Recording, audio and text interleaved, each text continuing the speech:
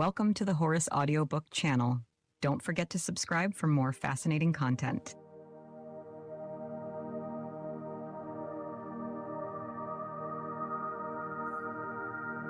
The purpose of this book is to place in perspective the various occult tendencies that led up to the revival of interest in occultism in recent years, and to interpret this resurgence in terms of humanity's need for a universal approach to reality that transcends all previous systems of mystical and magical attainment. Emphasis is placed upon the work of Aleister Crowley, 1875-1947, because he embodies in a highly concentrated form the particular magical tradition that underlies the present revival, and for a similar reason, space is given to Austin Osman Spare, 1889-1956, Dion Fortune, 1891-1946, Charles Stansfeld Jones, 1889-1950, and others, who in their own peculiar way revitalized the current. Having for many years practiced magic as a result of personal contact with Crowley, I have been able to relate his work to the ancient systems which he has been instrumental in reviving. My interpretation of his work is not a matter of speculation, for it can be substantiated entirely by reference to the vast mass of material, diaries, letters, essays, books, etc., which survived his death in 1947, from which I have freely quoted.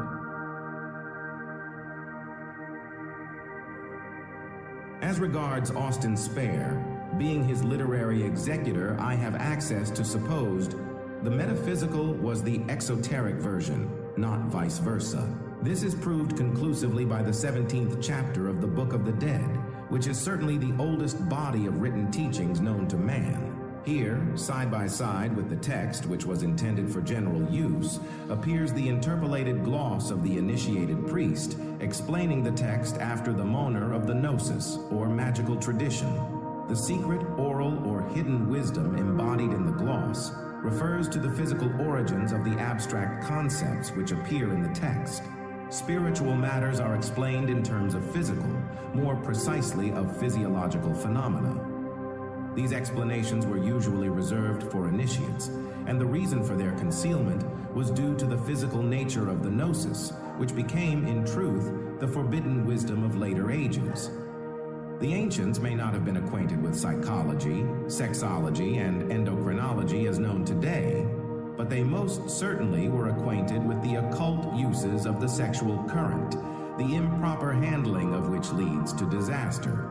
And they were infinitely more knowledgeable concerning the sexual sciences than are Western psychologists today. In medieval times, secrecy was resorted to more as a safeguard for the occultist than for the world of which he formed a part. The scene is not much different today, except that the tables are turned. The indiscriminate revelation of occult formulae often leads to insanity and death. The unprepared who meddle with occult processes invite trouble. In the realm of profane science, the horror of the situation is today only too apparent. The magician, who was the scientist of bygone days, was wiser than his modern counterpart. He hedged his science about in order to protect not only himself, but the world about him. The reader will therefore appreciate the reason for the peculiar method employed in the construction of this book. I have resorted to the time-tested method of symbolic metathesis when the subject matter requires that veil of secrecy demanded no less today of the occultist than of the Hierophant of ancient times. With this difference, I have introduced no blinds, no deliberately misleading statements or vague allusions to formulae that cannot be shown to be as precise in their action and reaction as their analogues in the more orthodox sciences. As some of the terms used in this book may be unfamiliar to page 4, readers unacquainted with the works of Aleister Crowley or of occultism generally, an exhaustive glossary is appended. Finally, I have, where necessary, adopted Crowley's orthography of the word magic to distinguish it from the ceremonial techniques with which it is usually and almost exclusively associated.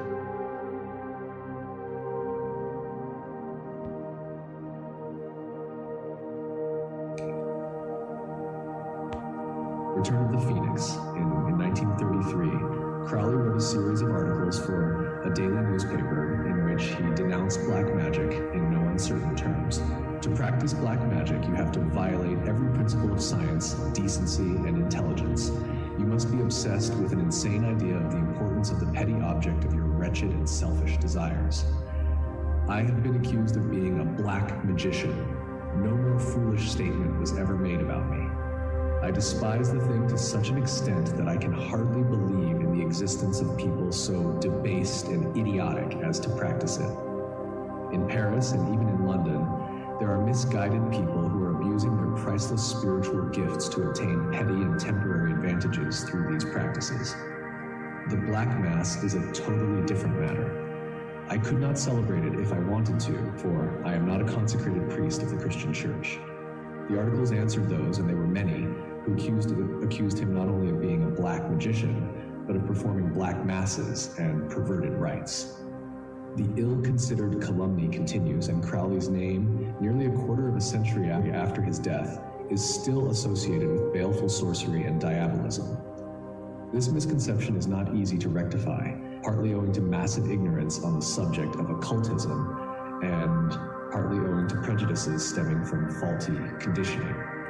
To an individual living 5,000 years ago, long before the biblical version of Genesis had been written down, Crowley's cult of Satan, or Shaitan as then called, would have evoked no feelings of perversity and guilt.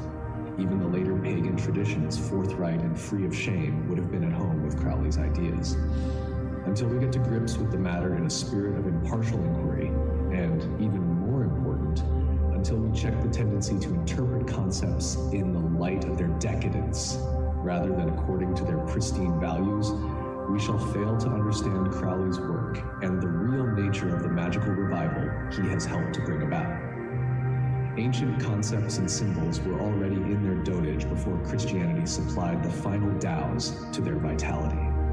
The confusion of esoteric concepts and the decadence of symbols has rarely been exhibited so clearly as in St. John's Revelation, where fragments only of the ancient mysteries are presented without full knowledge of their inner meaning. The scribe, or scribes, was either a non-initiate or he willfully misrepresented the ancient wisdom for political purposes, or even more probably, his work has been worked over by other hands. The literal smearing and destruction of ancient symbols in the catacombs pale in comparison to the systematic iconoclasm that operated for centuries in the secret sanctuaries of Judaism and Christendom. There, documents were destroyed, texts mutilated, and deliberately distorted to pave the way for the cult of a supreme anomaly in the history of religions, an historic savior who died and resurrected in the flesh. Apart from certain Gnostic texts, preserved paradoxically by early Christian fathers, the monuments and funerary texts of ancient Egypt remain to testify to the true gnosis of light, which the promoters of a carnalized Christ endeavored to extinguish. Understanding the present magical revival necessitates grasping what magic truly is and what precisely is undergoing revival. Strangely, what is resurging is the pre-Christian gnosis, the cult of Shaitan, although it is only beginning to reemerge in a halting and fragmented form. It was Aleister Crowley who fanned the flame to furnace heat, which he did when the world was destroyed by fire in 1904. This phrase is a technical one. It signifies destruction and supersession in a sense that it may only be interpreted by resorting to the astronomical myth cycles from which it derives. The subject is referred to more fully later on. Crowley was in Cairo at the time of this event. There he received the Book of the Law, the New Gnosis, the latest Tantra, the most complex grimoire from a preter-human intelligence named Aiwaz, a messenger of that most ancient god whose image was worshipped in the deserts under the name of Shaitan, and long ages earlier as Set, the soul or double of horns. Before going back to the origins of this cult, however, we should first examine briefly the more immediate past when the flame of the Gnosis glowed secretly in the hostile environment of an ignorant age. The massive resurgence of interest in the hidden side of things, in the noumenal aspect of the phenomenal world, owes itself largely to the gradual dissolution of long-standing social mores. This had made possible the unsealing of dormant cells of consciousness through the use of sex, drugs, alcohol, and other methods of consciousness control and exploration. In order to appreciate the nature of Aiwaz, it is perhaps not too misleading to think of this daemon as similar to the Dian Chomans, planetary spirits, that used Blavatsky and others as a channel of intercourse with humanity. The genesis of this change occurred in the latter half of the last century, when Helena Blavatsky threw open the doors of Eastern esotericism and made it available to the Western world.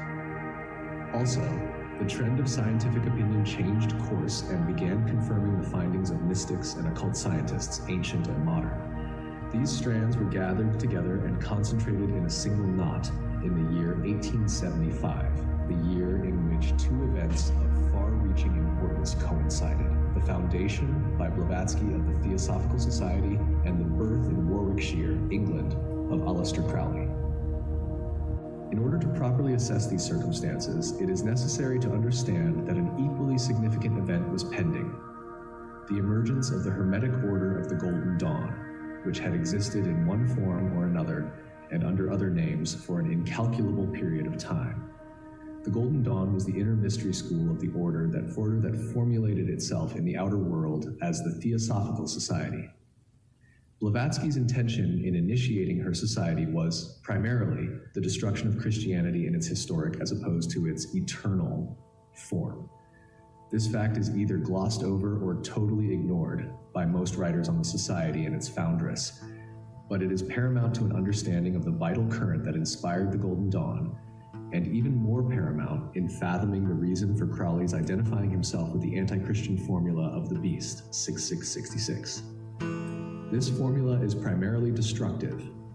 It invokes the powers of Hórus known as Ra, Hur, Quit, or Herakti, which necessarily precedes the advent of its twin and complementary power, symbolized by that ancient devil of the Akkadian race, whom Crowley invokes beneath the mask or persona of Harpocrates, also called Aiwaz. The true occult order, sometimes called the Great White Brotherhood, and by Crowley the AA, manifested in the West in 1886 as the Golden Dawn. Before this specific manifestation, the Brotherhood numbered among its openly unavowed representatives such authorities as Sir Edward Bulwer-Lytton, Eliphas Levi, Fred Hockley, Kenneth Mackenzie, Gerald Massey, Faber d'Olivet, and others. Bulwer-Lytton links up historically with the Continental Adepts, Eliphas Levi, Gerard M. Coase, Pappas, Rudolf Steiner, and Franz Hartmann, celebrated names in Western occultism. These collateral continental elements constituted what was once known as the Hermetic Brotherhood of Light. Not long after the birth of the Theosophical Society, the Brotherhood of Light, until then fairly loosely organized, was, around 1875, concentrated into 10 initiatory degrees under Dr. Karl Kellner, an Austrian adept who revealed the true name of the Brotherhood as the Ordo Templi Orientis, the Order of the Temple of the East signifying the place of sunrise, the source of illumination. The initials OTO also symbolize the solar phallic energy of the beast, which Crowley later incorporated in his personal magical seal. Karl Kellner was the first OHO, outer head of the order of the newly constituted OTO, for long before this, an order of the temple under Jacques de Molay, 1293 to 1313, had existed and prepared the Renaissance by fusing the mysteries of East and West, and the outer history of the order can be traced long anterior to this event. The lost word in Weishaupt's system is man. The recovery of this word required that man should find himself again, that the redemption of humanity is to be effected through and by man, that man should govern himself and throw off the shackles of alien powers and controls. In a word, he should become a king in his own right, by virtue of his own primal inheritance. Later in Crowley's system, the idea of the kingly man became paramount. It is synonymous with being a Thelemite, i.e. one who has discovered his true will, Thelema, and is capable of doing it. Hence, do what thou wilt shall be the whole of the law. When Crowley assumed control of the OTO, he chose as its motto, Deus est homo, God is man, and in Liberaz he declares, there is no God but man. It was to man that his manifesto was addressed when, in the middle of the Mediterranean in 1924, he declared Thelema, will, to be the word of the law in accordance with what had been revealed to him by Aiwaz in Cairo 20 years previously. The Equinox, a series of massive volumes which Crowley published periodically and which he described as the Encyclopedia of Initiation, was also called the official organ of the the Review of Scientific Illuminism. Among the names of those who, according to Crowley, represented this current in past ages appears that of Adam Weishaupt, Count Cagliostro, b. 1743, and Anton Mesmer, 1734 to 1815, were among those who were initiated into the Order of the Illuminati. Cagliostro was initiated at Frankfurt in 1781 under the authority of the Grand Masters of the Templars, another name of the Illuminati. He received instructions and large sums of money from Weishaupt, who sent him to France, where Cagliostro's special mission was to illuminize French Masonry. Weishaupt, whose early training was influenced by the Jesuits, founded the Illuminati, as Blavatsky founded the Theosophical Society, with the main intention of destroying the baleful effects of organized Christianity. Weishaupt claimed to have used, for good ends, the means which the Jesuits had employed for bad. Harking back to St. Ignatius Loyola, 1491 to 1556, Weishaupt introduced an obligation of unconditional obedience into the constitution of his order. Thus, Illuminism, as conceived by Weishaupt, was modeled on the Society of Jesus, although it proposed a plan of campaign diametrically opposed to it. Although the Order of the Illuminati was suppressed in 1786, Weishaupt and his inner circle of adepts continued to operate in secret behind the veil of Freemasonry, with which the order had linked itself in 1778. Weishaupt maintained that the Illuminati were less an order than a current, which could operate more effectively under cover of something else, under other names and other occupations. Cagliostro succeeded in forming a link with the Martinist order, founded by Martinez Pasquale in 1754, with which Anton Mesmer was also involved. The Illuminati gradually gained control of all important orders until an illuminized network of occult societies had been created. In 1880, the order was revived at Dresden by Leopold Engel. It was with this revived current that Rudolf Steiner was connected, and Franz Hartmann, founder of the Order of the Esoteric Rose Croix, was connected both with Engel's Illuminati and with the Theosophical Society. In 1895, Dr. Karl Kellner carried on the system, calling it the Ordo Templi Orientis, thus reverting to the pre-Weishauptian designation. On Kellner's death in 1905, a German theosophist named Theodor Reuss, together with Franz Hartmann, constituted the inner council of the order. It was Reuss who initiated Steiner into the OTO. The point within the circle, the symbol of the Illuminati, is not only the hierogram of the sun and of the god Horus, but, in Crowley's system, is also symbolic of the union of Nuit and Hadit, which are emblematic of consciousness and its projection as a ray of light. The union of the circle, Nuit, and the point Hadit formulates their child or combined wills, expressed as Ra-Ur Huit. The circle and the point also represent the abstract expressions of love and will, twin components of the magical equation known as the law of Thelema. Dion Fortune, in Aspects of Occultism, published posthumously in 1962, observes that primitive cults such as Voodoo initiates the subconsciousness, Hinduism initiates the higher self, and Christianity initiates the personality, the lower self. Here she refers to the true Gnostic Christianity, the eternal religion, as opposed to the cult of the carnalized Christ of historic Christianity. Austin Spare, Aleister Crowley, and Dion Fortune developed precisely these three lines of activity. Spare's formula of atavistic resurgence, see Chapter 12, develops the voodoo line by means of a system of sigils deriving from his alphabet of desire, each letter of which represents a phase of sexual consciousness. He used the formula in conjunction with a ritual called the death posture. See Chapter 12. Instead of the Vevers of African sorcery and West Indian voodoo, Spare employed various occult geometries embodying in linear form the sound vibrations peculiar to the gods, or levels of subconsciousness to be invoked. These vibrations constitute the mantras of the gods. His system derives not only from the Golden Dawn, but also from the initiated occult traditions of the original Draconian cult, operative in the dark dynasties of ancient Egypt 9. At the other extreme, the theme of Crowley's work is his ritual for achieving congress with the higher self, or holy guardian angel. To this end, he successfully adapted an ancient Akkadian or Sumerian rite used by the Yazidi, the devil worshippers of Lower Mesopotamia. Crowley identified their devil with Aiwaz, his own holy guardian angel, a peculiar state of affairs which will be explained later. To awaken and exalt the magical consciousness, Crowley used a type of ritual reminiscent of the Tantras. The Unfortunate, in her turn, evolved a system for creating the magical personality from the debris of everyday life. Her work involved the use of lunar magic. She used the energies manifesting through sexual polarity.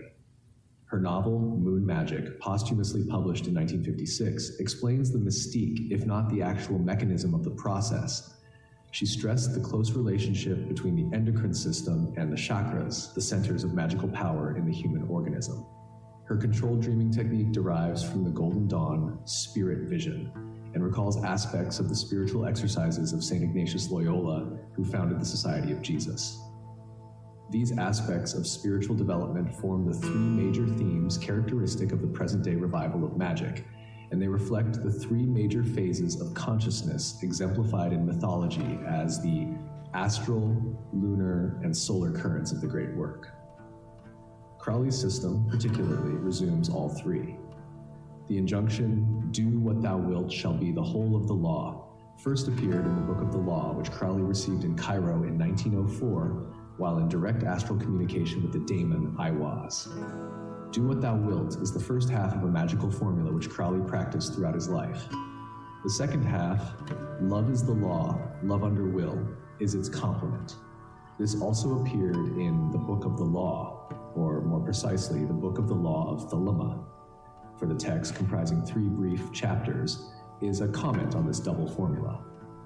Crowley spent the greater part of his life attempting to fathom the mysteries of this singular book, and he said in his last years that much still remained dark, but he fathomed enough of it to found a system of magic unrivaled in the history of Western occultism. The essence of "do what thou wilt" and its corollary is not new. On the contrary, it is as ancient and ageless as the Tao and the Te, the Yin and the Yang, Siva and Sakti, or the Tibetan imagery of Yab Yung. What is new is its emphasis upon action, upon doing, rather than upon non-action and surrender.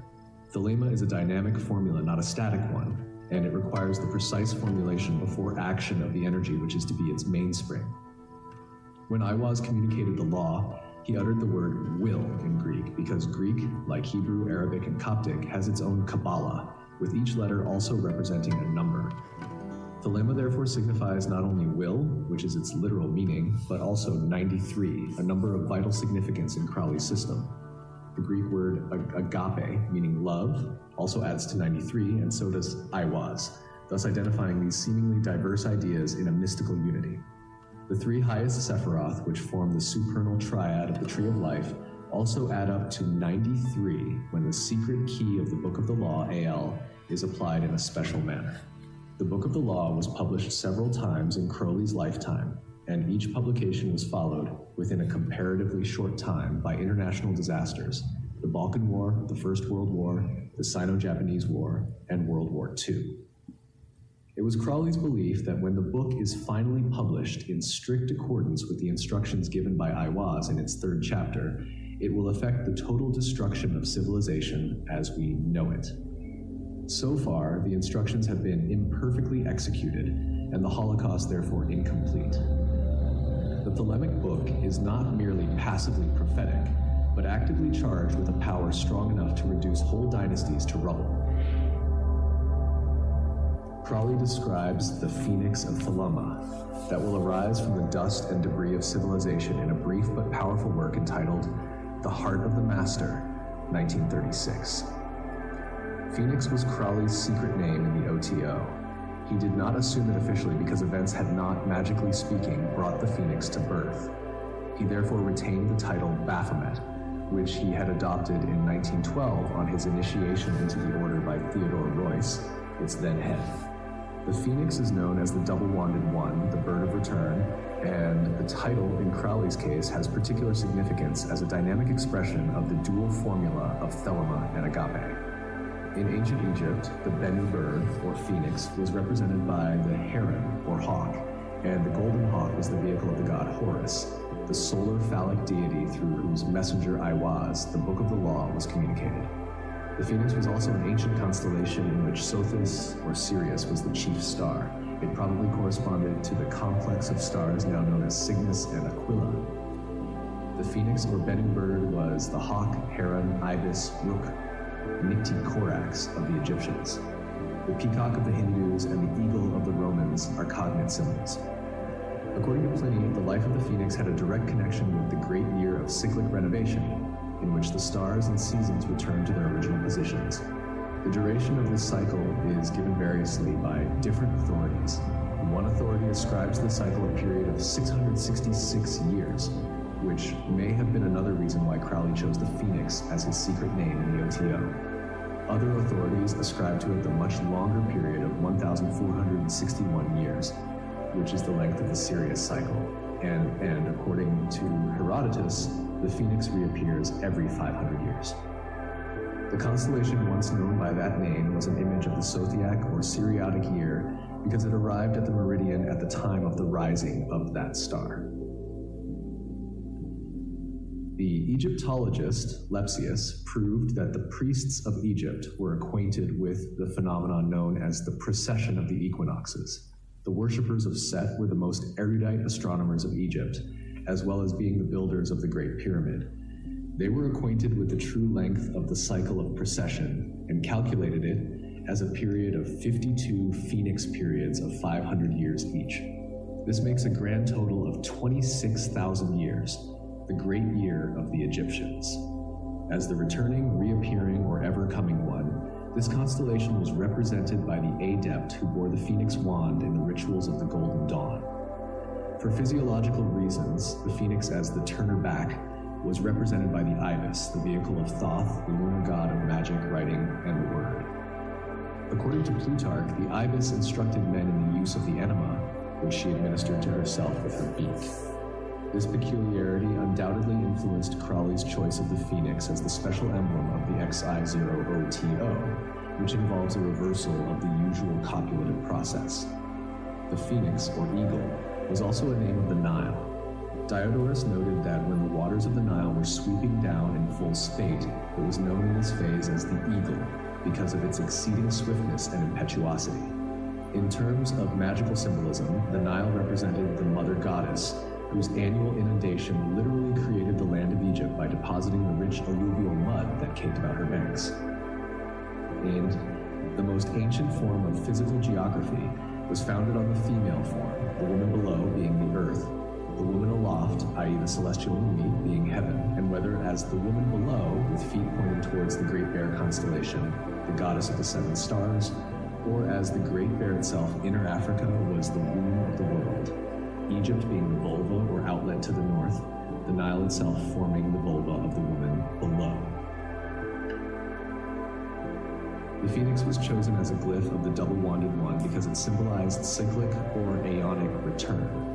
The aeon renews itself like the Phoenix on the scale of once in approximately 2,000 years. The sun renews itself daily, yearly, and at greater intervals of time.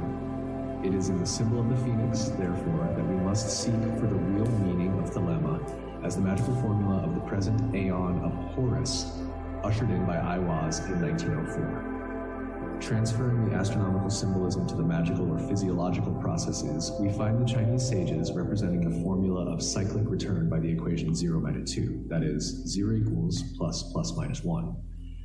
This formula is represented biologically by the congress of the sexes. The positive element of the equation is will, thelema, dynamic, masculine. The negative element is love, agape, passive, feminine. Their union is the basis of the magical ecstasy that polarizes the active and passive components of existence, reducing them to zero. From that void, Not or Nui, a new creation emerges, ready to begin the process again. The use of sex as a means of gaining access to invisible worlds or other planes of consciousness did not, of course, begin with Crowley. Such practices go back to pre-dynastic times in Egypt, where the great mother goddess, Tort, the prototype of the tarot, the stellar revolutions, and later the zodiac was worshipped with sexual rites, the orgia, or divine works of the Greco-Roman mysteries. Crowley endeavored to perpetuate these rites and align them with the scientific theories of today.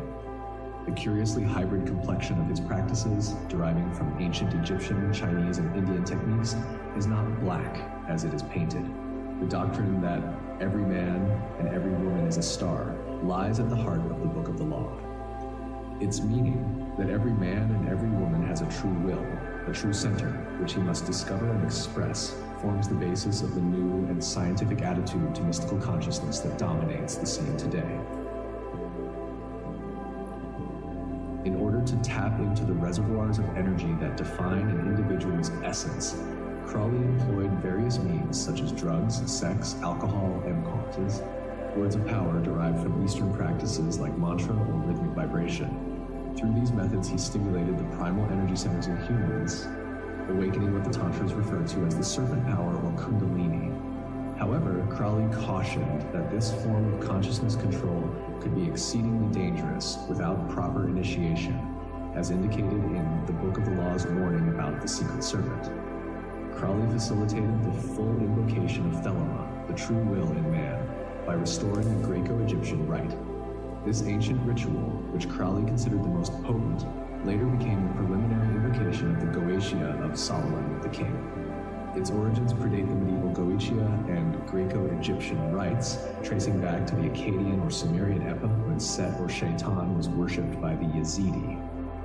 This rite, replete with words of power, or the barbarous names of evocation etymologically restored, was published by Crowley in Magic in Theory and Practice, 1929. The performance of this ritual establishes the magician in the sphere of his angel. The result is described as the attainment of the knowledge and conversation of the holy guardian angel. Only through intimate communion with his angel can man learn the word of his will, and having learnt it, proceed to fulfill it, for once a man has entered into full communion with his angel, no power on earth can turn him from the performance of his will. The word of the will, the Lema, is the name of the angel who utters it at the climax of the magical rite, and when interpreted in terms of individual consciousness, it reveals the secret and supreme formula of spiritual enlightenment. Crowley insists that it is impossible to do one's will until the name has been communicated. This is the meaning of the old texts that declare God and his name to be one. The name is the secret self of each man and woman. The aspiration required to establish contact with the true self, the angel, must be so utterly one-pointed, as in Crowley's case, that no mundane considerations whatsoever can stand in the way of its attainment. Crowley pressed into the service of this work, the great work, every conceivable means of communication with the unseen worlds. The result was that through this ritual, and others like it, he grew in communion with extraterrestrial intelligences. His already wide knowledge of magical and mystical methods of attainment deepened and expanded. To facilitate traffic with entities of other spheres, Crowley sometimes made use of women who were themselves so emotionally unstable, so feebly linked to the world, that they were able to scry in the spirit vision and project their astral bodies with very little trouble. The added stimulus of the rites of Bacchus, alcohol, and Venus, sex, greatly accelerated these experiments, and several major workings of this nature survive among Crowley's papers. These workings opened up lines of contact formerly closed. Crowley has been criticized because he used the living organism as the basis of many of his experiments. In orthodox science, such criticism is brushed aside, yet how few scientists, relatively speaking, involve themselves in experiments as did Crowley, risking disease, drug addiction, death, and the worst forms of madness in their quest for truth. According to Crowley, the true magical revival occurred in 1904 when an occult current of cosmic magnitude was initiated on the inner planes. Its focus was Aiwaz, and it was transmitted through Crowley to the human plane. It also manifested itself on the mundane plane as another phase of the OTO, which was founded by the Austrian initiate Karl Kellner, who died in 1905 under mysterious circumstances. His place was taken by Theodor Reuss, who introduced sexual magic into the sovereign sanctuary of the order. The initiation of this occult urn created a vortex, the birth pangs of a new aeon, technically called an equinox of the gods, recurring at intervals of approximately 2,000 years. Each such revival of magical power establishes a further link in the chain of humanity's evolution, which is but one phase only of the evolution of consciousness. According to Crowley, the new aeon will establish full solar consciousness in mankind, thus connecting it directly with its true center by uniting Nuit and Hadit. At present, man is a separate, isolated unit. He requires the use of speech, etc., to communicate with others like himself. When solar consciousness is fully established, silence will take the place of speech. Not the absence of noise we know as silence, but a positive, vibrant menstruum of direct, intuitive understanding.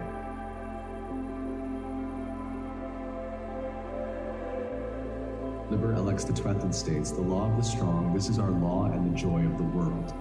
AL 11:121, "Do what thou wilt shall be the whole of the law." AL 1:140, "Thou hast no right but to do thy will. Do that and no other shall say nay." AL 142:3, "Every man and every woman is a star." AL 1:3, "There is no God but man." 1. Man has the right to live by his own law, to live in the way that he wills to do, to work as he will, to play as he will, to rest as he will, to die when and how he will. 2. Man has the right to eat what he will, to drink what he will, to dwell where he will, to move as he will on the face of the earth. 3. Man has the right to think what he will, to speak what he will, to write what he will, to draw, paint, carve, etch, mold, build as he will, to dress as he will. 4. Man has the right to love as he will, take your fill and will of love as ye will, when, where, and with whom ye will. AL 1:151. 5. Man has the right to kill those who would thwart these rights. The slaves shall serve. AL 11:58. Love is the law, love under will. AL 1:57. This consciousness has already formulated itself in certain individuals who are the earthly reflexes, the reflections upon earth of those masters or secret chiefs, whose work entails the administration of consciousness in its human phase, and in the particular segment of that phase wherein man may achieve full realization of his identity with the source of illumination, i.e. solar consciousness. This is typified macrocosmically by the sun, the point within the circle, and microcosmically by the phallus, which in turn typifies the kundalini, the serpentine or spiral power of creative consciousness. Men will become as gods because the power of creation, the prerogative of gods, will be wielded by them through the direction of forces at present termed occult or hidden. The methods of this direction are contained in the Book of the Law, a grimoire of magical instruction, the secrets of which are automatically preserved from profanation, because only those able to use the powers to which it is the key can understand the Kabbalistic and literary ciphers which it contains. We shall fathom a few of them here. The key symbols of that book are Nui, consciousness absolute; Hadit, the manifestation of consciousness; and Ra, or Kuit, the reflection or projection of Hadit in the form of the objective universe. The manifesting power of consciousness, which is Hadit, is typified by the phallus or the beast, which is the link between the ideal world of absolute subjectivity and the actual world of concrete objectivity, their union being symbolized by Rahu or Kuit. Rahu or Kuit is therefore the son, or result, of the union of Nuit and Hadit, as well as being mystically identical with both. The formula of this union of Nuit and Hadit is contained in Liber Ozid, the Book of Strength. Crowley described Liber Ozid, first published in 1942, as the manifesto of the OTO. It is a concise statement of his political program in the OTO based on the Book of the Law, which Crowley received while in astral communication with transmundane intelligence named Iwaz, the word of the Aeon, Abrahadabra, a form of Abrasax, the supreme deity of the Gnostics. The word Aeon has a twofold connotation, for besides signifying a cycle of time, it is also a name of the solar phallic god of the Gnostics and the Illuminati. Hargrave Jennings, The Rosicrucians, Their Rites and Mysteries, describes a Gnostic gem representing Harpocrates seated upon a lotus, which springs from a double lamp formed of twin phalli united at their base. This is symbolic of the Lord of the Wand of Double Power. Above his head is his title, Abraxas, and over this is his name, Iao. Abraxas, or Abrasax, was a lion-headed deity whom the Gnostics sometimes called Aeon. Abraxas is the Logos, the Aeon, and Harpocrates. In other words, the word is the lion serpent that is preceded by the formulation of the babe, Harpocrates. From Abraxas is derived the word abrahadabra, which resumes all these ideas in its 11-fold vibration. The numerical value of abrahadabra is 418, which is that of the Hebrew letter Cheth, spelt in full, i.e. Hebrew.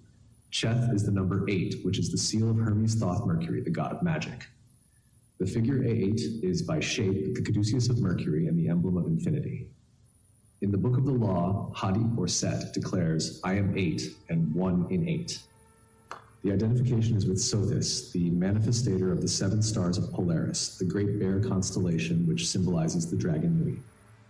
She is the mother of the primal gods, and her formula of change or magic is manifested in one, her son, i.e. Sothis or Sirius, who in his occult character symbolizes the sun behind the sun.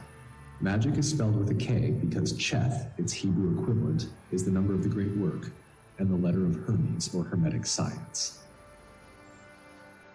Cheth 8, 418, K, being the number of the great work, is a formula used by occultists as well as alchemists to denote the consummation of the marriage of individual and cosmic consciousness.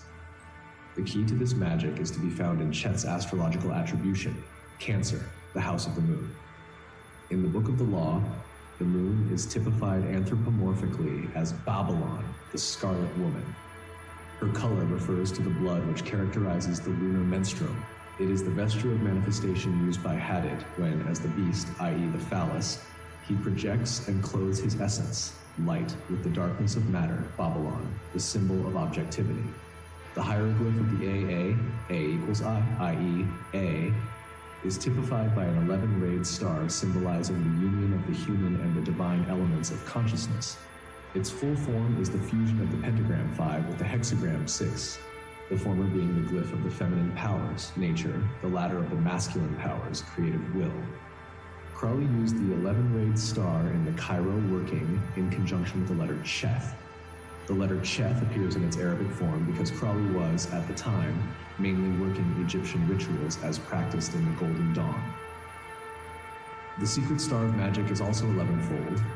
It is the unicursal hexagram of the beast plus the 5-petaled rose typical of Babylon, for the flower or flower is the symbol of her magical function. The Book of the Law is couched in Egyptian terminology because the Egyptian and Chaldean mysteries form the basis of the Western occult tradition, the tradition of the Illuminati, or the Hermetic Brotherhood of Light, later known as the OTO, Nuit. Hadith, Rahur-Quid, Abrahadabra, Therion, the Beast, and Babylon are the vital elements of this tradition when stripped of all inessentials. The subtle concept Horapar or Set, of whom Aiwaz claims to be the minister, and with whom he is for all practical purposes identical, is of great complexity. Set represents the absorption of the projected energy of Hórus. It is in the silence of the death of desire that the child of the blasphemous union of Babylon and Therion, woman and beast, realizes its identity with absolute consciousness. Set, therefore, is the means of return to the supreme state represented by Nuit, Numiant, and as such is the formula of the phoenix. In the preceding aeon, that of Osiris, Set or Satan was regarded as evil because the nature of desire was misunderstood. It was identified with the devil and with moral evil. Yet this devil, Satan, is the true formula of illumination. Called evil to conceal its holiness, it is desire that prompts man to know himself through another, i.e. through his own double or devil. When the urge to know is turned inwards instead of outwards as it usually is, then the ego dies and the objective universe is dissolved. In the light of that illumination, reality, the gnosis, is all that remains. In the Eastern tradition, the process is called the opening of the eye of Shiva, which is also the eye of Set, because it sucks into itself all the light that Horus has projected.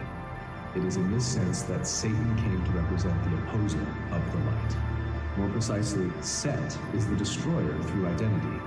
For Satan, as the name implies, is the combination and balance of north, Nuit, and south, Hadith, or consciousness, and its projection as the objective universe. This explains the equivalence of Set, the god of the south, and Nuit, the goddess of the north.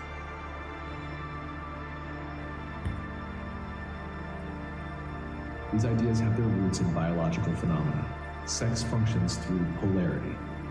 Babylon and Therion are the biological avatars, Tes and Phallus of Nui and Hadi, moon and sun, north and south, circle and point, earth and air, water and fire, and so on. Their union produces Rahor-Queen, which, although one, nonetheless conceals his twin or double within him. This double, or devil, is Hor-Par-Krai. The two are identical in the sense that any idea can exist only by virtue of the contradiction contained within it. A classic example is the famous paradox of Chan, I am because I am not. If this is not intuitively understood, no amount of explanation will elucidate it. This paradox and others like it are brought as near as possible to explanation in the incomparable works of the pseudonymous Wei Wu Wei, to which the reader is referred.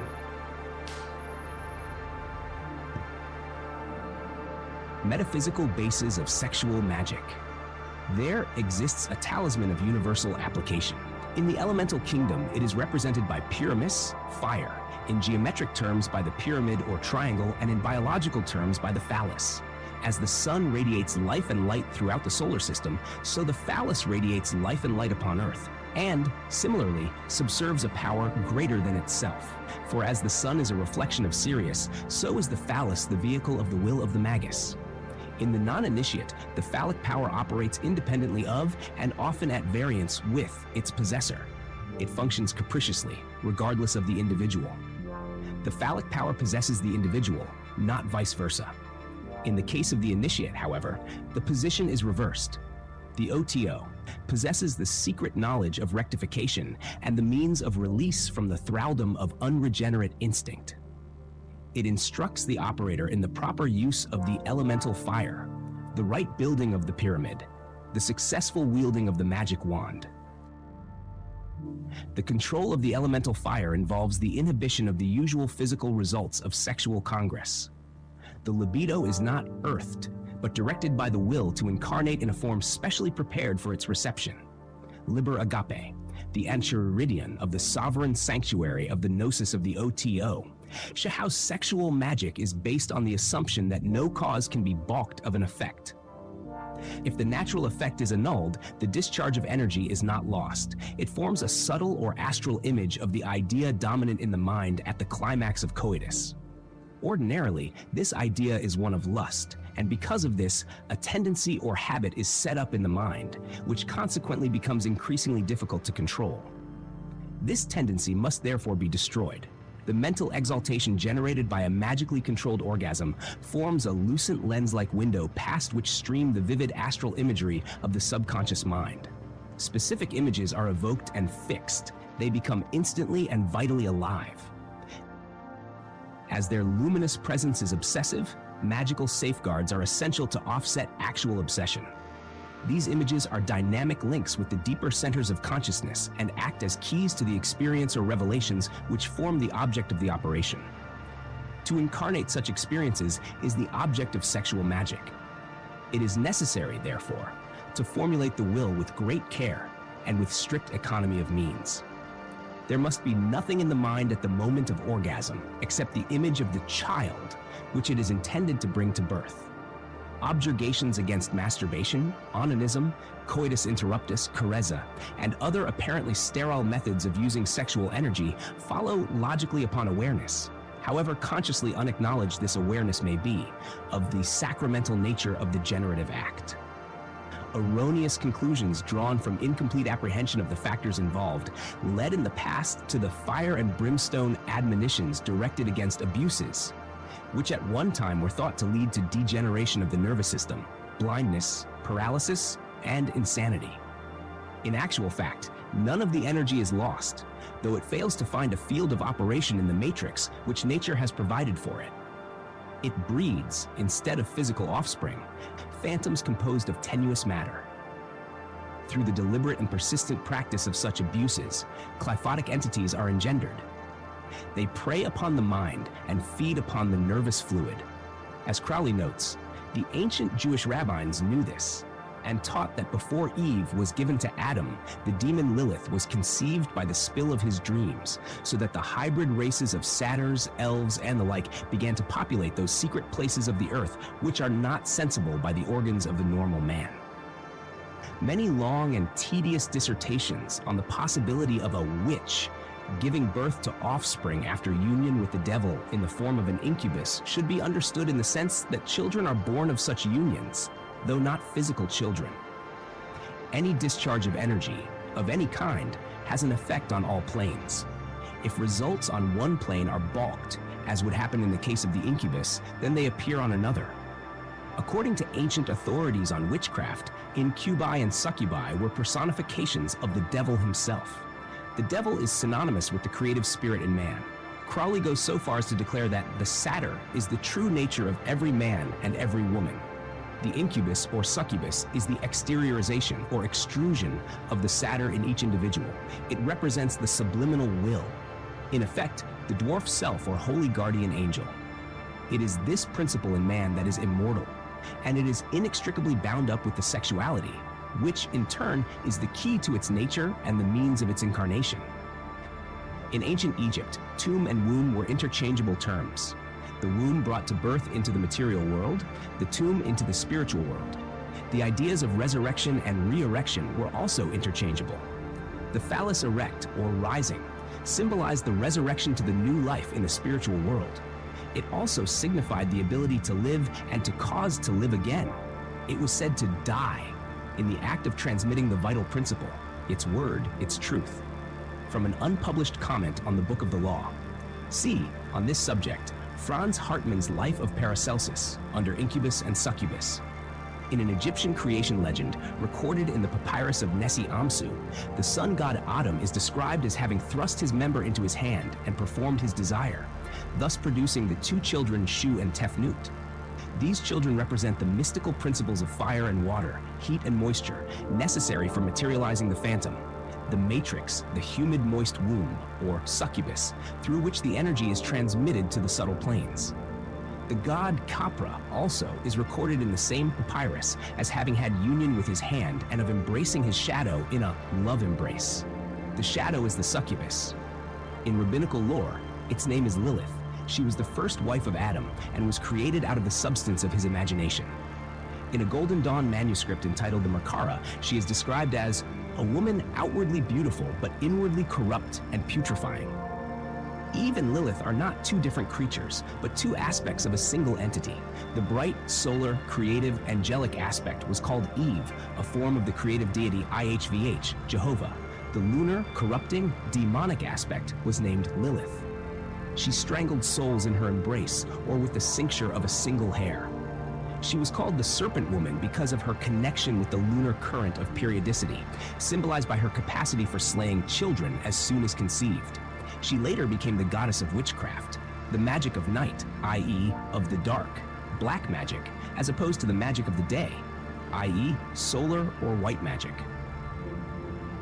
These twin aspects of the holy guardian angel, the good and evil demons, appear alluring and terrible by turns, in the same way that the Hindu goddess Kali appears to her devotees as the gentle Durga, or the terrible Bhavani.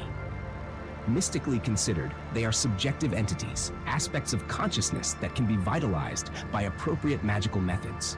They are vague and shadowy companions responding to the most tenuous evocations of the nervous system. In a spiritual sense, they may be considered as guiding the soul along the luminous and dark byways of Amenti. The evocation of the dark companion for personal ends is referred to by J. Marx Riviere, Tantric Yoga.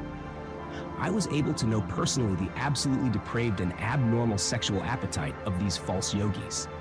The method used is called the prayoga, through which it is possible to visualize and animate certain female entities who are called succubes. Arthur Avalon also refers to an analogous process of sexual black magic in The Serpent Power. Those who do practice magic of the kind mentioned work only in the lowest center, have recourse to prayoga, which leads to Nayika Siddhi, whereby commerce is had with female spirits and the like. Crowley gives a method of generating such companions, which involves the use of Dee and Kelly's Enochian system. Such elementals or familiar spirits are, he says, to be treated with kindness and firmness. The best types of spirit are the spirits of the elemental tablets, which Dee and Kelly devised for the conjuration of magical servitors. These servitors are perfect in their nature and faithful, affectioning the human race. And if not so powerful as, they are less dangerous than the planetary spirits. Crowley conjured them by the keys or calls of Enoch. See the Equinox, Volume 1, Notes 7 and 8. After the calls, he performed an act of sexual magic after the manner of the papyrus of Nessie Amsu, letting the semen fall upon and be preserved within the pyramids of letters comprising the names of the spirits he was conjuring.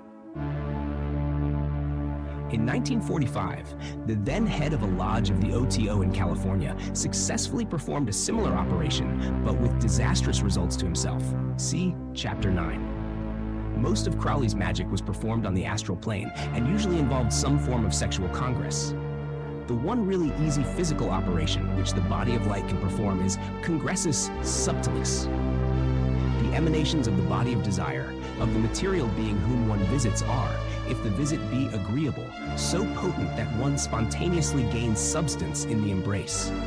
There are many cases on record of children having been born as the result of such unions. These children were elementals or companions. If the former, they acted as servitors, like the witch's familiar. If the latter, as links through which he was able to communicate with denizens of astral realms, consonant with the nature of the succubus. Thus, Crowley gained direct access to regions hidden from occultists using the old ceremonial techniques of evocation.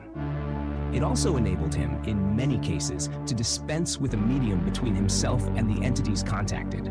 For by sexual union with a non-terrestrial entity, he was able to enter the stream of non-human contacts, of which Dion Fortune often makes mention. The body of light is so called because it was anciently known that man resurrected, not in his physical body, as believed by Christians, but in a more tenuous and ethereal vehicle that rose from the dark of death, the abyss, like the stars that rose resplendent from below the horizon. The astral body or ghost was the most ancient type of resurrection because, according to Egyptian doctrine, when the mummy transformed in the underworld of Amenti, when it spiritualized or obtained a soul among the stars of heaven, the individual rose again on the horizon as the constellation Orion, the star of Hórus, the Sahu, or glorified body resurrected eternally in the fields of Sekhet Arhu, space or eternity. Orion represented the risen Hórus, the glorified deceased, at least 6,000 years ago, when the star, astral body, rose up from the dark death in the west, the underworld of Amenti. See the Book of the Dead, chapter LX699, etc. The stellar or astral body is also called the desire body because it is the vehicle of sentience in the human organism. This body was ascribed to the most ancient star god, Set, who was also a god of fire. To Hórus, his twin, was ascribed the spiritual body represented by the sun. The link between star or fire gods and the sun is the lunar current typified by Thoth, lord of magic and scribe of the gods. Thoth is sacred to the youthful god Khonsu, of whom Crowley, as a magus, claimed to be an avatar, thus identifying himself as the link between the beast, Set, lord of the stars, and the angel, Hórus, lord of the sun. Sex being the mainspring of the astral body, it was through its use that Crowley accomplished most of his magic on the subtle planes. No cause may be balked of its effect, and if the effect is hindered from manifesting on one plane, it does so upon another. It is in its secondary manifestation that danger lurks for the uninitiated practitioner, because in this phase, it generates a debased image of the will. To circumvent this, the will must be as steady as a flame in a windless place. The slightest tremor and the image wavers. This is why intensive practice of mental concentration is essential. The mind and the will must unite and function one-pointedly. When the image is distorted, it breeds an alien and parasitic growth that lives on the vital energy of the person who called it into being. With each fresh sexual act, the creature gathers power. It becomes a vampire, obsessing the individual and driving him to actions of cruelty or lust, of which he would normally be incapable. Eliphas Levi well describes the situation. When one creates phantoms for oneself, one puts vampires into the world, and one must nourish these children of voluntary nightmare with one's blood, one's life, one's intelligence, and one's reason, without ever satisfying them. Key of the Mysteries, Crowley's translation. If correctly used, however, there is no limit to what may be achieved by the magical direction of the sexual current.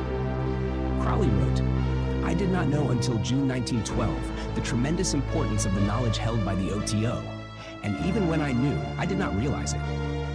When the First World War broke out, Crowley suspected that the end of civilization was imminent. He based his surmise on the text of the 3rd chapter of the Book of the Law. It is interesting to see what he wrote to Frater Akkad, Charles Stansfeld Jones of Vancouver. Akkad was to become the living proof that the Book of the Law had been communicated to Crowley by a preterhuman intelligence, thereby demonstrating that consciousness can and does manifest independently of man, i.e. of cerebral and nervous structure in man. In view of the impending collapse, i.e. of the present world order, is it not essential to select a number of properly trained men and entrust them with the secret at our disposal? My knowledge of the technique has largely increased since I wrote my commentary on the 9th degree. The supreme importance of this matter lies in the following considerations. The discoveries of science in the past century or so have been alike in this respect, that all are apart from virtue. They can all be equally used by vulgar men, often by merely brutal men, at the direction of vile and ignoble masters. The result has been as we see it. But through the OTO, we possess a form of energy stronger and subtler than any yet known. And its virtue is this, that it cannot be employed successfully by men ignorant of spiritual laws and untrained by spiritual methods. That the most malignant of mankind are capable of concentration, which is an essential factor in success. But though we must do all that we may to keep the secret from unworthy minds, we cannot deny that it is already widely known, at least in gross and erroneous forms. We must rely on the natural fact that the technique of virtue must needs prevail. Yet even at the worst, I hold it better that the world should be ruled by black as well as white lodges than that, as at present, its government should be mere confusion. On this account, I shall not shrink from the responsibility of using this great secret to determine the direction in which the rotten tree of civilization shall fall. It is above all on such points that I ask the wisdom of the elder brethren. Given their approval, we should find little difficulty in selecting and training a sufficient number of men to study, develop, and apply this energy. The commentary on Liber Agape, referred to in the above letter, concerns itself with the secret knowledge upon which the sovereign sanctuary of the Gnosis, OTO, is constituted. What Crowley did not dilate upon in that commentary is the role played by the Sakti, or female partner, selected to assist in the ritual. 20 years of independent research with the formula of the IX0 have convinced me that Crowley was not fully aware of the part played by the mystical kalas, or vaginal vibrations, emanating from the Saktis used in the rite.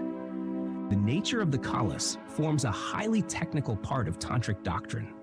That Crowley was aware of the importance of the partner during sexual rites is evident from his diaries, letters, and essays. He says, for instance, "I am convinced that one important consideration is that of the partner, and this is beyond the control of consciousness. In doing ordinary ceremonial work in the old days, I used to find that some people seemed to have a faculty of getting things to happen on the material plane, and that instantly. Usually, they could do nothing themselves. They were not even clairvoyant, but with me to get them going, phenomena began to occur at once." Discussing the suitability of the partner in a letter dated 1938, he says, "I do not think that the fine types of women are likely to be much good. The gross are the best, people whose procreative instincts are naturally excessive, but have been turned by one circumstance or another into channels of voluptuousness and extreme libido. By libido, I mean really to use the word in its widest sense, an intense and instinctive lust for various objects."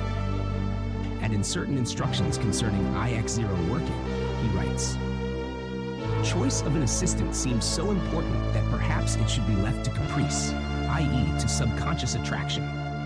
A hint as to the type of assistant qualifying for the role of Scarlet Woman is given in the Book of the Law, Chapter 2, magnificent beasts of women with large limbs, and fire and light in their eyes, and masses of flaming hair about them. These epithets are not merely literary devices.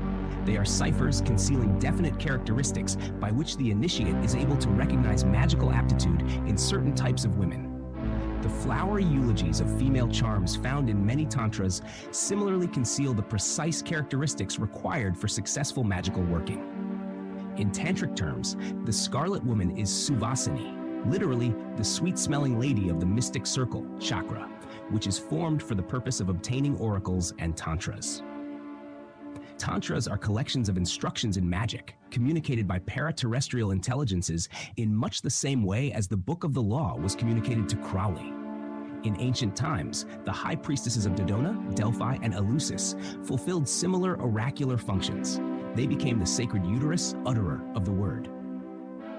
Lack of precise information concerning the function of the female partner and the discovery by non-initiates after Crowley's death of references in his magical diaries to particular women, some of whom did and some of whom did not fulfill the requirements necessary for the office of Scarlet Woman, has led to a general misinterpretation of his activities and motives. The mystic chakra, or magic circle of the Tantras, is a symbolic and externalized form of the subtle centers of the human body. Yoga is replete with descriptions of these chakras, 7 of which are of great importance. They have been described in detail in numerous books on yoga and occult anatomy, and occultists like Dion Fortune have drawn attention to their correspondences in the endocrine system. Looking at the matter from this angle, many interesting facts emerge, some of which are discussed in Chapter 4. The alchemists were concerned with the living organism and its peculiar potentialities, no less than the tantrics, their oriental counterparts. That the chakras emanate a subtle power has furthermore been proved by scientific experiment. In 1939, Wilhelm Reich discovered a radiating energy in bions derived from sand. They were later found to be present in the soil, the atmosphere, solar radiation, and the living organism. In aspects of occultism, Fortune mentions the vibrations detected in sand.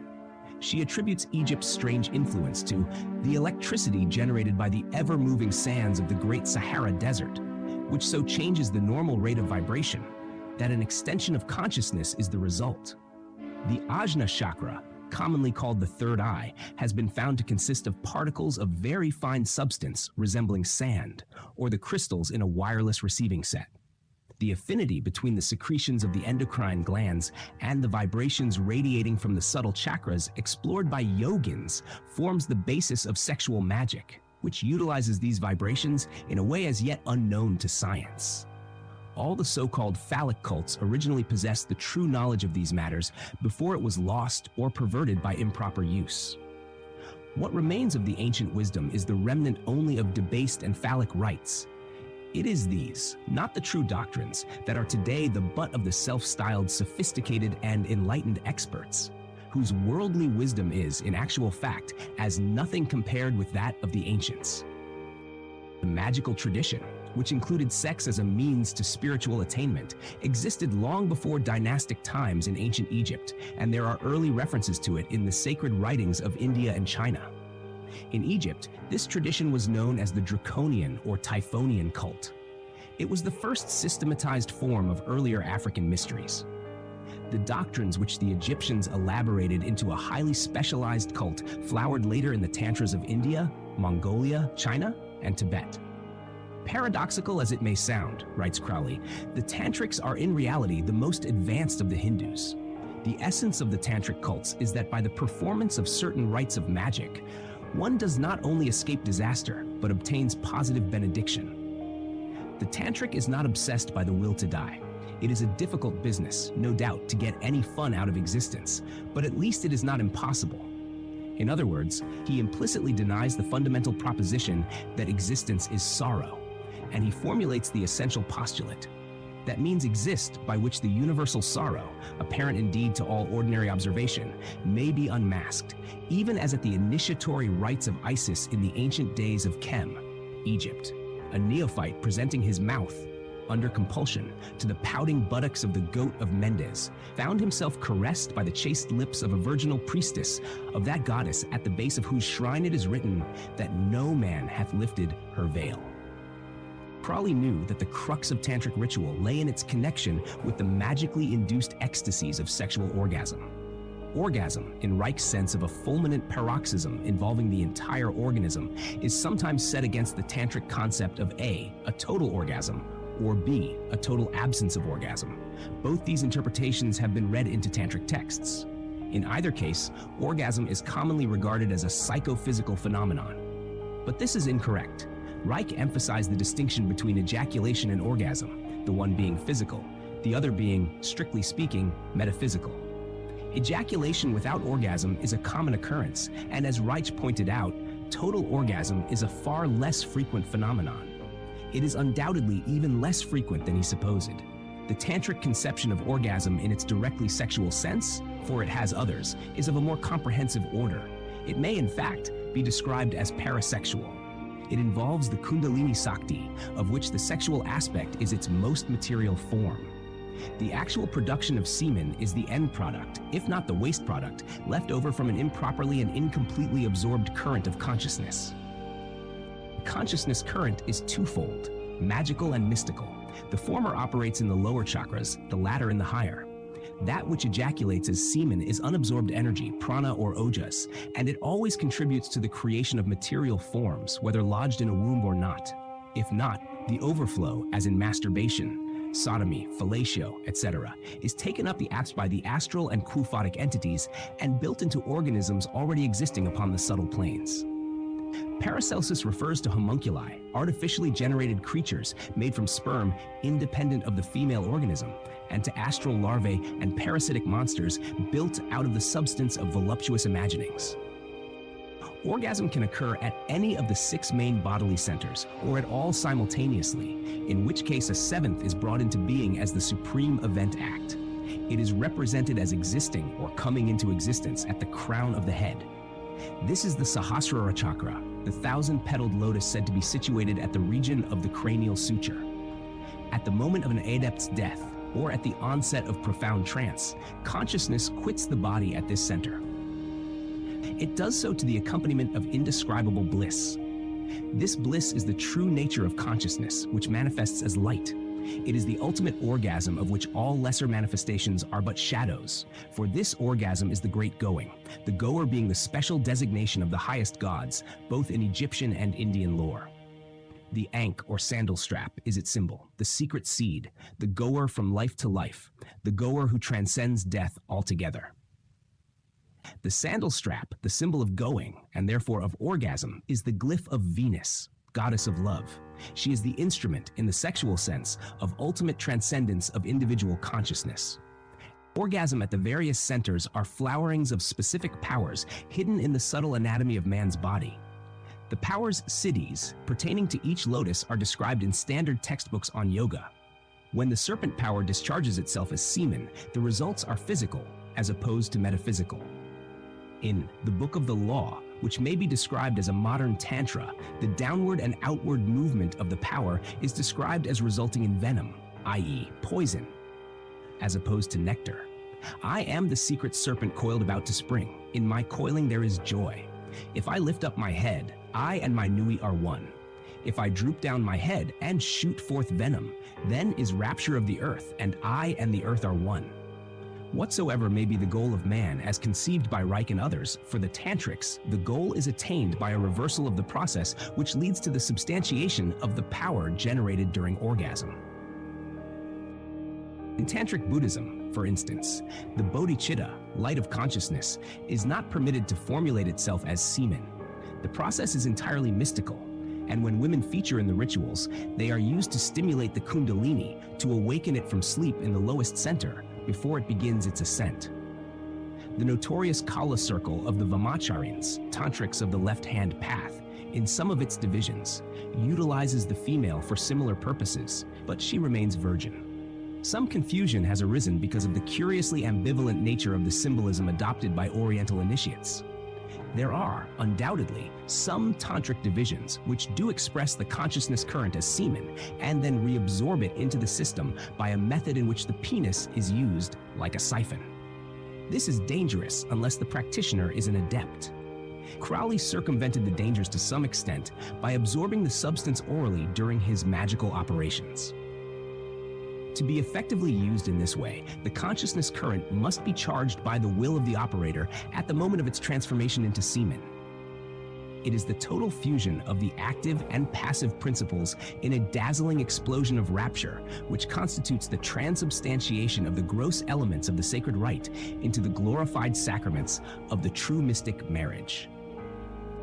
The word orgasm implies a sacred rite, or working, besides its indicatory meaning of emotional paroxysm and swelling. The Gnostics called this rite the Mass of the Holy Ghost, and the male-female essences expressed in their gross forms were symbolized by bread and wine. The Gnostic Mass is therefore an eidolon of the metaphysical ecstasy, or orgasm, which is veiled beneath the symbol of the Holy Ghost, of which the dove, the bird of Venus, is the special vehicle.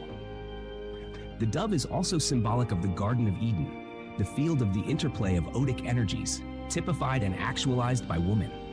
Garden is one meaning of the well-known word for the vulva, Kent, the Garden of the South. But a woman is not necessarily present in tantric ritual, any more than she needs to be present when sexual orgasm occurs. The wet dream is an instance of this. There is an awakening at the critical moment, just as the consciousness current begins to flow out of the body in the form of gleat. Consciousness outwardly flowing is mind, or more precisely, mind in motion, i.e., thought. When this occurs, the dream, subjective image-creating state, passes into the waking, objective image-creating state. It is at this juncture that the sleeper awakens and, for a fleeting moment, is convinced that he has been cohabiting with an actual woman. A succubus has been generated, an objectivization by the light of consciousness within the mind of the mind's desire, because the mind always assumes the form of its object. The experience is as vivid as the real thing. For the dreamer, dream activity is as real as everyday life to the wide-awake person. When the current is reversed, consciousness assumes its own form, which is in reality no form, for it is void, i.e. beyond form. The void is that Atman of Hinduism, which is equated with the true immortal principle, the real self. In the void state, pure bliss is experienced, as in deep dreamless sleep. There is no knower there, no object to be known, no man or woman, no subject or object. Consequently, consciousness assumes its own nature, which is self-effulgent. When this state is entered knowingly, one cannot say consciously, for there is never a time when consciousness is not. Then deep sleep becomes, not forgetfulness, but instant self-awareness, which is pure knowledge, the nature of which is bliss. By this means, the tantric seeks release from the thraldom of matter, from the duality of the phenomenal and noumenal universe. It is an orgasm of consciousness, a flowering of consciousness beyond all duality. Edward Carpenter, Adam's Peak to Elephanta, 1892, noted, apropos of certain Hindu doctrines, that they contain a glimmering embodiment of the deep-lying truth that the whole universe conspires in the sexual act, and that the orgasm itself is a flash of the universal consciousness.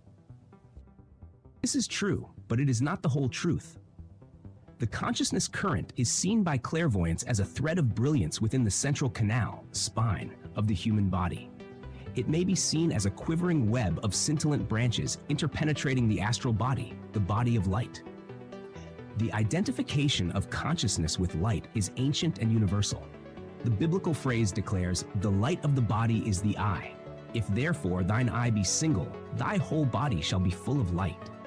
The eye is the symbol of the seer. It is the consciousness that illumines objects and makes vision possible. It is also a symbol of the yoni, the source of images. As such, it is identical with consciousness itself, without which images or forms cannot exist.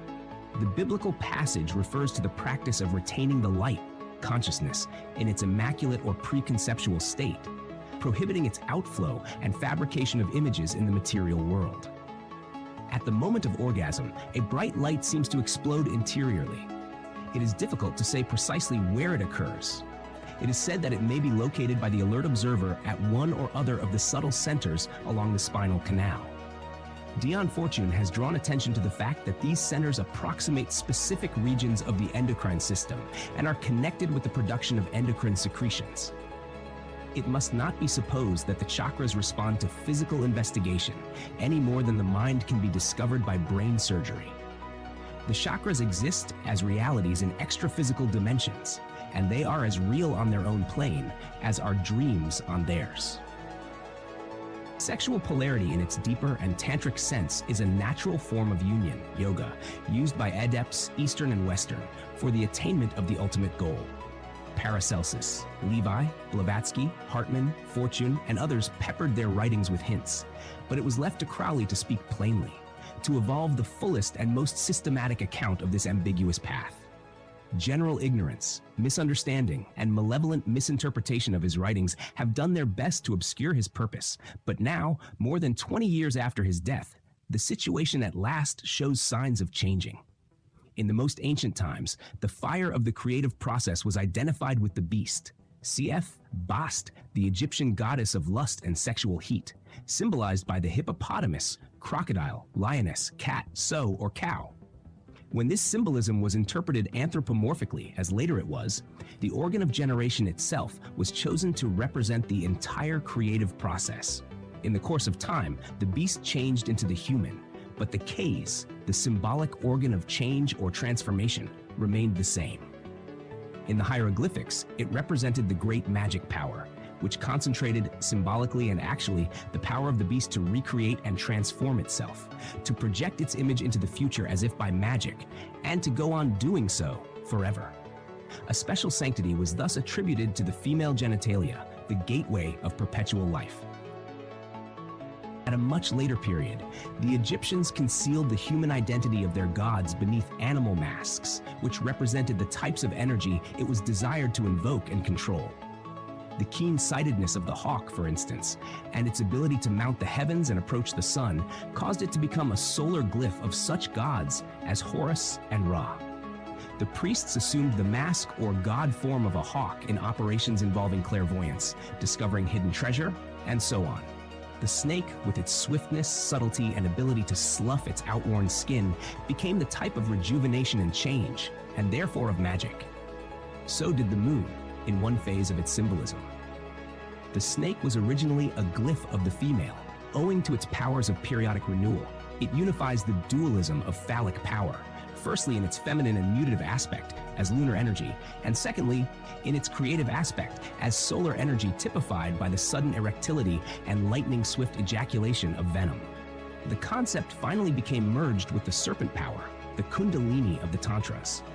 The ancient formula known as the Assumption of God forms was revived in the Golden Dawn and was continued in the OTO under phallic symbols. This formula evokes the Saktis, lovers, latent in the elements, the beasts or the gods, who represented aspects of the subconscious mind of man embodied in symbolic forms. The transition from mortal to immortal is accomplished by an act of creative will, and the magical weapon, wand or phallus, is the fierce erectile flame common to beast and man. The god Mentu, or was the ithyphallic form of Horus. From is derived the word man. Mentu became Mendes, the name of the Egyptian gnome sacred to the ram or goat, the Baphomet of the Templars, depicted with phallus rampant. The primal power was also symbolized by the Uraeus serpent, which crowned the Egyptian gods, or the horns which protruded from the brow of the great god Pan, the Greek all-begetter. It is the risen Kundalini, identical with the Set Pan Baphomet Mendes Phoenix chain of symbols.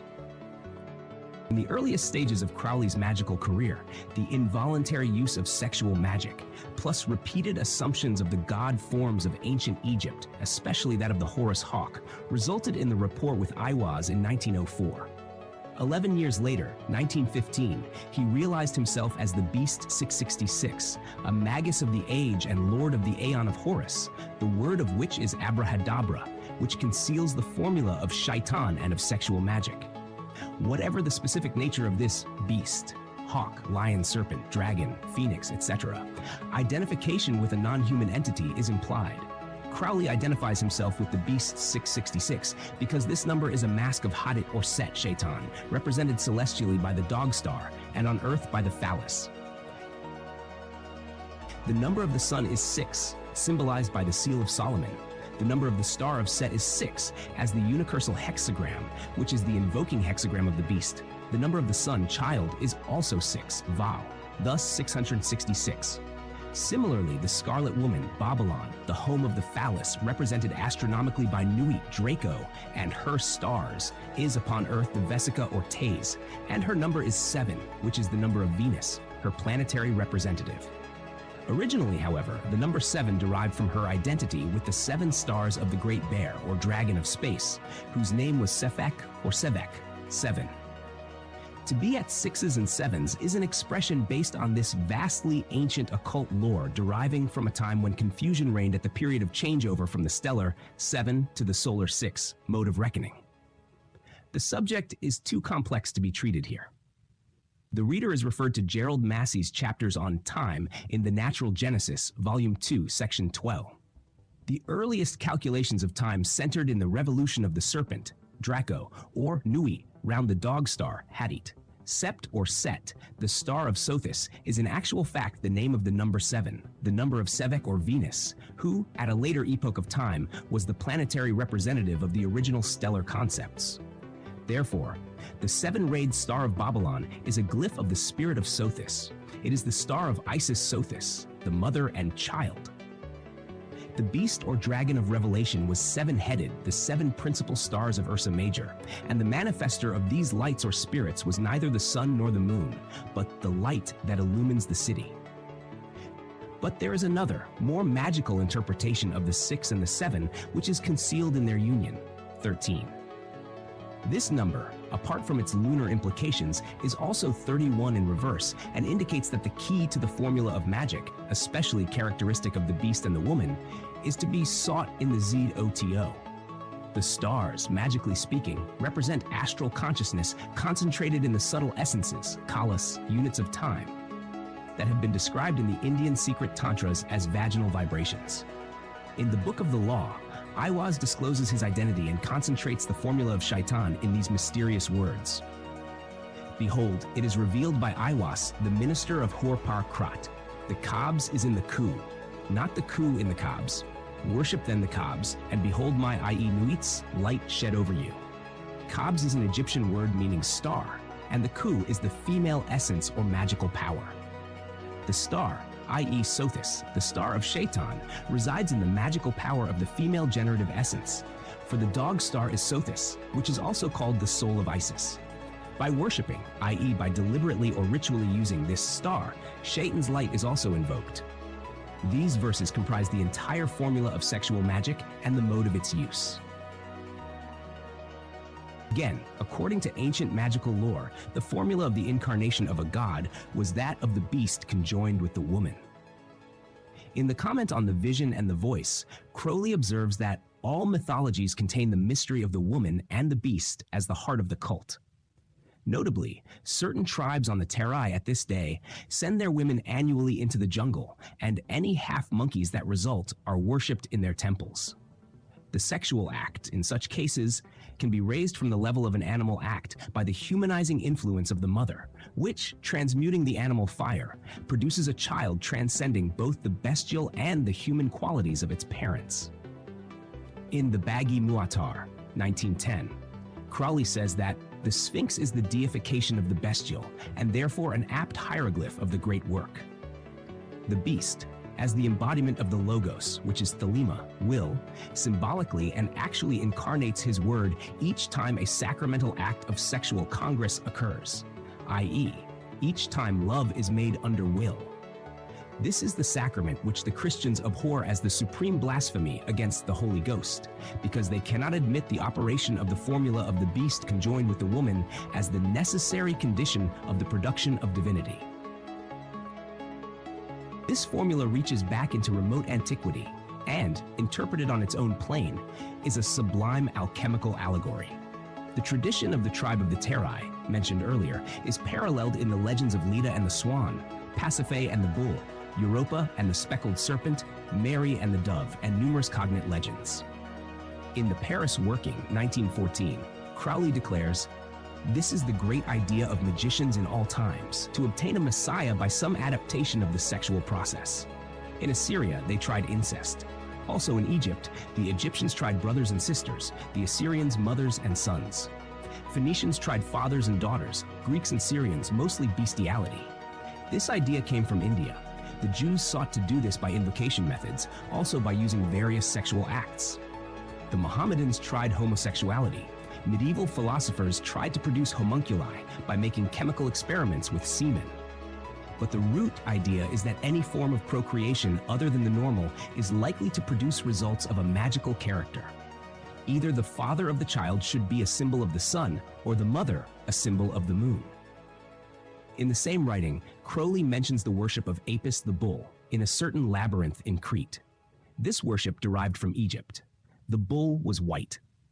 At the feast of the vernal equinox, 12 virgins were sacrificed to it, 12 being symbolic of the number of houses through which the sun passes during his annual cycle. In each case, the bull used the virgins, similar to the legend of Pasiphae. The ceremony was performed with the intention of obtaining a minotaur, an incarnation of the sun, a messiah. A variation of this sacrifice involved the immolation of the bull. A virgin was placed in the hot carcass and violated by the high priest. She finally choked in the bull's blood during orgasm. The formula of the beast conjoined with the woman relates to the 11th key of the tarot. This key is entitled Lust and depicts the Scarlet Woman, Babylon, straddling the beast with 7 heads, as described in Revelation. The sacred letter Teth, meaning a serpent, is attributed to this key. Its number is 9. Lust is especially significant in the cult of Thelema and is associated with the 20th key, which shows the Stele of Revealing. The stele is a talisman of great power in Crowley's system. It shows the goddess Nuit arched over the solar phallic fire of Shin, spirit, the letter of Abrasax or Abrahadabra, the word of the Aeon of which Iwas is the current expression. Shin is also the letter of Shaitan or Set, the fire of desire, Hadit at the heart of matter, Nuit.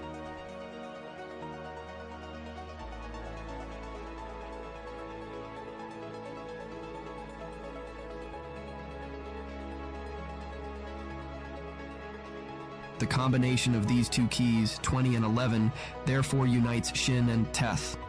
In the Greco-Coptic Kabbalah, these are fused into one letter that equates with Kether, the first emanation of the magic light. Babylon and the beast conjoined as in the 11th key enact in reverse the formula of the 20th key, which was entitled The Last Judgment in traditional tarot packs. Now, however, as revised according to the teachings of the new Aeon, the key has been renamed the Aeon.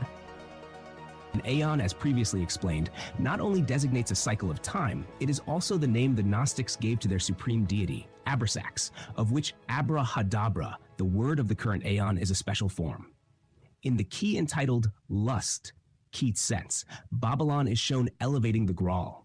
In the key entitled the Aeon, Keats sex, the Graal, in the form of the arched body of Nui, is inverted, thus showering the earth with her starlight. The fusion of these two images formulates the divine hexagram, the phallic fire, A, or ascending triangle interlacing itself with the water of space represented by the downward-pointing yoni 7 of Nuit, night, Nox, or nothingness. But the 6-rayed star thus formed is only apparently 6-fold, for the secret seed Hadit is concealed at its center, making it in actual truth the 7-rayed seal of Babylon, the goddess of the stars, the dragon of light at the heart of Nuit. This secret seed, called Bindu in the Tantras, is the potentially creative point concealed within the mystical chakra.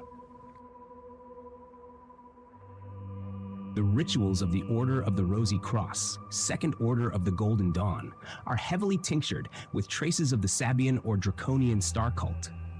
This is particularly evident in the symbolism of the floor and ceiling of the Vault of the Adepts. Crowley used the 7-fold star as a basis for the seal which he designed for the Great White Brotherhood. The major emblem of the silver star is thus the 7-fold seal upon the yoni of the star goddess. In the yonis, or triangles, appear the 7 letters of the name Baaalon. Centrally, a vesica is shown, blocked or barred, indicating the presence of the secret seed. The point has become the line. The diameter has become the circumference.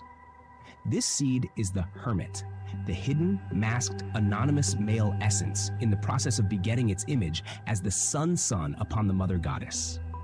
This is therefore the seal of Set, who opens his mother's womb, as Sothis the star opens the circle of the year. His infinite light breaks open her night and causes her to appear as infinite darkness. The symbolism stems from the mythological phase of human evolution, a phase long antedating the patriarchal systems of later societies, either sociologically or religiously considered. It stems from that period of time when the male's role in procreation was as yet unsuspected.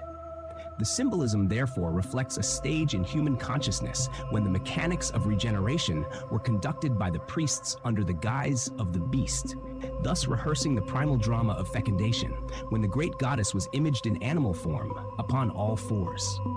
Nui, arched over the earth translated this symbolism into an anthropomorphic image.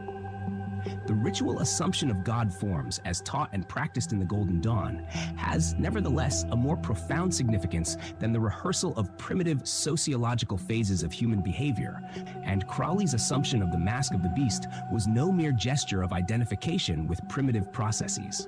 He assumed the role with the magical intent of affirming his identity, not only with pre-eval atavisms, but with those transcendental powers which, when properly controlled and directed, he was able to incarnate at will.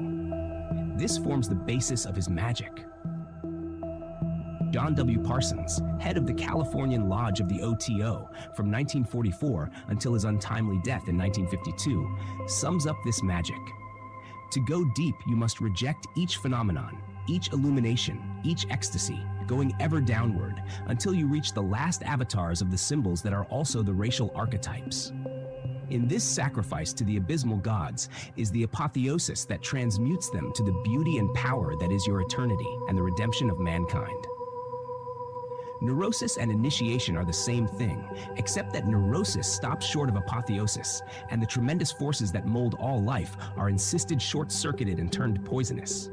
Psychoanalysis transforms the false ego symbols and exteriorizes them into false social symbols. It is a confusion of conformity and cure in terms of group behaviors. But initiation must go on until the barrier is passed, until the misty bastions of infantile Trauenfels change into the rocks and crags of eternity, the garden of Klingsor into the city of God. It does not matter ultimately whether the new dimension, the redeeming factor, the savior, is a beast or a god, so long as the formula of matter is transcended, or, more precisely, so long as the spirit and matter, Teth, are realized as one.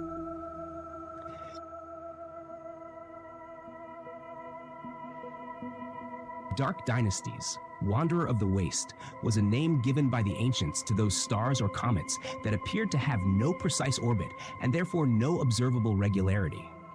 Crowley describes himself as a wanderer of the waste because of his seemingly erratic and unpredictable career. The metaphor is apt. The ancients failed to discern any regular orbit in certain celestial bodies because their cycle of activity covered periods of time so enormously vast that systematic observation was not possible. Crowley's orbit is similarly unpredictable from the standpoint of mundane reckoning. One has to be a fellow wanderer to observe the total arc. Failing this, we can map out the points at which his light comes within mundane range. Crowley identified the heart of the thelemic current with one particular star. In occult tradition, this is the sun behind the sun, the hidden god, the vast star Sirius or Sothis, which opened the zodiacal year of 365 days, as well as the great year of approximately 26,000 years. According to Herodotus, BK2, 58, the Egyptians celebrated the annual return of this star, or god, with obscene rites characterized by bestial copulation, thus the dog star. Crowley knew that no rite of antiquity was without a magical purpose. Our sun was thrown off from another sun around which it revolves, taking 25,827 years to perform its cycle of 1 year, the great year of the Egyptians. He performed exhaustive experiments with this formula, see the diaries of Aleister Crowley, and found it more effective, in many ways, than the formula of normal sexual magic which Theodore Reuss, following Kellner, had incorporated in the OTO. Kellner had received initiation at the hands of Oriental adepts versed in tantric ritual. The hidden god, Set, represented astronomically by Sirius, the dog star, typified the peculiar formula of the 11th degree of the OTO, which could be applied to the male or the female. It is in this sense that we must understand the symbol of the phoenix, the title which Crowley assumed in secret conclave with Frater A. Akkad in 1915 in connection with the sovereign sanctuary of the order. The phoenix, or ibis, is the bird of cyclic return and an apt symbol of the god who administers to and by himself his own clyster. He is thus the double-wanded one in a physical as well as in a mystical sense. Dion Fortune notes that Venus is ultimately transcended in Sirius, and the only physical explanation of this phenomenon is as explained above. That Fortune was acquainted with this formula is evident from her references to the later Greco-Roman degradation of it. In the Book of the Law appears a reference to the Egyptian god Rumachis, or Hormaku. The name means Hórus of the star, and Hrumachis is described by Aiwaz as being beyond the present aeon, as Sirius is beyond the sun. For this can be interpreted in terms other than those involving the sequential flow of time. It is probable that in this concept, Crowley saw an adumbration of the hidden God who will not therefore eventually assume my throne and place, as is written in the Book of the Law, but who is already throned, has been, and will be forever. This resumes the formula of the phoenix, already described in Chapter 1. The star of Hórus is also the star of Babylon, the seven-rayed star of the planet Saturn, or Set, which rules Aquarius, the 11th house of the zodiac. Aquarius is the constellation through which the influence of Hórus, the sun, reaches man during the present aeon. Saturn, therefore, is the power behind Venus, as Sirius is the power behind the sun. These two great stars, Set and Hórus, are therefore symbolically identical, and in this way also is Venus transcended in Sirius in a celestial sense. Crowley unequivocally identifies his holy guardian angel with Sothis, Sirius, or Set Isis. Aiwaz is not a mere formula like many angelic names, but it is the true, most ancient name of the god of the Yazidi, and thus returns to the highest antiquity. Our work is therefore historically authentic, the rediscovery of the Sumerian tradition. The last dozen words are emphasized because they form the crux of Crowley's system, without which it is both incomprehensible and unfathomable. It is incomprehensible in its magical significance for the present magical revival, and unfathomable without the key supplied by the Sumerian tradition, which involved the worship of Shaitan, the astronomical vehicle of which was Sirius. Crowley, speaking for the Beast 666, declares that Aiwaz's solar phallic hermetic Lucifer is his, i.e. the Beast's, own holy guardian angel, and the devil, Satan, or Hadit of our particular unit of the starry universe. This serpent, Satan, is not the enemy of man, but he who made gods of our race, knowing good and evil. He bade know thyself and taught initiation. He is the devil of the Book of Thoth, and his emblem is Baphomet, the androgyne, who is the hieroglyph of arcane perfection. The number of his Atu, Ki its Kfi, which is Yod-He, the monogram of the eternal, the father one with the mother, the virgin seed one with all-containing space. He is therefore life and love. But moreover, his letter is Ayin, the eye. He is light, and his zodiacal image is Capricornus, that leaping goat whose attribute is liberty. The Kabbalistic and true etymological meaning of the word devil will enable us to recover its primal significance. The devil, diabol, or dual one, was the double, or twin, cf. Doppelganger, of the earliest phases of mythology. Primitive man was made aware of the double at times of crisis, just as the psychic today sometimes sees the double at the time of a person's death. Frequently perceptible at such times, the double has long been associated with ideas of misfortune, disaster, and death. But the devil achieved his apotheosis as the epitome of evil and ill omen at a comparatively late stage in human history. Superstitions connected with twins, doubles, and simulacra date from remote antiquity. The primal pair of twins was Set Hórus, and it was based upon man's awareness of darkness and light. The alternation of night and day was the first natural phenomenon of a dual nature to be observed, and the symbols of it, wherever or whenever subsequently employed, always implied this original alternation and division. Inherent in all manifest life, this duplicity was later personified by the light and dark angel, the good and evil genius. The Bayun glyph, or two-in-one, of alternating and opposite forces gave rise to the image of the androgyne long before the drama of Jesus and Satan contending on the mount. In the cult of Thelema, Therion, Beast 666, and Baphomet are two types of the devil, or image of the double power. The double-wanded one combines the solar and hermetic functions of Therion and Baphomet, and both these functions involve the formula of the beast and the woman conjoined. The devil is the dual one, Tior11, the double-wanded one, having the attributes of male and female potencies according to the solar or hermetic nature of the rite. The goat is the traditional, most popular, but not the sole bestial type of the devil. This attribution relates to the ancient astronomical reasoning.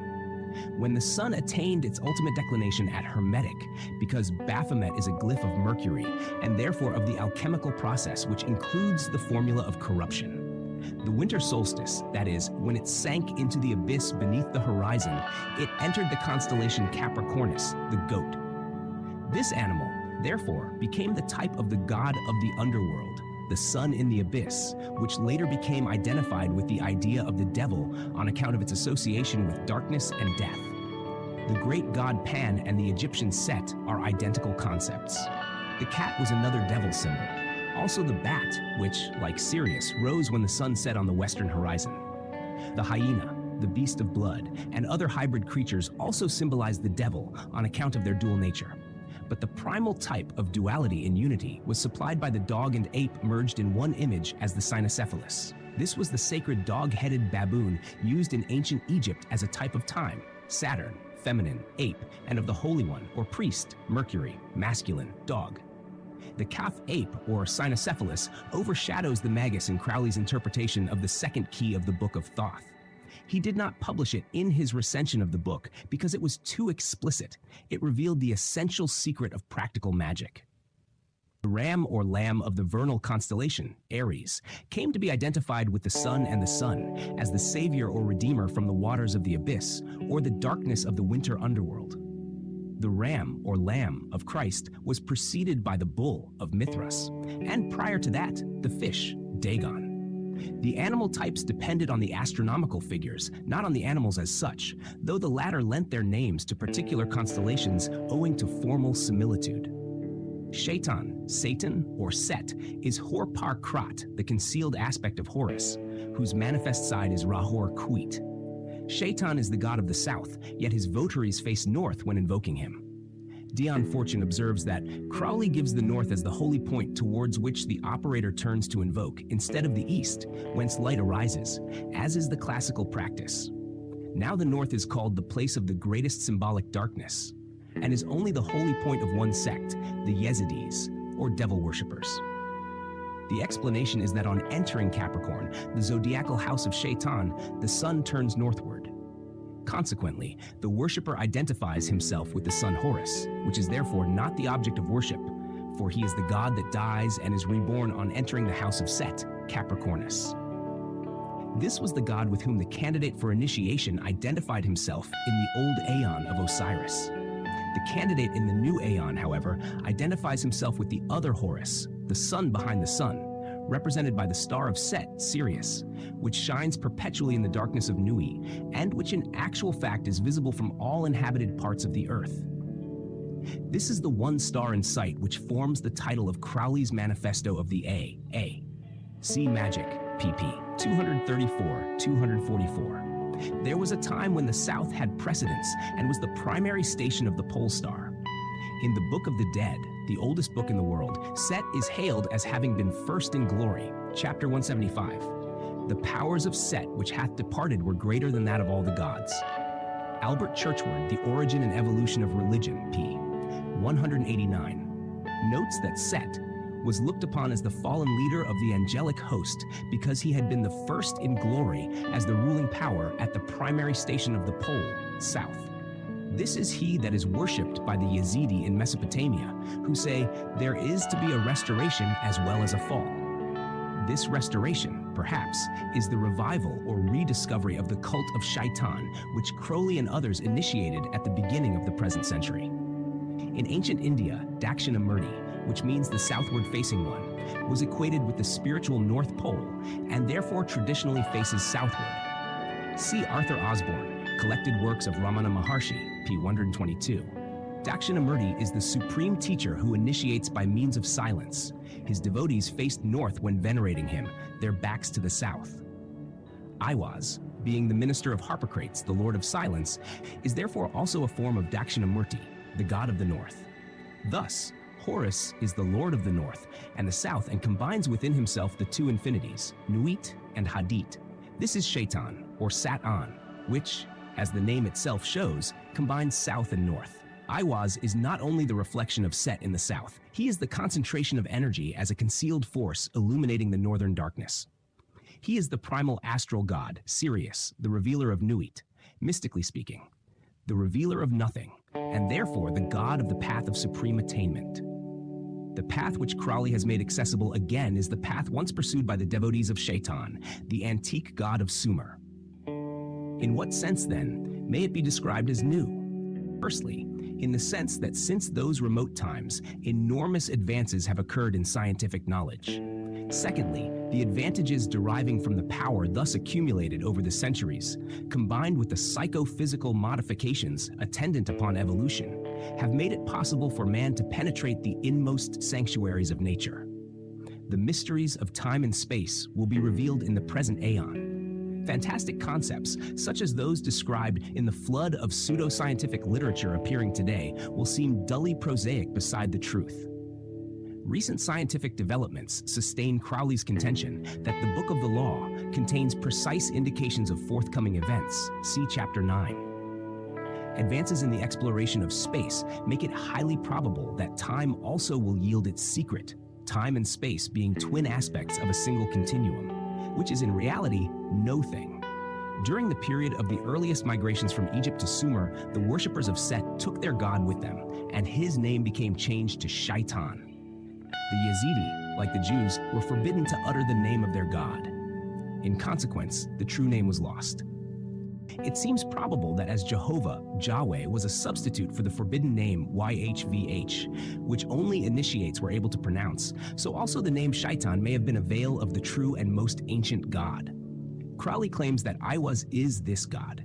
In the ritual of the Mark of the Beast, Crowley gives the secret key of his worship. See Magic, P331 et Seek. The numerical value of IHVH, the unpronounceable name of the Jews, is 26, which is the sum of the numbers of the Sephiroth, constituting the middle pillar of the Tree of Life.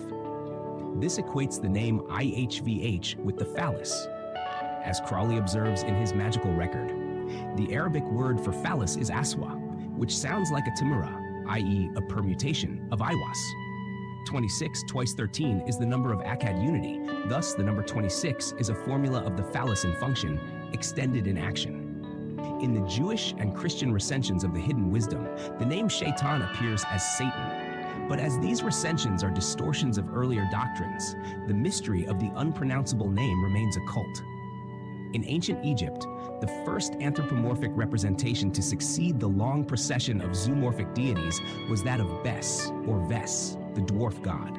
Albert Churchward notes that up to the time of Ta, or Bes, the human likeness was not given to any god or goddess, and Atum Horus, or Amen, the son of Ta, is the earliest divinity in perfect human form. The representation of Bes, based upon the anatomical peculiarities of a pygmy race of Nilotic origin, is the first effort ever by man to mold his god in his own image, thus supporting overwhelming evidence that the human race emerged from lower forms of life in the equatorial regions of Africa. Upon later fanning out, the race gradually swarmed northward along the Nile Valley and then to Mesopotamia, where the first colony was founded. This was Sumer, and the dwarf god Bes, Ves, or Vas was probably the original form of Aiwas. Bes, or Betch, equates with bitch, bast, bastard, and beast. The beast is that which transforms, evolves, or emerges from the past. CFF Pasht, a form of Bast, the mother goddess. Bes was regarded as the great magician, he who transformed from the beast to the man. In Egyptian, the name Bes actually means to transform. Thus, the beast is the type of magic or change. The formula of the beast is also the formula of Set. In the Book of the Spirit of the Goat, Crowley writes, "For two things are done, and a third thing is begun. Isis and Osiris are given over to incest and adultery. Horus leaps up thrice armed from the womb of his mother. Harpocrates, his twin, is hidden within him. Set is his holy covenant, that he shall display in the great day of Maat, 7 that is being interpreted the master of the temple of A, whose name is truth. The formula of the god Set is paramount in Crowley's cult. It is also the formula of the Einziguenz of the OTO, which involves the identification of spirit and flesh, Shin and Teth. Set is the result of this process. Like the Hindu god Siva, Set is considered to be the god of destruction. But from an esoteric point of view, absorption is a closer approximation to the idea implied in the sense that to be reabsorbed into primal selfhood necessarily entails the destruction of the ego, the limited personality complex. Set is therefore regarded as a god of death and destruction because he leads from life to death, from being to not being, from Hadit to Nuit. Crowley formulated the process Kabbalistically in the word Lashtal, which is too technical to be treated here. Its meaning is explained in Magic, pp. 335 et seq. The number of Lashtal is 93. It is the major formula of the present Aeon.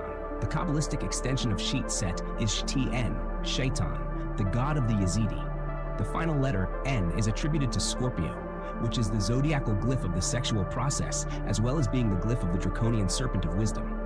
The numerical value of Shaitan is 359. The cult of Thelema has another magical link with the Yazidi. Tradition in the stele of Ankh of En Khonsu, the number of which is given by Aiwaz in the Book of the Law as 718, or twice 359. The stele is thus doubly charged with the magical power of Shaitan, or Set. He is the Lord of the double wand of power, referred to in the 3rd chapter of that book.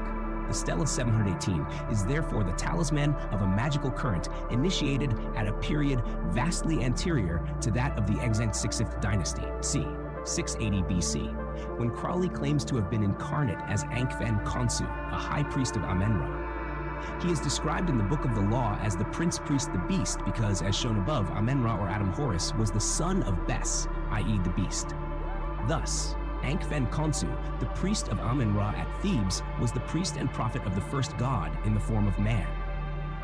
Thebes means the ark or ship, a symbol of the waters and of the Graal, hence a cult center of the mother goddess. The cult of Amen-Ra in the Gek 6th dynasty was in itself a magical revival of the worship of the star goddess Sevek, who was worshipped under the form of a dragon or crocodile in the 5th, 8th, 9th, Xth, and again in the 3rd to 6th dynasties. These were the dark dynasties of the Draconian or Typhonian cult, when the worship of the whore or unmated mother reigned supreme. It is significant that the Sevek Hepts, or devotees of Sevek of the 13th dynasty, c. 3180 BC, numbered among their pharaohs those whose names terminated with Abra. This was a secret name of the son of the mother, which the Gnostics later perpetuated in the name of their supreme deity, Abrasax. It re-emerges in the 6th century in the Therionic cult of Aiwaz as Abra Had Abra, where it shows the two faces, or the dual aspect, of Had, as the solar twins Set and Horus, Hor-Par-Krat and Ra-Hor-Quit. Abra is also the sun in the form of the ram, Amen. Amen was a title of Sevek, the draconian sun god of the Typhonians, and it was the worship of this god that was revived in the 6th dynasty under the name of Amen-Ra, whose high priest was Ankh-Fen Khonsu. Moreover, Amen-Ra was called the father of Khonsu, the moon, because the moon was the reflector of Sevek as the solar continuation of the earliest star god, Set, or Shaitan, whom the Yazidi adored. The numeration of Yazidi is 31, which is not only the number of Set, according to the Book of Thoth, but also that of Al, God, and El, not, the latter being the key of the Book of the Law, which Frater Akkad discovered in 1916. The title of the 9th Sephira, or emanation of the Tree of Life, is YSVD, Yesod. It is the Sephira of the lunar magic of Ob, or Ob, the serpent, whence Obeah. The serpent is a symbol common to the Yazidi, Voodooists, Tantrics, and Thelemites. Yesod or Yesod as the secret center of the Yazidi is an apt description of the Sephira, which corresponds to the sexual center in the human body. Yesod means foundation, and the snake of the Yazidi, the Ub of the Obeah men, the Kundalini of the Tantrics, and the Hadit of the Thelemites, is the foundation of the world, as Yesod is the foundation of the Tree of Life. The accursed god of the south is, then, no other than the lord of the reproductive forces typified by the southernmost Sephira, Yesod. Yesod is attributed to the moon, not to the sun.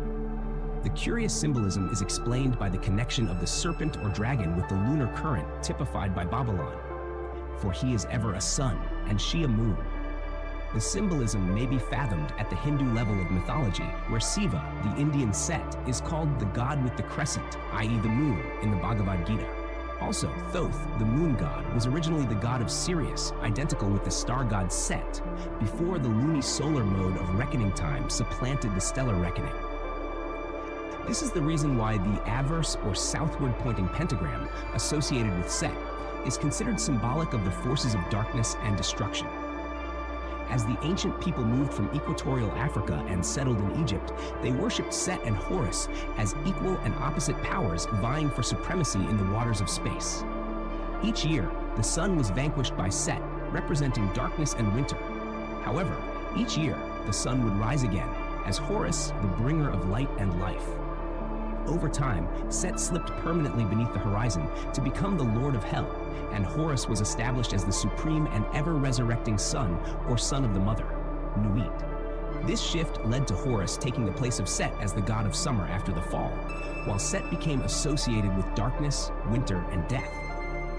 The myth of the twins, Set and Horus, is a representation of one god with two aspects. The god of the double power, south and north, before he became god of the double horizon after the establishment of the equinoctial levels, east and west. Once this change occurred, the east symbolized the lion of light, and the west represented the setting, dying, or fallen sun. Horus then became the lord of the eastern horizon, and Set was assigned the west. In the Book of the Law, this change of roles is applied to the candidate for initiation. Abrogate are all rituals, all ordeals, all words and signs. Ra-Hor-Quit, i.e. Horus, hath taken his seat in the east at the equinox of the gods. This event took place in the year 1904. The myth of Set slaying the father of horns, i.e. the sun, was evolved to account for the rise of the Horus cult.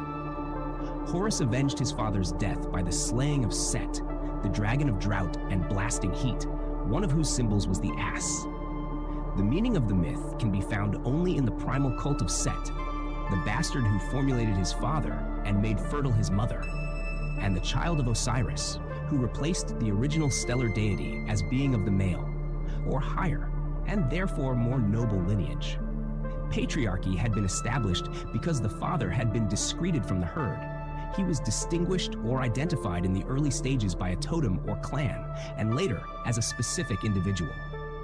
In consequence, the cult of the Great Mother was degraded, and the primal goddess became the whore, and, in the curious language of the ancients carried over by Crowley, virgin to all, Pan. This means that she received all comers and could not identify the father of her children. Hence, they were the fatherless, the bastards of Bast. The Scarlet Woman, Babylon, was the outcome of this change in primitive sociology. When Soli-lunar time reckoning replaced the star reckoning, and the fatherhood superseded the motherhood in mythology, religion, and society, Set, too, was cast out and became the devil of the later cults. But there was an intermediate or lunar phase of the myth wherein Set, Sept, or Sothis was represented as the son of the mother moon, the full moon. In this phase, he was known as Khonsu, or Khonsu, and Crowley claims to have been an avatar of this god in the 6th dynasty, when he was known as Ankh-En-Khonsu, the life or child of the moon. This was the child who waned, diminished, and faded as the losing light, while Horus, born of the new or horned moon, i.e. the moon in its male phase, waxed and grew in strength. Hence, the dark fortnight was ascribed to Set, and the bright fortnight to Horus. The dual modes of the moon are of vital importance in the magic of Thelema, and will be referred to again. Vast cycles of time separated these various phases of the myth of Set and Horus. The lunar phase originated as follows. The male child, the horned or new moon, waxed and impregnated his mother, filling her with his light so that she became full. She then gave birth to the dark child, who waned and was superseded by his twin, the new moon, who waxed strong and impregnated his mother. And so the cycle continued unceasingly. When it was discovered that the moon was not self-luminous, was not illumined by the light of the child she bore within her, but informed by the rays of Ra, the sun, the lunar phase of mythology yielded to the solar, and the moon was degraded and cast out like the stars before it. This is the origin of the sterile moon of sorcery, of her who had once been considered as the self-renewing light that rejuvenated itself by witchcraft. Thus, the goddess became the witch. It is significant that in the Book of the Law, Aiwaz claims to be the minister, not of Ra-Hor-Quit, but of Hor-Par-Krat, or Set, the sun born at the summer solstice, the diminishing or dwarf god who withdrew, sank down, and became the god of the deep, or Hell, or Amenta, the hidden place, the place of darkness.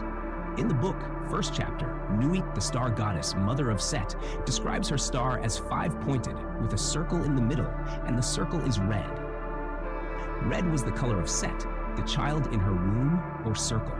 He is described in the Book of the Dead as having a reddish complexion, signifying his genesis from the red source of creation, or the mother blood. Nuit says that her color is black to the blind, that is, to the blind Horus, or Par-Krat Set, because he had become the Lord of Darkness. And the text continues, "But the blue and gold are seen of the seeing." Blue and gold are the colors of Jupiter and Sol, both of which hide within him, i.e. Set as Rarakuit. The eternal conflict between Set and Horus may only be understood by reverting to the oldest pre-monumental times in Egypt before Mena's reign began c. 5770 BC. Time was first reckoned with reference to the circumpolar stars of Ursa Major, or Typhon. She was the goddess of the north, identical with Nuit and Isis. This identity is revealed in the Book of the Law, where Nuit proclaimed, "I am space and the infinite stars thereof." She was the primal goddess of the seven stars, which were considered as her spirits, souls, or sons. These seven were manifested by the firstborn son, Typhon, i.e. Set in the southern constellation of the Great Dog, of which Sirius, Sothis, the soul of Isis, is the brightest star. He was the primal god of fire or light in the south, and his image was the pyramid or triangle. He concentrated the 8 or height of heaven in the south, while his mother reigned supreme in the lower heaven of the north. He manifested her light and opened the year by announcing the inundation of the Nile, which occurred at the summer solstice, when the sun entered the sign of the lion. The mother and her brood of 7, culminating in Set, were the earliest and most ancient gods of chaos and night. In the later lunar cult, the Sabian Set became the lunar Thoth, but this was aeons later. Then, when the even later solar cult attained supremacy throughout the land, the cult of the mother was superseded, and the cult of the fatherhood held sway. It reigned upon the earth, and was figured in the heavens by the sun having superseded both the stars and the moon, as a truer teller of time. In the 7th dynasty, c. 4163 BC, however, occurred a religious revolution which reinstated the ancient worship, all traces of which had been erased from the temples and monuments. For although the star goddess and her child had given way to the solar child, and Horus had replaced Set, to the Typhonians this son was still the son of Isis, not Osiris. A state of constant conflict between the Osirians and the Typhonians, or Draconians, continued until, at the end of the Xth dynasty, c. 3348 BC, the Osirians again effected a total overthrow of the worshippers of Set Horus, and re-established their own god, Osiris, as the chief figure of their supreme triad, Osiris, Isis, Horus. In Crowley's cult, the Thelemic Trinity is the earlier complex consisting of the beast, the whore, and the bastard. With the advent of the 13th dynasty, c. 3180 BC, the Draconian cult again rose to power, and from thence forward, until the end of the 16th dynasty, c. 2243 BC, the cult of Set reigned supreme. It was during this latter series of dynasties of the dark Typhonian gods that we see the first clearly defined signs of the cult, which Crowley revived through the Book of the Law. The black and gold, son Sirius. God held sway in Ombos, the shrine of Sebek Ra in South Egypt, as Set Nubti. In Nubia he was called Set Nasi, in Syria Bar Sukek, and in Israel Aya or Jah. The Sebek Hepts of the 30th dynasty worshipped the male divinity as the son of the mother alone. They were Typhonians or Draconians because they rejected the fatherhood and continued the pre-monogamous mythical types, the types reanimated in the Book of the Law.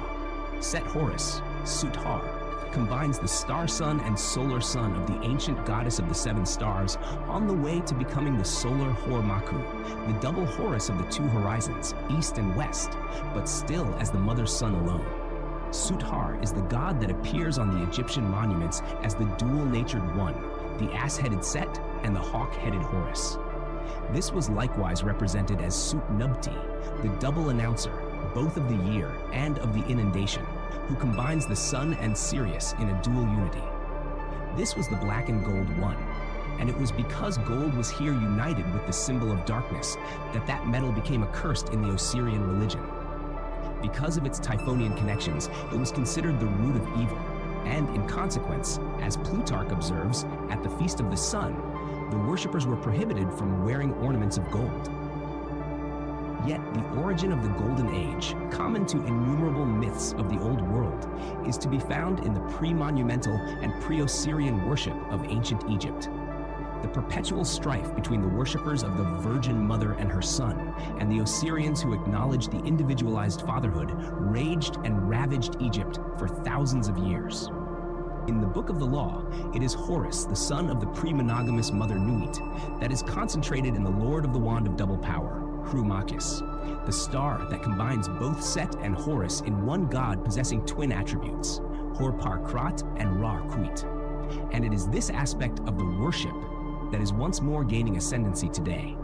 And one of its features is a return to the pre-monogamous phase of society when the beast and the whore united in blasphemous bliss. The twill or devil concept, set horns, forms the essential mystique of the new aeon.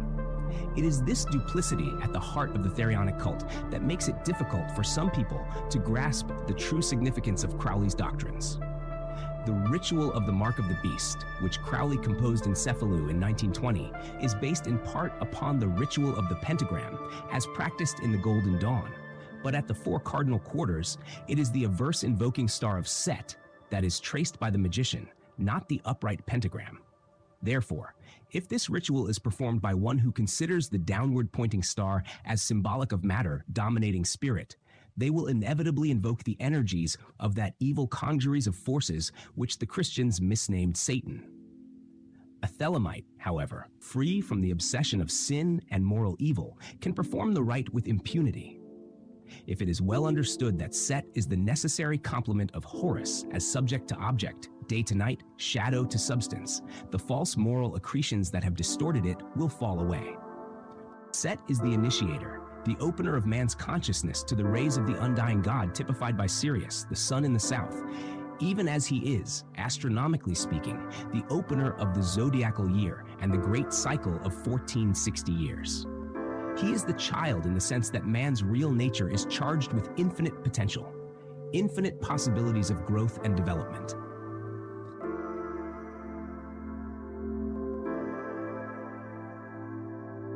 Centers of power. The magical doctrines and practices which characterize the worship of Set have been revived or rediscovered by Crowley. Several adepts in the past attempted this rehabilitation, among them Adam Weishaupt, Cagliostro, Eliphas Levi, and Helena Blavatsky. For one reason or another, they all failed to effect a complete restoration of the ancient doctrines. If Crowley has succeeded, it will be due to his scientific and magical use of sex and drugs, and the fact that he received initiation of a higher order than any of the adepts who preceded him. Blavatsky and Levi were of the grade of Master of the Temple, 8 equals 3A, and Cagliostro, like MacGregor Mathers, was an exempt adept, 70 equal 4 number. Weishaupt's position is doubtful. It is quite possible that he was a magus, 9 equals 2 tar, although he declared no historic word in the strict magical sense. That he was far more than the revolutionary schemer he is made out to be is certain. In the Confessions of Aleister Crowley, p. 839, Crowley mentions Weishaupt in a very curious passage, quoted here in full. Shortly before the time of Muhammad, I was present at a council of masters. The critical question was the policy to be adopted in order to help humanity. A small minority, including myself, was hot for positive action. Definite movements were to be made. In particular, the mysteries were to be revealed. The majority, especially the Asiatic masters, refused even to discuss the proposal. They contemptuously abstained from voting, as if to say, let the youngsters learn their lesson. My party therefore carried the day, and various masters were appointed to undertake different adventures. Mohammed, Luther, Adam Weishaupt, the man we knew as Christian Rosenkreutz, and many servants of science were thus chosen. Some of these movements have succeeded more or less. Some have failed entirely. In my present incarnation, I have met several such masters who, having failed, are now building up again their shattered forces. My own task was to bring Oriental wisdom to Europe and to restore paganism in a purer form. 2 significant facts emerge. To begin with, Crowley would not refer to Weishaupt as a master unless he were indeed far advanced upon the path in a magical or mystical sense. Secondly, there is a definite declaration of the nature of Crowley's mission in that remote incarnation. And in his most recent incarnation, he expressly and unequivocally describes his work as the rediscovery of the Sumerian tradition. I have to a certain extent reconstructed this tradition in the light of Crowley's researches. From Weishaupt, Crowley undoubtedly borrowed or continued the term Illuminism, as also the glyph of the point within the circle, which Weishaupt adopted as the secret cipher of his order. Like Weishaupt, Crowley aimed at destroying Orthodox religion. He summed up his program in the first number of the Equinox, the Review of Scientific Illuminism. We place no reliance on virgin or pigeon orthodoxy. Our method is science. Our aim is religion. He wrote in Liber Electorti, the urn, "While I have done my utmost to advance directly towards truth by the regular traditional magical and mystical methods which Botramen, the Book of the Law, has perfected, I have constantly sought pan passu to correlate my results with those of modern intellectual progress. Indeed, to demonstrate that the deepest thinkers are unwittingly approaching the apprehension of initiated ideas, and are in fact, despite themselves, being compelled to extend their definitions of the Ruach reason, to include conceptions proper to Neshama, intuition, that they are, in other words, becoming initiates in our sense of the word, without suspecting that they are committing high treason against the majesty of materialism. By a properly tempered attitude of skepticism, allied to a profoundly inquiring disposition, Crowley has been able to reveal the ancient tradition, stripped of the accretions of superstition and sectarian distortion. He has shown the folly of reflecting Aiwaz, Set, or Shaitan through the flawed mirrors of the sin complex into the sphere of morals and ethics in an age bereft of the keys of initiated understanding. The withdrawal of the genuine magical tradition occurred when the Gnostics, the true pre-Christian Christians, were stifled by the forgers of historic Christianity. A certain amount of the original gnosis is preserved in Talmudic and rabbinical lore, but generally speaking, the Jews, like the Greeks and Christians, did all in their power to distort and destroy all traces of the original current. The Knights Templars preserved some of the salient features of the ancient worship. They are said to have paid homage to an old and venerable head. This was the symbolic head of the Christ, the greased one, the head of the one only creative deity that was anointed or greased at puberty by the unction of its viral oil. The roots of Christianity, as of all other religions, are sunk in the mysteries that were, before all else, mysteries of a physical nature. They became metaphysical or mystical when the bodily actualities were translated into terms of mind. The genuine psychomagical mysteries therefore combine, but do not confound, the two systems. The one makes sense of matter and spirit. The other makes nonsense of both. The cult of Sumer represents the initiated stellar tradition as it was carried out of Egypt, where the primeval cult of Set characterized the religious modes of the dark dynasties. These were the dynasties whose monuments were mutilated and scarified by the adherents of the later solar cults, who abhorred all reminders of the Sabaean origins of their theology. The desecrators of the star and moon cults were the Osirians, later represented by the Christians, who, in their fierce persecution of the Gnostics, played a role analogous to that of the Solarites against the Draconians. The author of The Trail of the Serpent, 1936, claims that features of the star cult can be found in all modern mystery schools. She cites particularly the Stella Matutina, an offshoot of the Golden Dawn, of which at one time she was a ruling chief. Discussing the grade of Practicus, 3 = 8 degrees, she says, "The candidate is Hórus and receives the mystic name Monoceros de Astris, the unicorn of the stars. Moreover, Kabiric god forms, built up according to the instructions of their mysterious master in Mesopotamia, were astrally assumed by the chief officers in the ceremony. May not this mysterious master be Aiwaz, whom Crowley ranks as ancient among the ancient ones, adored in the dawn of man's sun sphere, even in the land of Sumer? The cult was carried on in the worship of Mithras. Baphomet, the name which Crowley adopted in the OTO, means, quite simply, Father Mithras, i.e. the bull-slaying deity. The bull is the sun, or rather, Taurus is the constellation through which the solar influence was transmitted to humanity at the time of the Mithraic cult.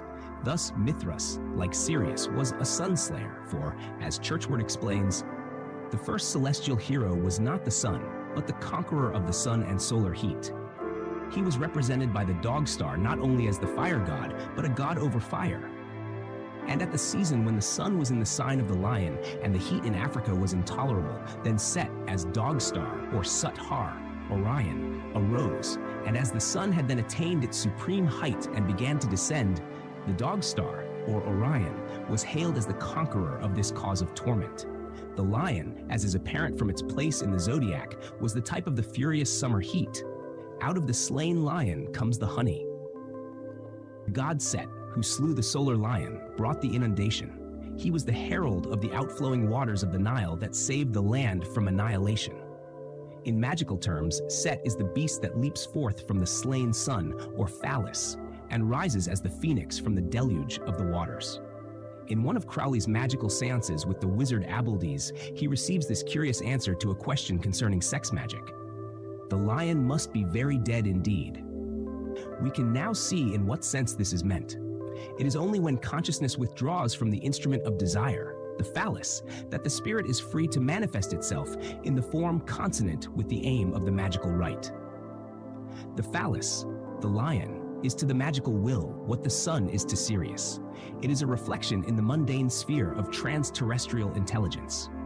During the Amelantra working, 1918, Crowley received the correct spelling of the name Baphomet, which tradition had preserved correctly except for the missing last letter R, making the orthography Baphometer, which means, as mentioned, Father Mithras, the type of solar phallic energy.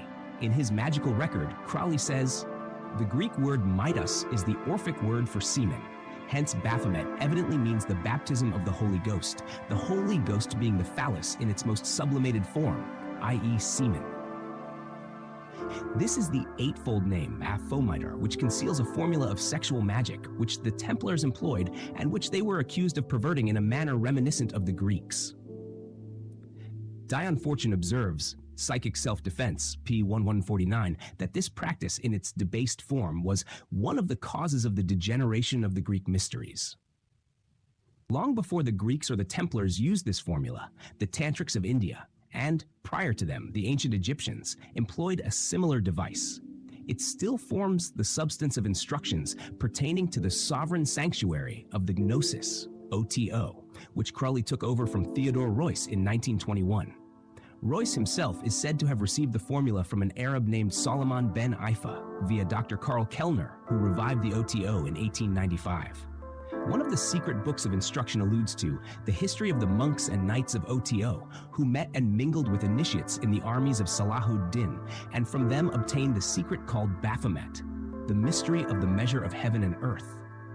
This formula dates from remote antiquity, its Templar or Baphometic phase being modern by comparison.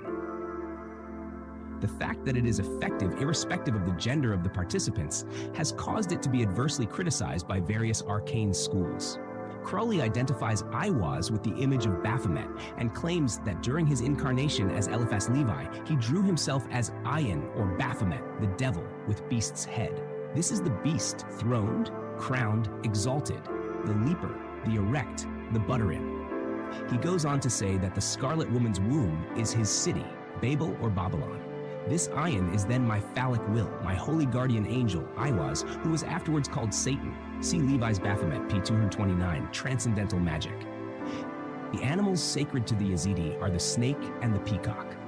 Levi notes the symbolic equivalence of these two animals. The snake symbolism has already been explained at some length. The peacock symbolizes all-seeing vision because of the countless eyes emblazoned on its outfanned tail. The tail, the eye, and the fan are symbols of the feminine principle, power or Sakti. In particular, the eye symbolism is connected with the devil through its affinity with the Hebrew letter Ayin, the number 70, which, as 7 by 10, represents the most material aspect of the number 7, Sevek, Venus. In the Hindu tradition, the peacock accompanies Krishna, the black or dark god. Krishna is the great lover of the Puranas, and in the Srimad Bhagavata, he often appears in the form of a mischievous child, which suggests a late and romanticized version of the cart or dwarf god, symbolic of the phallic power, the silent self. The cart is Hórpar Krat, the young god of silence seated upon a lotus, his thumb or finger in his mouth. Krishna is credited with having had a dwarf incarnation, Vamana, hence the symbolism of the fascinating child whom none could resist. Hence also the connection with the sexual symbolism of the Vama, or left-hand path. In a voluminous comment on the Book of the Law, Crowley notes that Rahur Kuit is the crowned and conquering child in ourselves, our own personal God. The child is the dwarf self, the phallic consciousness, which is the true life of man, beyond his veils of incarnation. We have to thank Freud, and especially Jung, for stating this part of the magical doctrine so plainly, as also for their development of the connection of the will of this child with the true or unconscious will. and so for clarifying our doctrine of the silent self, or holy guardian angel. They, i.e. Freud and Jung, are, of course, totally ignorant of magical phenomena, and could hardly explain even such terms as algoides. And they are seriously to blame for not stating more openly that this true will is not to be daunted or suppressed, but within their limits, they have done excellent work. According to the Mahabharata, the classic epic of Hinduism, the god Indra once attempted to seduce the wife of a renowned sage.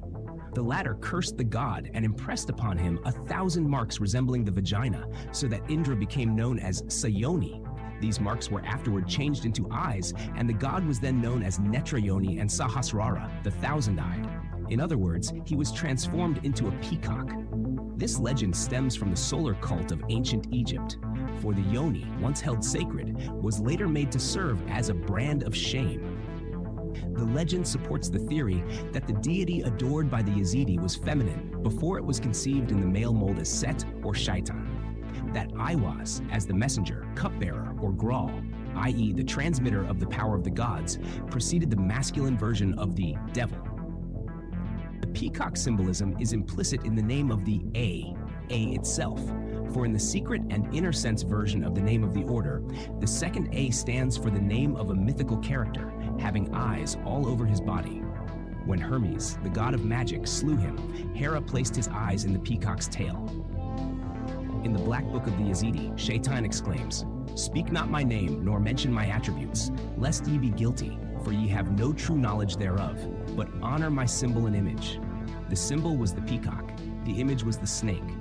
This is the snake that giveth knowledge and delight and bright glory. And in order to arouse and direct upward the kundalini or serpent power, Crowley was instructed by Aiwaz to employ wine and strange drugs, the purpose of which was to arouse the subtle centers to activity. It is necessary at this stage to say something about the subtle or occult zones of consciousness in their microcosmic and macrocosmic aspects. There are numberless sacred centers on the face of the earth, each one being the counterpart or reflection of a subtle nerve complex in the physical organism. 72,000 nerve plexuses are referred to by the Hindus in their sacred writings. All ancient nations had their power centers on earth, which served as foci of transmundane and cosmic forces. For example, the gnomes of Egypt were mapped according to the distribution of the various members of Osiris's body after being hacked into pieces by Typhon. Cult centers corresponding to parts of his body contain shrines with replicas of these organs, and sometimes the originals, as has been claimed. The phallus of Osiris at Het Benun in the Nome of Mendes was the most important shrine and focal point of the ancient worship. The adoration of the Baphometic or Mendesian goat rehearsed the sun god's resurrection in the house of the goat, Het Bait, the womb of Isis. Similarly, in India, when the goddess Sati was hacked into 51 pieces by the discus of Vishnu, the places where her various members fell were sanctified with shrines or sacred monoliths. Kamrup, in Assam, was particularly revered as the repository of the Devi's yoni. Kamrup or Kamarupa, meaning the image of desire, remains a supreme spiritual focus for tantrics who worship the goddess with the aid of her priestesses, who possess naturally the characteristic talisman of the goddess. In Kamrup, the menstruation of the earth occurs according to Hindu belief. The examples of divine centers provided earlier are specific to Egypt and India. However, there is a worldwide network of centers that are reflected in miniature within the 7 major chakras in the subtle counterpart of the human body. More specifically, the chakras function through the endocrine system and therefore influence humanity at psychophysical levels. The macrocosmic centers are widely distributed across the Earth's surface. One is located in Cairo, another in Sumer, and a third in the British Isles. The macrocosmic centers are widely distributed across the Earth's surface. One is located in Cairo, another in Sumer, and a third in the British Isles. The most exalted and spiritual center is located at the southern extremity of India. The remaining 3 centers are located in the trans-Himalayan region of the Gobi Desert, in the Andes, and in California, respectively. The 51 members correspond to the 51 letters of the Sanskrit alphabet, each of which represents the mantric or vibratory key to secret zones of the goddess. Their special combination forms the mantras used in the rites of her worship. They awaken the subtle centers and control the flow of elemental energy, which her body contains, or rather, which she attracts from the cosmic spheres and transmutes through her body into the nectar of immortality, Amrit. The etheric body contains vortices of immense magical energy, which attract and concentrate within themselves cosmic forces from outer space. They have affinities with the principal endocrine glands situated in the physical body, of which 7 are of primary importance from an occult standpoint. They also correlate to the 7 chakras, or psychic centers. The glands themselves saturate the body with the subtle effluvia that flow into them from the batteries of cosmic and extra-cosmic energy radiating from planets, stars, and suns. The supreme seat of energy, the Sahasrara chakra, is not located within the physical body at all, but above the cranial suture, where, figuratively speaking, the lotus of infinite light blooms and bathes with its perfume the subtle anatomy of man. The Sahasrara is the seat of the Atman, the true self in man, which is known as the Brahman in the cosmos. It is the abode of Siva and is represented on earth by the sacred hill of Arunachala in South India. This is the cult center of the most profoundly spiritual path now open to humanity, i.e. the Advaita Marg, or path of non-duality. Arunachala, the oldest hill in existence, is said to date from the Lemurian phase of the earth's history. The light of pure wisdom, Jnana, shines through the Sahasrara. It is broken into 1,000 streams by its multitude of petals. The nectar drips perpetually over the subtle bodies and energizes the chakras beneath it, each chakra absorbing and transmuting a little of the light in accordance with individual spiritual development. The first 2 glands to be animated by the light are the pineal and the pituitary. The pineal gland is located in the middle of the head of the physical body, and its function is to initiate the current of light in the remaining centers and to regulate its distribution from the corresponding chakras in the etheric body. The pineal gland is backed by the Ajna chakra, which once constituted the third eye, or eye of Siva. This is the channel of direct spiritual energy, and although it is normally sealed after puberty, it may be reopened by constant self-inquiry, atmavichara, that is, by true meditation or thought-free consciousness. This is not a mental process, since it pertains to the formless plane of pure being, from which it is, figuratively speaking, just one step removed. Ajna is served by the 2 glands, pineal and pituitary. The frontal lobe of the pituitary body stimulates the intellectual centers situated in the frontal lobe of the brain. The dorsal lobe of the pituitary body affects the base of the brain, where are situated the centers capable of generating poetic inspiration and exalted aspiration. The springs of high-powered sexual creativity and initiative are controlled from this center, which forms the second petal of the 2-petaled lotus of the Ajna chakra, the second eyelid of the third eye. Through this center flow the amalgamated vibrations of the astro-etheric and lower mental planes, where they are harnessed to the light by the power of the spirit, Atman. On the earth plane, as if to counterbalance the southerly situation of Arunachala, the Ajnayic center is located in the northern and trans-Himalayan region of the Gobi. It is sometimes referred to as Shambhala, where an occult concentration of cosmic will radiates through the vehicles of the so-called hidden masters, of whom Aiwaz is the chief in the present aeon. The thyroid gland, in the region of the larynx, is backed by the Vishuddha chakra. This gland, in its active state, enhances sensitivity and renders the individual hypersensitive to all kinds of physical, astral, and mental sensation. If this gland is overstimulated, there is danger of megalomania, because its vibrations attract cosmic entities seeking to dominate the Earth sphere through mantric and verbal impressions.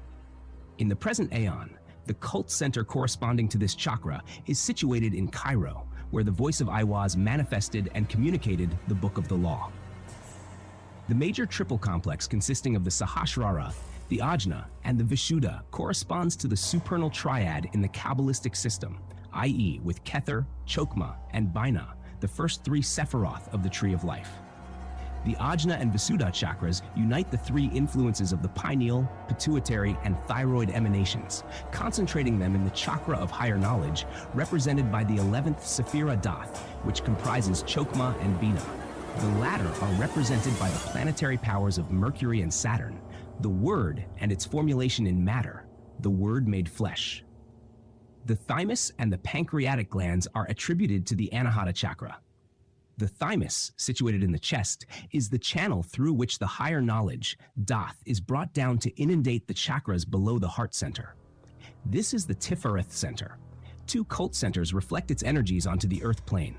One of these secret centers is said to be situated in a mountain submerged beneath the sea, about 100 miles off the coast of Peru, in the region of the Andes.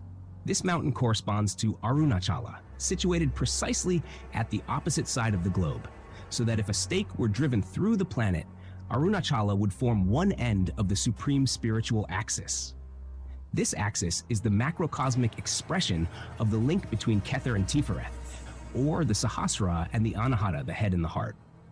The second of these 2 cult centers is at Glastonbury, the focus of the Western mystery tradition, which asserts that this region was an occult powerhouse long ages before it became the secret stronghold of the Holy Grail.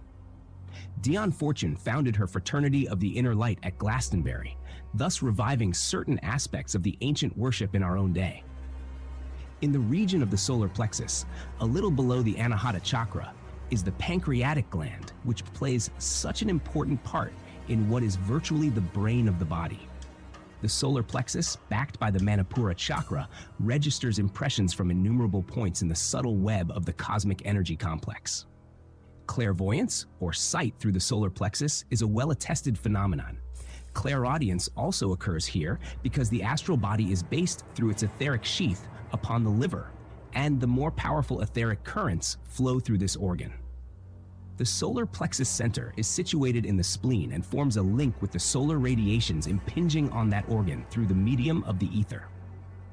These radiations generate emotional stresses which discharge their effluvia into the lower personality complex. If not controlled and transmuted by the will into spiritual dynamism, they attract the larval phantoms that haunt graveyards and seance rooms. The adrenals are backed by the Svadhisthana chakra, which forms the downward point of the second triangle of chakras in the psychosomatic organism. Sahasrara Ajna Visuddha form the first, Visuddha Anahata Manipura form the second, Manipura Svadhisthana Muladhara form the third. Svadhisthana is the focus of the forces that nourish the animal and instinctual nature. The adrenals, which secrete adrenaline into the bloodstream, are small glands situated above the kidneys. In the Kabbalistic system, Yesod is the corresponding sephira or vortex of energy. This is the Hórus sacred to the Yazidi, and to it is attributed the cult center at Sumer, which Crowley claims to have been the scene of man's first consciousness of himself as an individualized monad or spirit. The complex symbology of this center forms the substance of the present book. It is the cult center of sun and moon, of moon magic, and the Eiksgees, as the final center Malkuth is of the Earth and Saturn, and of the secret Zivir degrees. The extreme lower point of the third triad is represented in the physical organism by the gonads, backed in the etheric body by the Muladhara chakra. The gonads are involved directly in the mechanism of psychophysical creativity and sexual reproduction. They emanate potent kajas, or essences, which act dynamically wherever their impact reaches. Their radiations are used in all inspirational and psycho-magically creative work, as well as in the more secret formulae of regeneration, astral and physical. At this region in the subtle body sleeps the primal fire snake, Kundalini. It focuses the fires of the physical plane, all the electromagnetic currents of blind force that are highly dangerous unless polarized by the controlling light radiating from the highest center in the region of the supernal triad. On the earth plane, the energies of this lowest chakra, Muladhara, are concentrated in an occult center in California that is only now becoming dynamic. It will prove to be a magazine of tremendous power during the evolution of both man and the planet in the present Aeon of Hórus. The gonads are backed by the Muladhara chakra, Malkuth of the Kabbalistic system. As the moon of Yesod controls the creatively sexual aspect of Kundalini, so the earth currents are represented by the sphere of Malkuth, the sephira of the bride. This is the sphere of the most material emanations of the light and their connection with the mysterious formulae of regeneration or resurrection through the Sixer Vizgriel. The number of Malkuth is 10, the pillar and the egg. And the number of Kether, the supreme light, is 1 or unity. Malkuth and Kether conjoined add up to 11, the number of magic, and of that 11-fold word that is made flesh by a process of sexual magic which the Yazidi practiced and at which the Arabs hinted in their most ancient holy books. There is a Kabbalistic saying, Kether is in Malkuth, and Malkuth is in Kether, but after another manner, and its meaning is to be sought in the mysteries of the Yezerizgirl. As the human body is a battery of energies and an exact replica in miniature of the macrocosm, it will be seen how closely interwoven are all these foci, centers, chakras, or vortices. The body is based upon or formed around 7 major centers through which the cosmic radiations flow and interact upon its own electromagnetic emanations. The ancient Egyptians were acquainted with the approximate position of these centers in the human body and, as previously noted, symbolized them by certain nomes of the land which they inhabited. Physical science is slowly beginning to consider the possibility of the influx and influence upon the endocrines of gigantic cosmic radiations exerted from beyond the solar system.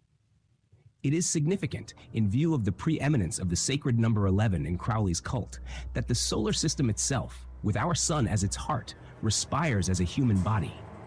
The vast breath cycle taking 11 years to pass through its heart, the sun.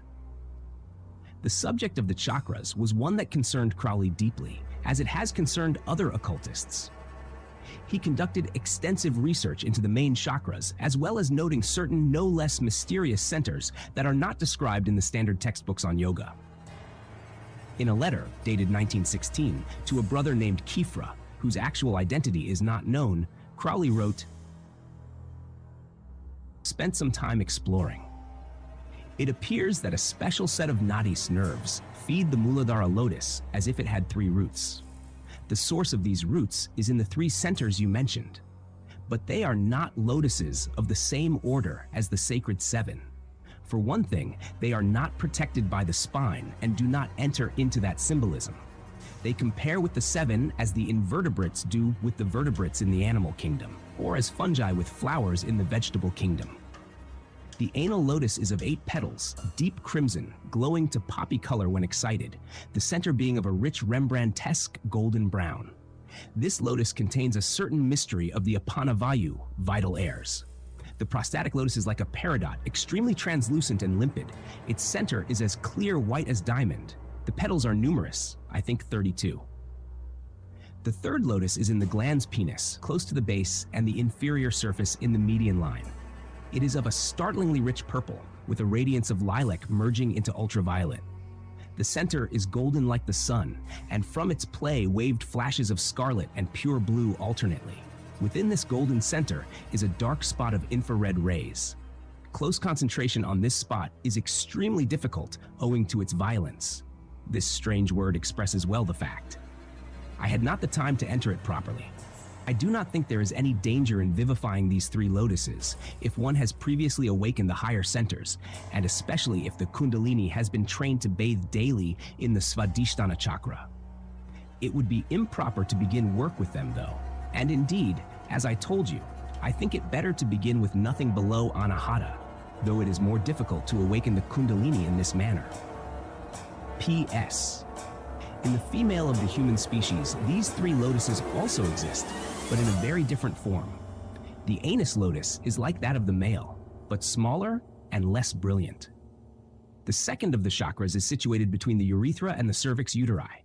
It is a very large lotus with myriad petals, somewhat diffuse and cabbage-like. Its color is neutral gray, but in pregnancy it becomes a brilliant orange and flower-like. It is extremely sensitive and absorbent, and constitutes the greatest danger to women. Foreign influences easily invade it, and cause hysteria and obsession. During the catamenia, in particular, it is suffused with red and brown streaks and appears corroded. The third lotus is at the base of the clitoris.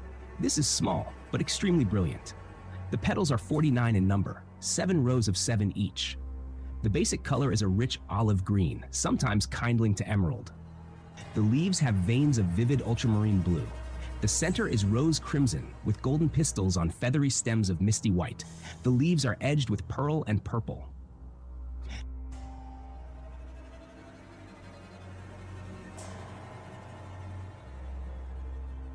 drugs and the occult. It was Alan Bennett, Frater Yehiaor, who introduced Crowley to the use of drugs between 1898 and 1899. This adept of the Golden Dawn had already experienced some of the high spiritual trances by the time Crowley met him. Of Yehiaor, "Let There Be Light," Crowley wrote, "We called him the White Knight, from Alice Through the Looking Glass. So lovable, so harmless, so unpractical. But he was a knight, too, and white. There never walked a whiter man on earth. He never did walk on earth either. A genius, a flawless genius, but a most terribly frustrated genius. Spasmodic asthma, continuous through months of drastic remedies, which remedied nothing, pushed to the danger limit, rare intervals of blessed peace whose price was deathly weakness. But through it all, the calm, undaunted spirit walked the Empyrean, and the radiant angelic temper ripened the wheat of friendship. He was a man of science, Bernard Dyer's most promising student, but appalling ill health prevented his holding down a job, and he was desperately poor. I got a room for him next to my flat in Chancery Lane and settled down to pick his brains. For he was known all over London as the one magician who could really do big-time stuff. There was, for instance, a party at Sidney Colvin's. The conversation turned upon the blasting rod, and somebody pooh-poohed it loudly. Alan produced his pocket wand, a luster from a chandelier, and pointed it at the incredulous one. 15 hours later, the doctors got him back to consciousness. At 18, he, E. Bennett, had an accident. I should think almost unique. Two of the most important stages in yoga training are called Atma Darshana and Shiva Sarshana. In the former, the whole universe, grasped firmly as a homogeneous unity, and deprived of all its conditions or categories, is united with the pure self of the yogi, equally purged of its conditions, in a single supreme act. And this, although no subject or object remains, results in a positive state. In the latter, this state is annihilated. In Alan Bennett at 18, without training or preparation of any sort, this Shiva Darshana spontaneously occurred. He was, of course, instantly thrown out again. The effect, even upon the man well trained by years of arduous work, is absolutely blasting. It is a marvel that Alan survived and kept his reason. But he did, and had sufficient memory of the event to swear to himself, "This is the only thing worthwhile. I will do nothing else in all my life but find out how to get back to it." One of the great ironies of the relationship between Bennett and Crowley lay in the latter's belief that by prolonging Bennett's life, which he did by magical means, and enabling him to travel to the East for the good of his health, Bennett would plant the banner of Thelema in Asian lands. Instead, as history testifies, Bennett brought Buddhism to the West. The matter is humorously expressed in rhyme by Crowley. Dawn was golden when you met the guide, between the massive pillars, white and black. You took the boat that floated with the tide, to leave behind no track. I got you gold that you might go abroad, and take my message to another land. I hoped that you would raise my magic sword upon another strand. Buddha, who died from eating too much pig, netted your soul. With corybantic swine, you swilled your fill to prance a porcine jig beneath an alien vine. Yellow your heart, as yellow as the gown you wore, the color of the sneaking spy, who from within betrays the tortured town, when victory is nigh. Rocher was blind, but saw the vision splendid. Fielder was mad, and Loveday devil led. But you found yourself ere your drab journey ended, rejected by the dead.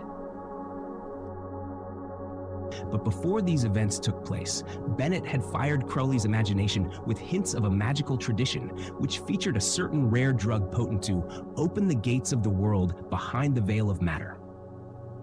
In the flat at Chancery Lane, where Crowley lived under a variety of aliases and where he entertained voluptuous women, Bennett and he sampled many of the well-known drugs and several strange ones as well. Charles Rocher was associated with the Golden Dawn. Crowley believed that Rocher's blindness was really a punishment for neglecting the great work. He was reduced to poverty and died friendless.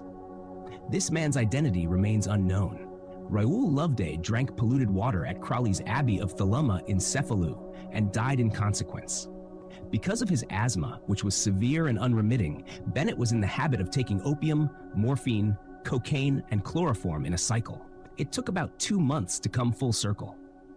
After the total bodily prostration which these attacks produced had worn off, the cycle recommenced, leaving Bennett brief respite. He was, therefore, no novice in the matter of drugs. There was no legal prohibition where drugs were concerned at the time of Crowley's early experiments.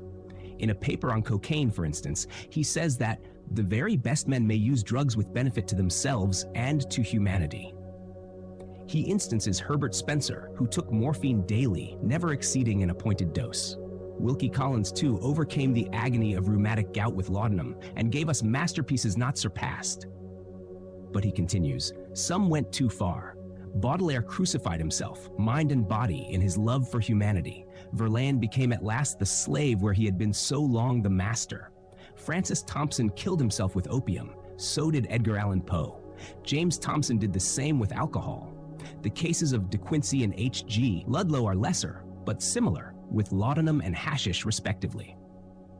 The great Paracelsus, who discovered hydrogen, zinc, and opium, deliberately employed the excitement of alcohol, counterbalanced by violent physical exercise, to bring out the powers of his mind. Coleridge did his best while under opium, and we owe the loss of the end of Kubla Khan to the interruption of an importunate man from Porlock, ever accursed in the history of the human race. Crowley experimented not only with narcotics, but drugs such as datura, juice of the Vedic soma, or moon plant, and the black drink of the Florida Indians. The typical sacred tree, or tree of life, was itself based upon actual trees whose fruit or bark yielded alcoholic or narcotic juices. These were used for the induction of trance conditions and religious ecstasy in ancient times. The Egyptians distilled the juice of the sycamore, the sacred fig tree, and because it was noticed that mortals who drank of it were transformed into immortal spirits, able to penetrate the spirit world and hold commerce with disembodied spirits and other subtle entities, the liquid was mythified as nectar, ambrosia, a drink fit for gods. In Africa, the toddy palm yielded nectar, already fermented. In India, it was the peepal tree. The juice of the people placed men on an equal footing with the gods, enabling them to see into the past and the future, to transcend space and time, and to know the secrets of the hidden regions of the universe. Intoxication was a mode of communing with spirits and of becoming a spirit, hence the term spirits, even yet, suggests both the shades of the disembodied dead and the dead drunk. Soothsayers and magicians, inebriated by drink or drugs, were held sacred as oracles of the gods or spirits, which spoke through their mouths words of supreme wisdom. As the Samaveda has it, we've quaffed the soma bright, and are immortal grown. We've entered into light, and all the gods have known. The ideas of spirit and of sexual heat are also comprehended in one of the Egyptian glyphs for intoxicating liquor sock, which has for its determinative the lioness, Sekhet, the goddess of summer heat, of the south, of the sexual fire, which is the spirit or inspirer, literally the Sakti, of the male. But whatever the drink or drug, Crowley used them all in his search for the mysterious elixir potent to unseal the gates of the invisible world. He also wished to compare the states of consciousness induced by their use with those resulting from madness, obsession, and mystical exaltation. With Alan Bennett, he carried out several experiments with hemlock and obtained glimpses of the world behind the veil, but these glimpses were fleeting and sporadic. He therefore set himself to experiment systematically with all known drugs. He studied the subject in theory in books and in practice under the guidance of specialists. He refused to believe that the theory of irresistible fascination was correct and determined to prove that the magically consecrated will was the sole safeguard against addiction. That prohibition increased the danger and made the drug taker a criminal into the bargain. He tested these theories on himself and found that none of the so-called habit-forming drugs had any such effect on him. But in 1919, heroin, which he had used but once previously, was prescribed for his asthma and bronchitis by a Harley Street physician. Crowley, like Bennett, was subject to severe bouts of asthma, which he attributed to his Himalayan experiences in 1901. In a letter written after Crowley's death, however, Frater Acade, Charles S. Tite Jones, claimed that Crowley's asthma was the result of a deliberate attempt by him to destroy his, Accade's, wife. Crowley, it seems, had charged her with poisoning her husband's mind against him. Ruby Jones had long suffered from asthma, but it ceased abruptly the moment Crowley launched his magical attack. Far from being destroyed, she found herself completely cured. But from that time on, Crowley himself was afflicted with the disease, and it attacked him intermittently for the remainder of his life. How much of this is fact and how much is due to Akkad's innate paranoia remains uncertain. Crowley ignored Akkad's accusations and always attributed the illness to his climbing experiences in the ascent of Kanchenjunga, which long antedated the Akkad incident. In the Confessions, p. 856, he refers to his asthma as having been exacted by the god of the mountains. Owing to this complaint, which was at times exceptionally severe, Crowley was forced to resort to heroin more and more frequently, and by the year 1923, he found that a physical, though not a moral habit, had been firmly established. He tested his power to break it and found that he was able to do so, but with great distress, for 3 or 4 days at a stretch. The account of his struggle with and ultimate triumph over the drug is recorded in Liber 93 vel Nick, the first part of which is entitled The Fountain of Hyacinth. It is a terrible document, lit by flashes from the profound and ultimate sphere of initiation beyond the pylon of which the drug enabled him to pass. He came through the ordeal, and from his magical record, it appears that he attained to the highest possible grade of the Great White Brotherhood, i.e., the grade of Absissimus, 10 of his attitude to drugs thereafter. He wrote, "Most of the fixed ideas about drugs are superstitions. I have long observed this fact with regard to a great many, but the more I learn, the larger is the rubbish heap of accepted statements.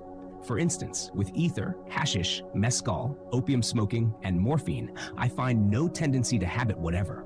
More still, I am unable to force myself to use these drugs at all, except on the rarest occasions. Yet I have nothing but the most pleasant and profitable experiences in connection with them. With heroin and cocaine, on the contrary, I have not much to thank them for, and there has been a good deal of annoyance connected with them. Yet it is for these and these only that I hanker. I begin to have a grave suspicion that there is a masochistic complex at the bottom of it all." There is indeed a pronounced masochistic component in Crowley's makeup, as proved by certain passages in his magical record.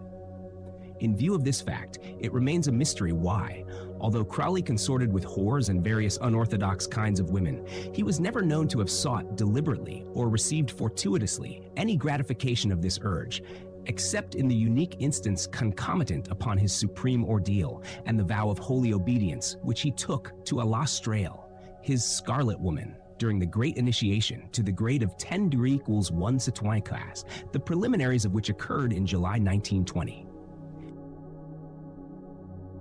His experiments with drugs enabled him to refute popular misconceptions. His own experiences prove that ill-considered statements for and against drug taking were grossly exaggerated in respect both of their dangers and their delights.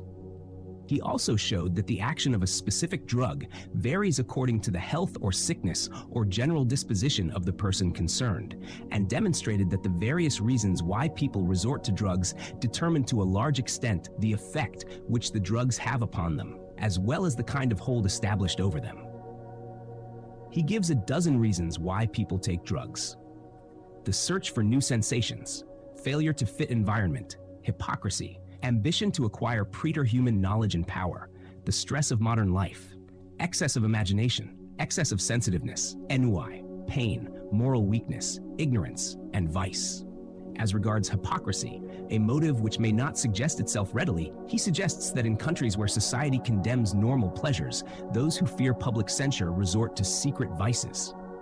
Pain, on the other hand, may be regarded as a legitimate excuse, while ignorance applies to people who, perhaps involved for any of the other reasons, take drugs because it is expected of them.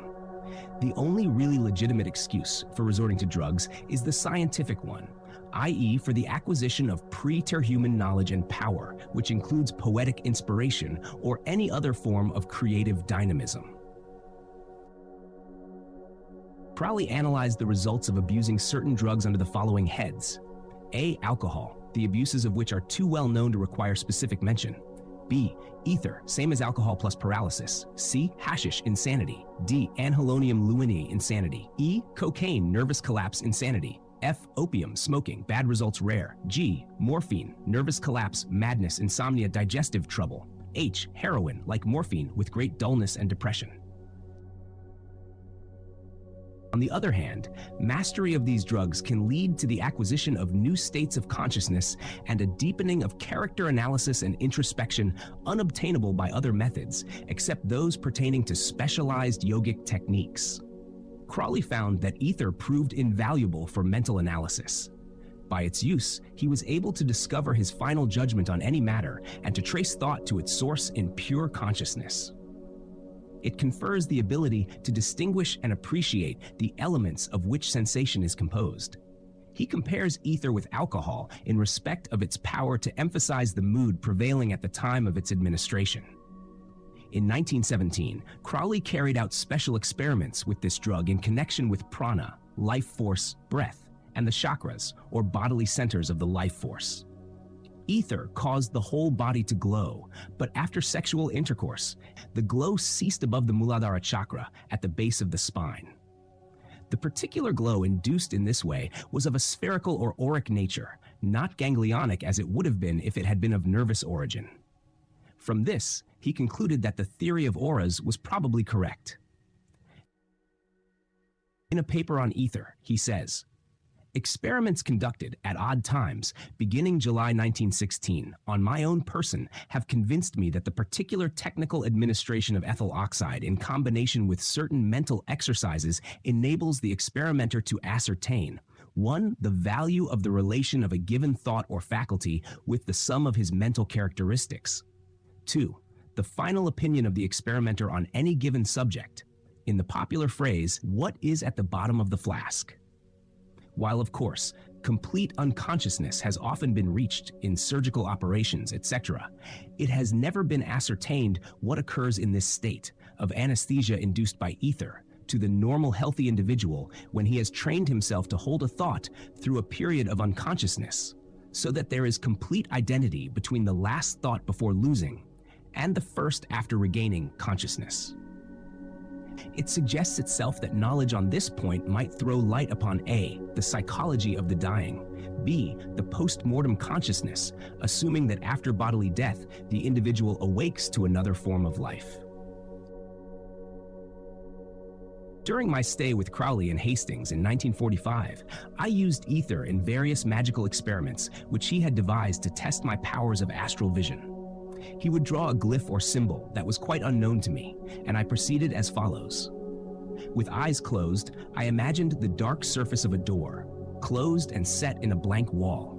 When this mental image did not waver, but not before, I superimposed the symbol upon it so that it glowed vividly in white light. Still holding the image steady, I inhaled the ether. As I inhaled, the symbol appeared to grow intensely bright, increasing or diminishing in size despite my attempts to keep it steady. This defect in concentration took me some time to overcome. When the image remained invariable, I proceeded to the next stage of the experiment, which was to visualize the gradual opening of the door in the wall. The vista beyond was wrapped in a hazy mist. I transferred the symbol to the mist and then projected my consciousness through the door by willing myself through it. I found myself, suddenly, bereft of my body. A sensation of extreme lightness and freedom characterized my movements. I found myself surrounded by an unfamiliar landscape lit from within. It seemed as real, if not more so, as a mundane landscape. It conformed in one way or another with a region of the astral plane, consonant with the nature of the symbol visualized.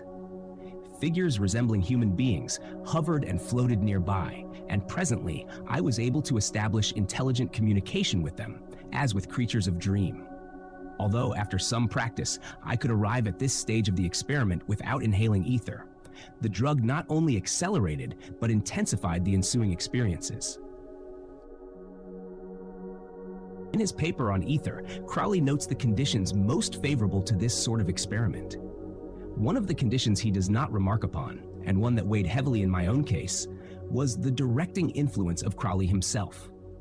Without his presence, the process of passing through the door and projecting consciousness into the region beyond became one of great difficulty, and success was only achieved after much effort. Hashish, Crawley found useful for mental analysis because it aids the imagination and increases courage. The genesis of ideas and imaginative concepts is revealed sometimes as a series of pictures. The subject is treated extensively in The Equinox, Volume 1, numbers 1, 2, 3, and 4, which contain interesting articles by E. Wineray and H.G. Ludlow. Crowley's translation of Baudelaire's poem of Hashish and an account of Crowley's researches with the drug entitled The Psychology of Hashish, which he wrote under the pseudonym of Oliver Haddo, the name of a character in Somerset Maugham's The Magician, based on Crowley. Hashish is of special use to the occultist because it abolishes the subconscious. In the Amelantra Working, 1918, Crowley notes that a hashish experiment is rather like going slumming. One is amazed by the variety and vividness of the impressions. I think this is caused by a Freudian recognition. One sees again the things that used to be familiar in a simpler consciousness, things long since buried. The same thrill as revisiting one's childhood. It is therefore a return or a regression in mental structure, a degeneration. Thus we see that analysis represents going back and synthesis, advance. This again is proof of the nature of Choronzon. As dispersion represents analysis or destruction, he is the enemy of man, whose formula is creation by synthesis. This synthesis is love. Hence it is written, love is the law. But this synthesis must be morally pointed to a definite purpose, of which love is only the method. Hence it is written, love under will. The law of Thelema is consequently a complete statement based on the facts of the structure of the mind.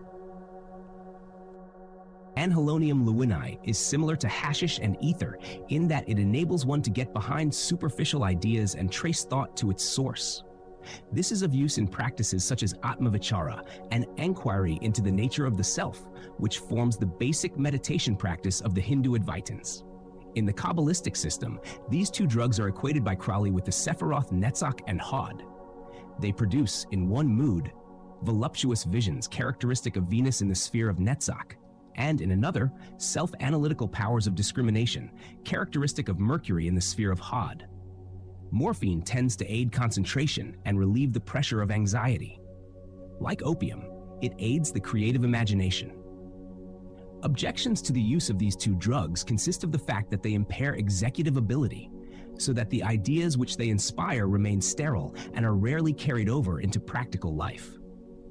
As is well known, opium has the virtue of relieving pain and conferring philosophic tranquility. Cocaine prevents fatigue and enables a person to work at full pressure for an indefinite period. Crowley remarks on its power of giving endurance, its treacherous voluptuousness, and its quality of anesthesia.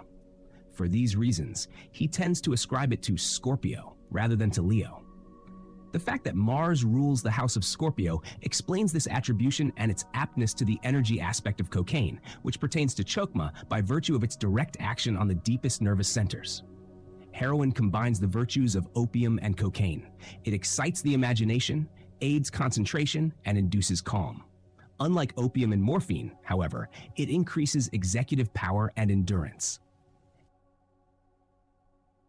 The life and death struggle which Crowley waged against heroin is related in Liber 93. Towards the end of his life, he notes, "There is no yen at all for the drug when I am free from A, care, B, boredom.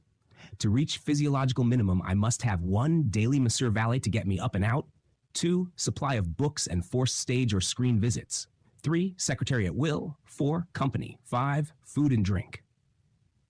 In the same diary, he notes that 1914 was the probable date of his first heroin experiment, taking some 3 grains per day. After the tremendous struggle with the drug, to which reference has already been made, he shook off completely its hold over him, and there is no further record of its use until, in 1940, 7 years before his death, his doctor began prescribing 1/4 or 1/6 gram for recurrent attacks of asthma. The complaint had again become acute, and this is the first record of heroin consumption in his diaries for many years. From that time on, until his death in 1947, he took steadily increasing doses until in 1946, we read of doses as large as 6 grams per day. His excessive use of the drug between 1920 and 1922, he ascribed to financial anxiety, lack of stimulus, correspondence with chelas, etc., and his inability to get things published. The conclusions he reached in respect of the drug in Liber 93 led him to declare that his experience should serve as a preliminary prima facie case for a revolutionary revision of the extant medical theories on the subject and of the legislation regarding the sale of heroin and similar drugs. It is evident from a study of Crowley's writings that he used drugs with the set purpose of invoking and questioning spirits, in much the same way that Kelly and Dee questioned the spirits that appeared in their shoe stone. In a comment on the Book of the Law, chapter 2, verse 22, he wrote, "Wine and strange drugs do not harm people who are doing their will. They only poison people who are cancerous with original sin. If you are really free, you can take cocaine as simply as saltwater taffy. There is no better test of a soul than its attitude to drugs. If a man is simple, fearless, eager, he is all right. He will not become a slave. If he is afraid, he is already a slave. Let the whole world take opium, hashish, and the rest. Those who are liable to abuse them were better dead. For it is in the power of all so-called intoxicating drugs to reveal a man to himself. If this revelation declares a star, then it shines brighter ever after. If it declares a Christian, a thing neither man nor beast, but a muddle of mind, he craves the drug, no more for its analytical, but for its numbing effect." Lytton had a great story of this in Zanoni. Glyndon, an uninitiate, takes an elixir and beholds not Adonai the glorious, but the dweller on the threshold. Cast out from the sanctuary, he becomes a vulgar drunkard. We of Thelema think it vitally a right to let a man take opium. He may destroy his physical vehicle thereby, but he may produce another Kubla Khan. It is his own responsibility. In certain magical operations which Crowley performed, e.g. the Aboldes working in 1911, the Paris working in 1914, and the Amelantra working in 1918, a variety of drugs was employed. Cocaine, which he assigns to the element of fire, was used for fortifying the will, thus helping to keep the object of the operation firmly in mind. Morphine, slowing and purifying the mind, makes thought and its formulation more vivid and precise. Heroin, it seems, partakes of both these qualities and combines them in a peculiarly subtle manner. To the element of water, he attributes hashish and mescal, owing to their image-making properties, and also because they open the gates of pleasure and beauty. Morphine he also attributes to this element. To air, which is the element assigned to the reasoning faculties, he attributes ethyl oxide ether for its use in mental analysis and the more profound movements of introspection. Finally, the element earth embraces all the directly hypnotic drugs which induce repose and forgetfulness, enabling the magician to withdraw into the arms of the Great Mother to restore his devitalized vehicles, astral and physical. With the attribution of specific drugs to the elements, the old ceremonial and symbolic techniques of subconscious control are superseded by living and experiential aids. Similarly, with sex, alcohol, the mystic dance, and circumambulation, the use of mantra and lyrical incantation. These aids, used in conjunction with drugs, stimulate the whorls of energy in the subtle body. In connection with sex and drugs, Crowley wrote in 1917, "I note, with all stimulant drugs, that if one is with others, the force is entirely dissipated, usually on the sexual plane. If one is alone, one becomes creative at once." This is important as establishing the Kundalini doctrine with its upper and lower exits. It does not bear, however, on the doctrine of abstinence from sex, for in normal excitement, the sex seems to stimulate the other creative power. That is to say, sex seems to stimulate the Kundalini or serpent power. Crowley thus observed the direct effects of sex and drugs on the vital center or magical power in the human organism. Drugs in relation to magic and the discovery of the true will forms the substance of the Diary of a Drug Fiend, recently republished after nearly 50 years. When the book was written, drugs had not been prescribed by law. The drug taker was not at that time the criminal he is today. Hence, many of the neuroses and psychoses created by the law did not exist to cause the social problems that face us now. It is one of the peculiarities of our present social system that greater profits accrue from the illicit traffic in drugs than from their open and properly regulated sale. The Diary of a Drug Fiend was withdrawn from circulation in 1922, a few months after it was published by William Collins. Yet, far from advocating the use of drugs, Crowley emphasized the argument obvious to thinking people, that natural ways of arousing the Kundalini and of discovering the true will are to be preferred to artificial means. Nevertheless, the book was described as advocating the use of drugs, and diatribes against Crowley appeared in the daily newspapers of the period. The Legend of Aleister Crowley by P.R. Stevenson, London, 1930, contains typical examples. Howard P. Lovecraft, the New England writer of macabre tales, would have agreed with Crowley's deprecation of the use of drugs in favor of more natural means of magical control. In a letter dated June 11, 1920, Lovecraft wrote, apropos de Quincy, "I never took opium, but if I can't beat him for dreams from the age of 3 or 4 up, I am a dashed liar. Space, strange cities, weird landscapes, unknown monsters, hideous ceremonies, Oriental and Egyptian gorgeousness, and indefinable mysteries of life, death, and torment were daily, or rather nightly, commonplaces to me before I was 6 years old. Today it is the same, save for a slightly increased objectivity." But Lovecraft seems not to have passed the final pylons of initiation, as evidenced by his stories, and particularly his poems, in which, at the last dreadful encounter, he invariably recoiled, resolved not to know what horror lay concealed behind the mask of his most critical incarnation. He was haunted by his dweller on the threshold, failed to resolve the enigma of his own particular sphinx, and, because of this, no doubt, feared to use drugs in case his nightmare vision swept him beyond the point of no recall. Understandably terrified of crossing the abyss, he forever recoiled on the brink and spent his life in a vain attempt to deny the potent entities that moved him. Little wonder the tales he wrote are among the most hideous and powerful ever penned.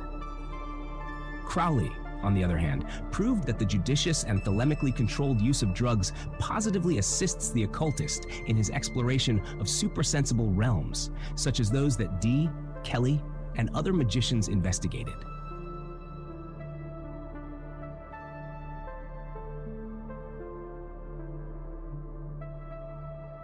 Barbarous names of evocation. Commerce with the denizens of other worlds requires a system of communication. In the West, the Hebrew Kabbalah has been used for many centuries because it contains the most convenient and reliable body of correspondences ever concentrated in a single glyph. The divisions and subdivisions represented by the 10 Sephiroth and the 22 paths comprehend the entire magical universe. Crowley, Jones, and Fortune use this system extensively. It is the most easily verifiable and at the same time the most precise. When Crowley contacted the intelligence named Aboldes through the mediumship of the Scarlet Woman, Virakam, he used the Kabbalah to check the validity of the visions she described. He was also able to verify the identity of Aboldes as a genuine representative of the AA. Similar remarks apply to the communication which he received through Sister Ahitha, who is used as a mouthpiece by an intelligence with the name of Anialantra. Both the Aboldes and the Anialantra workings survive among Crowley's papers. They are fine examples of Kabbalistic usage in connection with vision testing and astral working. Knowledge derived from Kabbalistic analysis of the names of ancient deities enabled Crowley to restore rituals that were of vital importance in his own initiation. The names of deities are nothing less than magical formula, and their restoration supplies the key to their invocation, or evocation, as the case may be.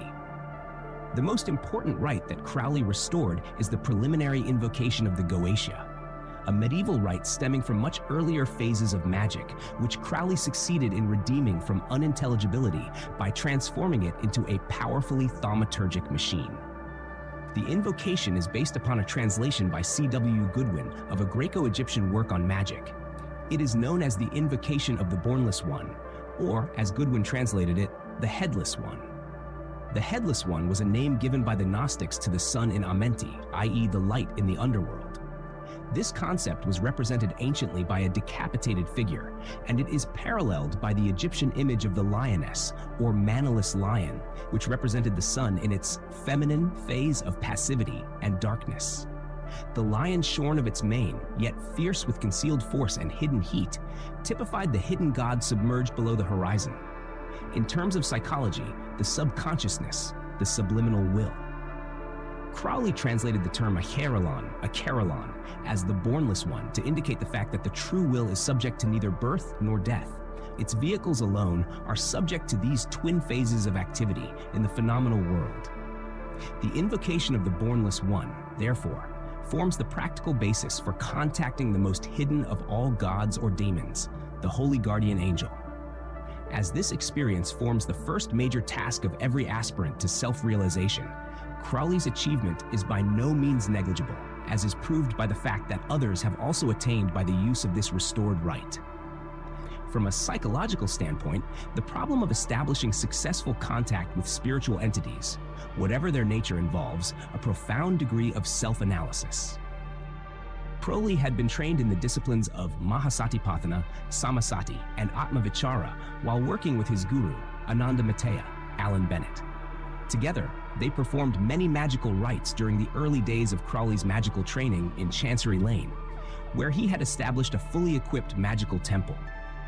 They regularly evoked spirits to visible and sometimes even to tangible appearance.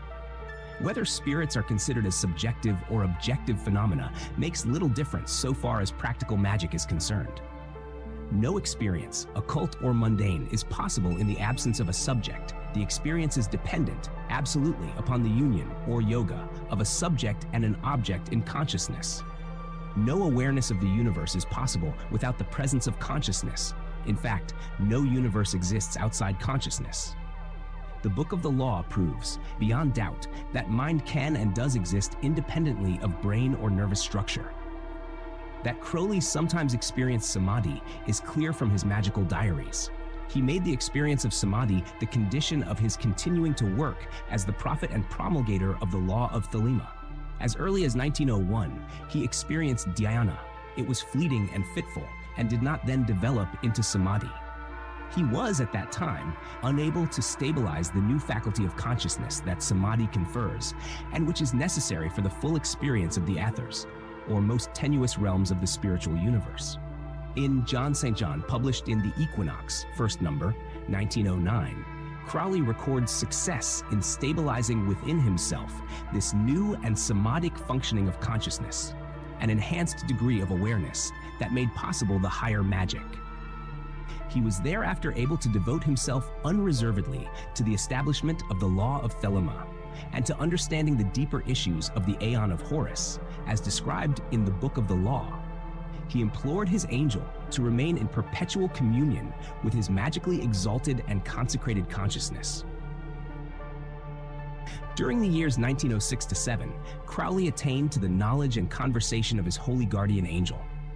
A few months later, after returning from Morocco, where he had been invoking the angels of the ethers with Victor Newberg, he wrote John St. John, the record of his initiation. This was followed by further communion with Aiwaz, whom at this time he called Adonai, the Lord, and the receipt of the holy books, Elixfot and Sept. These works were received directly from his angel by plenary inspiration, without the mediumship of a scarlet woman. He described these books as being wholly different from anything I have written myself. In 1909, he resumed the invocations of the angels of the ethers, known as the Vision and the Voice, or the 418 working, which he had had to abandon in Mexico 9 years previously because he had not attained a sufficiently exalted degree of initiation to enable him to penetrate the subtler airs.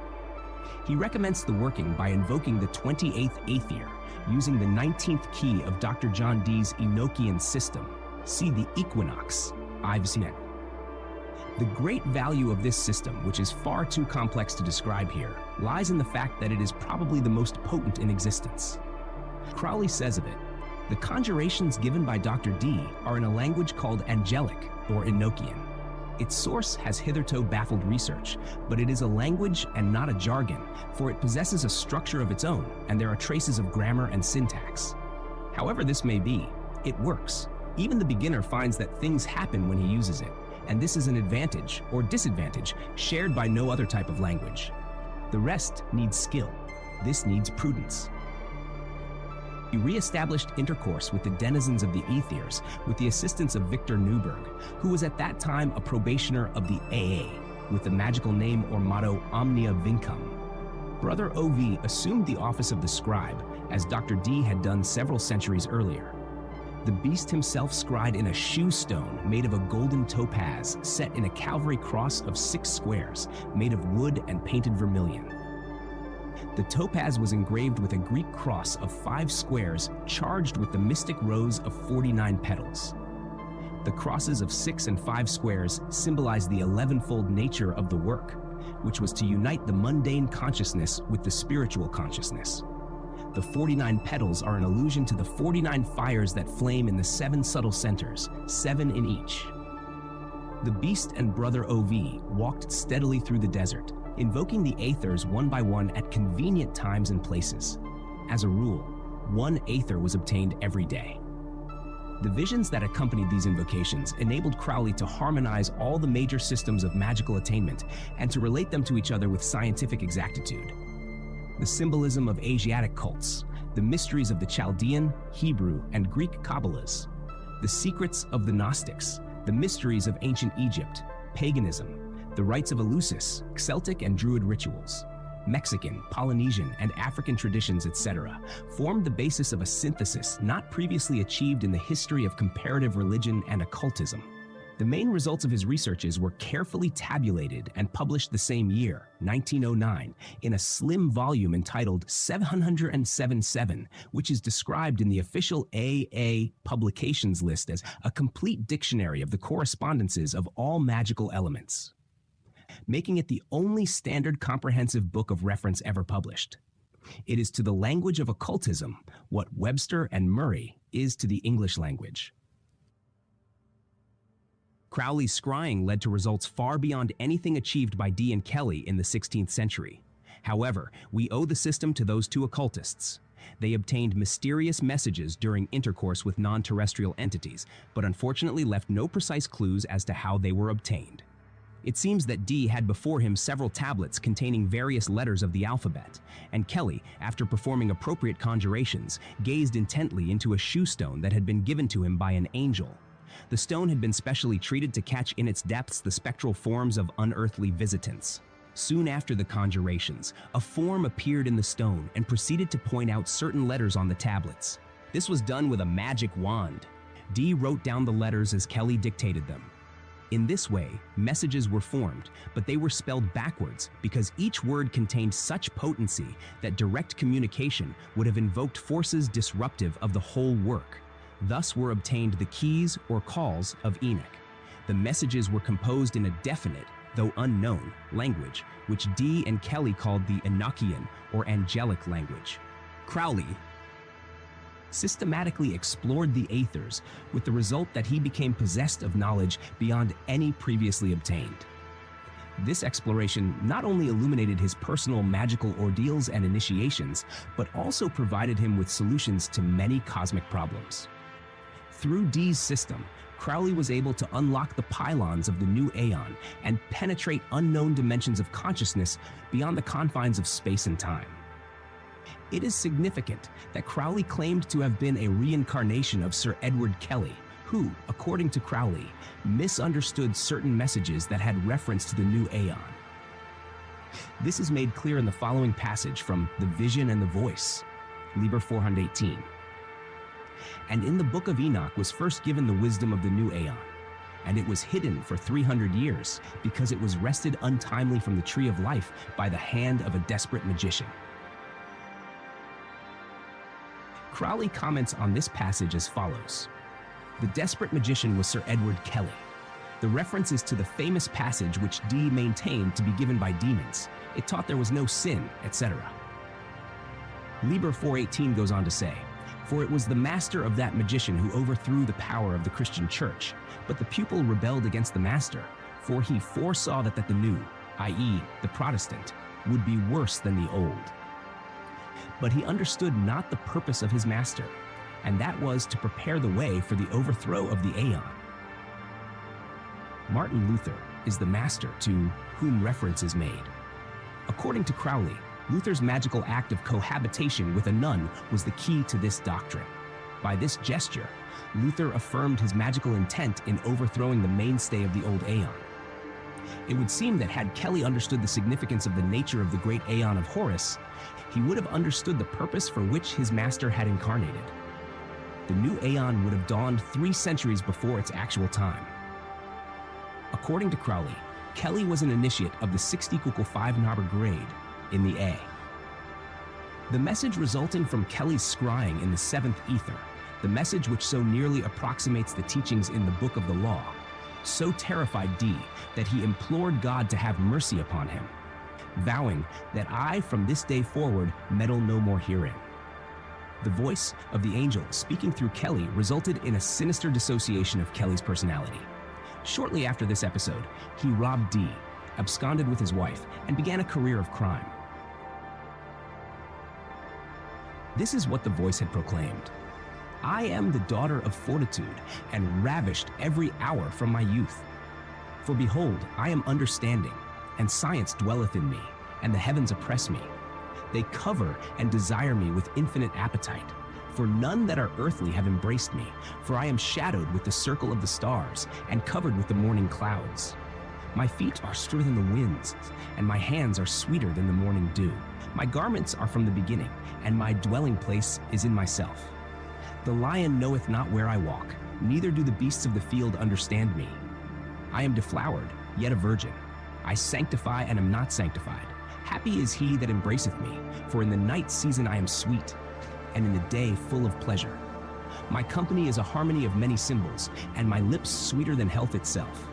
I am a harlot for such as ravish me, and a virgin with such as know me not. Purge your streets, O ye sons of men, and wash your houses clean. Make yourselves holy and righteous. Cast out your old strumpets and burn their clothes, and then I will bring forth children unto you, and they shall be the sons of comfort in the age that is to come. John W. Parsons, head of the Pasadena Lodge of the OTO, between 1940 and 1945, observed that Kelly's life of crime, sparked off by the angel's communication, resembled closely what occurred to himself while working with the same ether, i.e., the 7th. Parsons invoked this ether in 1945 with appropriate rituals backed up by the powerful sexual magic of the VOOTO, which means that he added his own magnetic emanation to the materials used in the magical ceremony. Shortly afterward, his scribe absconded with his wife and tricked him out of money and possessions. Parsons, who was at the time working in an air rocket factory, died disastrously when he dropped a phial of fulminate of mercury. His scribe, however, is still at large, having grown wealthy and famous by a misuse of the secret knowledge which he had wormed out of Parsons. The working basis of communication with occult entities is as arbitrary as any system of algebra or geometry. As long as the system possesses an inherent harmony and internal coherence, it is valid within its sphere of function. Riemann, Lobachevsky, Poincaré, Einstein, and Cantor all constructed mathematical systems which, although at variance with each other, are consistent within themselves. Various methods were used by Crowley for checking and counter-checking signs or utterances received by him in the course of clairvoyant vision, astral traveling, and scrying. In the Abeldes and Amalantra workings, he employed the numerical method of checking spirit names and answers to his questions. He also used the Chinese system of hieroglyphics known as the Yi King, geomantic, tarotic, and similar systems. The interrogation by pure number is Kabbalistic, whether the Hebrew, Greek, or Chaldeo-Coptic Kabbalah is employed. It is from this method that so-called numerology derives. Numerology is a misapplication and consequently a debasement of the Kabbalah of pure number. Because your name happens to be Tubby Hogg, it does not mean that your number is 506, because although by Hebrew Kabbalah the value of Tubby Hogg is 506, Tubby Hogg is not you, but a collection of letters which, quite arbitrarily, distinguishes you from other members of your class, the human species. The second half of a name may indicate a certain bodily lineage, but the first is merely parental whim. Tubby Hogg cannot be said to be your name in the sense that the name of the spirit of the sun is Soroth, the number of which is 666. The confusion of planes is caused by the erroneous assumption that a human being and a spirit are alike in all ways but one. The former is visible, the latter not. The actual difference is that a human being is a microcosm. A spirit is not. A human being, furthermore, is not a specialized entity, but a spirit is such an entity.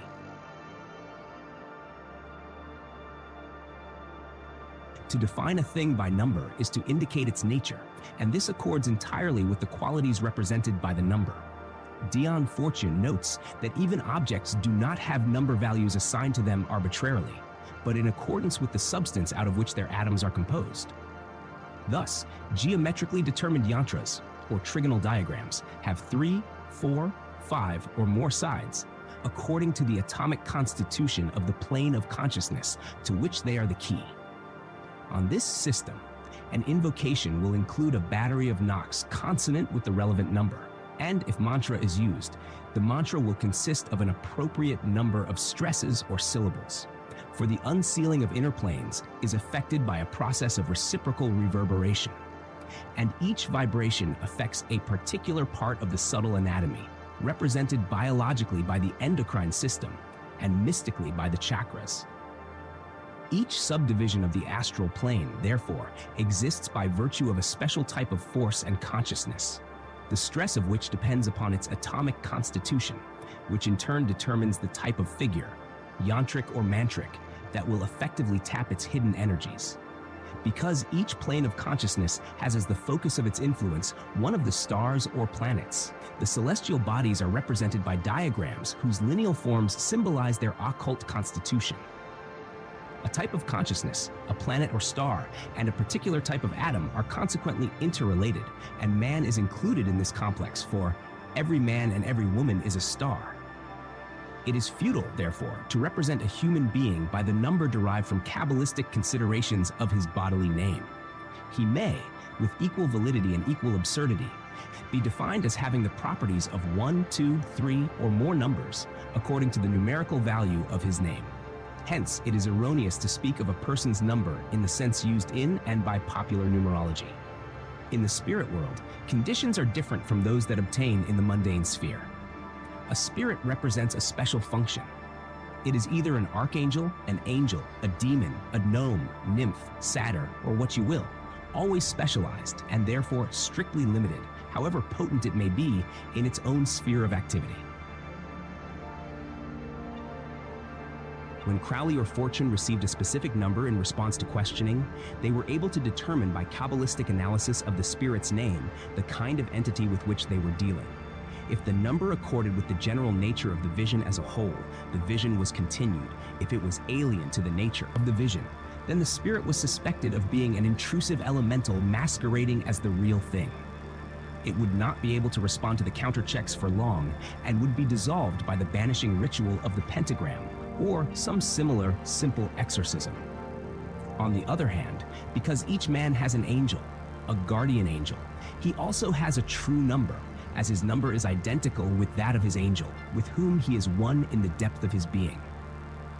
Name and number are therefore synonymous, and no man knoweth the name of his brother's angel, for to know it would confer the ability to invoke it. This is at the root of primitive man's dread of revealing his name. It is also the reason for the elaborate lengths to which ancient Egyptians went to preserve inviolable secrecy regarding their names. It was not the mundane name that they shrouded in impenetrable mystery, but the name of the angel or daemon.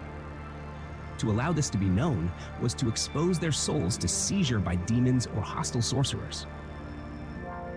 One of Crowley's methods of counter-checking a name or a number was by reducing it to a single number and adding together its component digits, referring the result to a tarot key.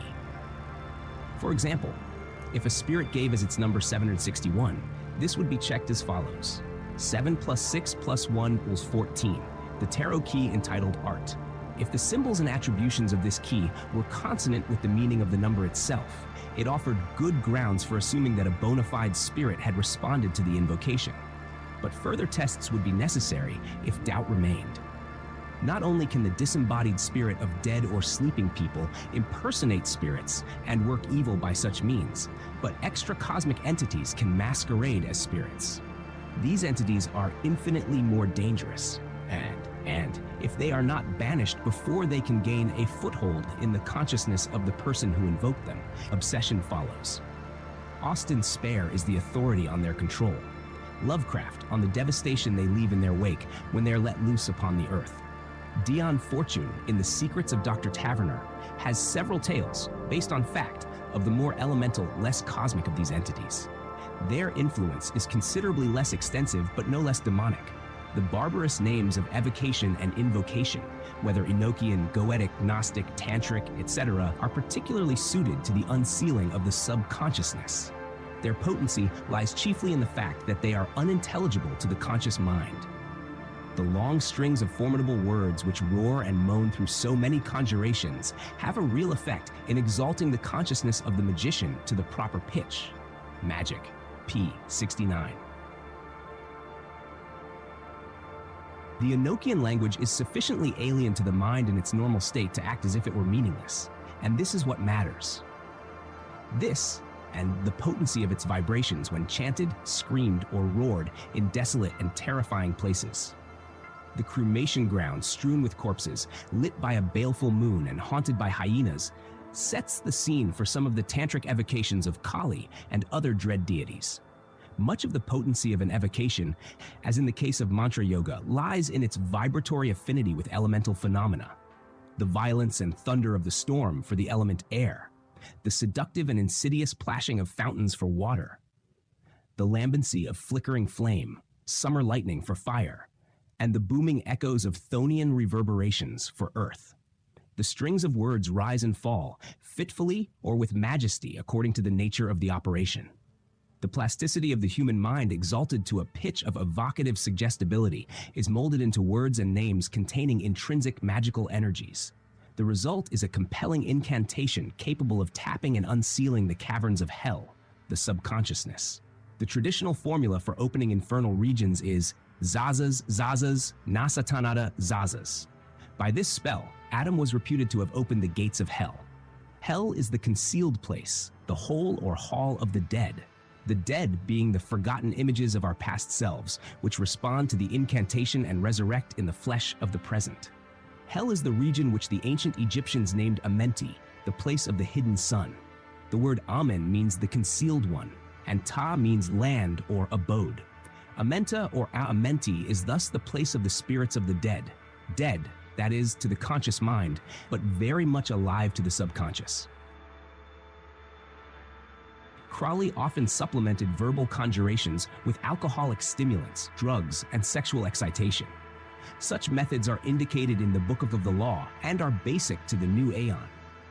These usages have their counterparts in the Tantras, as already noted.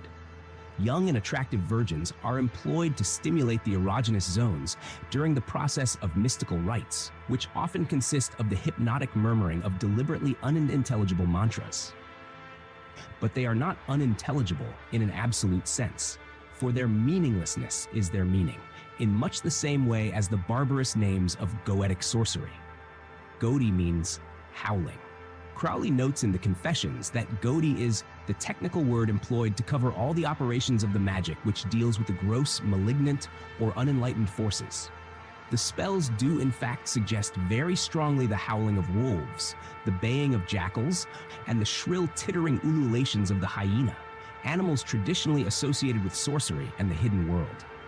In the Aeon of Hórus, ushered in by Crowley, the Logos, being a beast and therefore inarticulate, can but utter a weird and monstrous speech, which the Scarlet Woman interprets or manifests as the word of a god. The formula is that of the beast and the woman conjoined, and the key of their union is the number 11, which is the number of magic or transformation. The transformation of the animal totem into the god, after the manner of the ancient Egyptian mysteries, was revived in the Golden Dawn, where it was known as the Assumption of God Forms. The expression barbarous names evidently refers to monstrous speech or the speech of monsters, and this is the key to the meaning of the word Godi, howling like a beast. The mysteries stem from the earliest phases of evolution, when the transformation from beast into man occurred. During this period were laid the foundations of world mythology and of the greatest civilization ever known. Practices so remote in time as to have been almost totally forgotten before the monumental epoch of Egyptian history began are coeval with the practices revived by Aleister Crowley. As previously explained, the cult of Aiwaz of Akkad may be traced to an earlier period than the Sumerian, to a period that inspired the age-long draconian tradition of Egypt, which lingered on into the Dark Dynasties, the monuments of which were laid waste by the opponents of the Elder cult. These dynasties were blackened in order to annihilate all traces of a supposedly evil cult. The Draconians, or Typhonians, oblivious of the role of the male in the biological mysteries of procreation, had worshipped the whore and her bastard, who were ages later typified as the virgin and child. It may be argued that all the adverse criticism leveled against Crowley and his cult is justified, that the acceptance of the Book of the Law would inevitably plunge mankind once more into the pit of savagery and barbarism out of which it has taken so many aeons to crawl. Such criticism has in fact been made. Crowley, in a letter to Norman Mudd, Frater OPV, dated May 1924, makes it clear that outwardly and politically his aim is a reconstitution of society aimed at averting the catastrophe of bloody revolution. He also wrote, "For the last 20 years, i.e. since the receipt of the Book of the Law from Aiwaz, I have been maturing a plan for saving civilization. The struggle for life between the capitalist and the red has become constantly more acute and is now being brought to a crisis everywhere. Even England, the stronghold of conservative ideas, is almost ready to follow the example of Russia. The one hope of avoiding a conflict which would be finally fatal lies in a spiritual revolution." There is no indication in these passages, and others like them, which it would be inexpedient to quote here, of any desire to revert to the blackest days of Atlantis. On the contrary, there is expressed the sincere hope of finding a brain or center of intelligence sufficiently vast and comprehensive enough to solve the problems with which civilization is faced. Crowley places the ultimate burden upon the individual and their spiritual regeneration through the ordeals of initiation.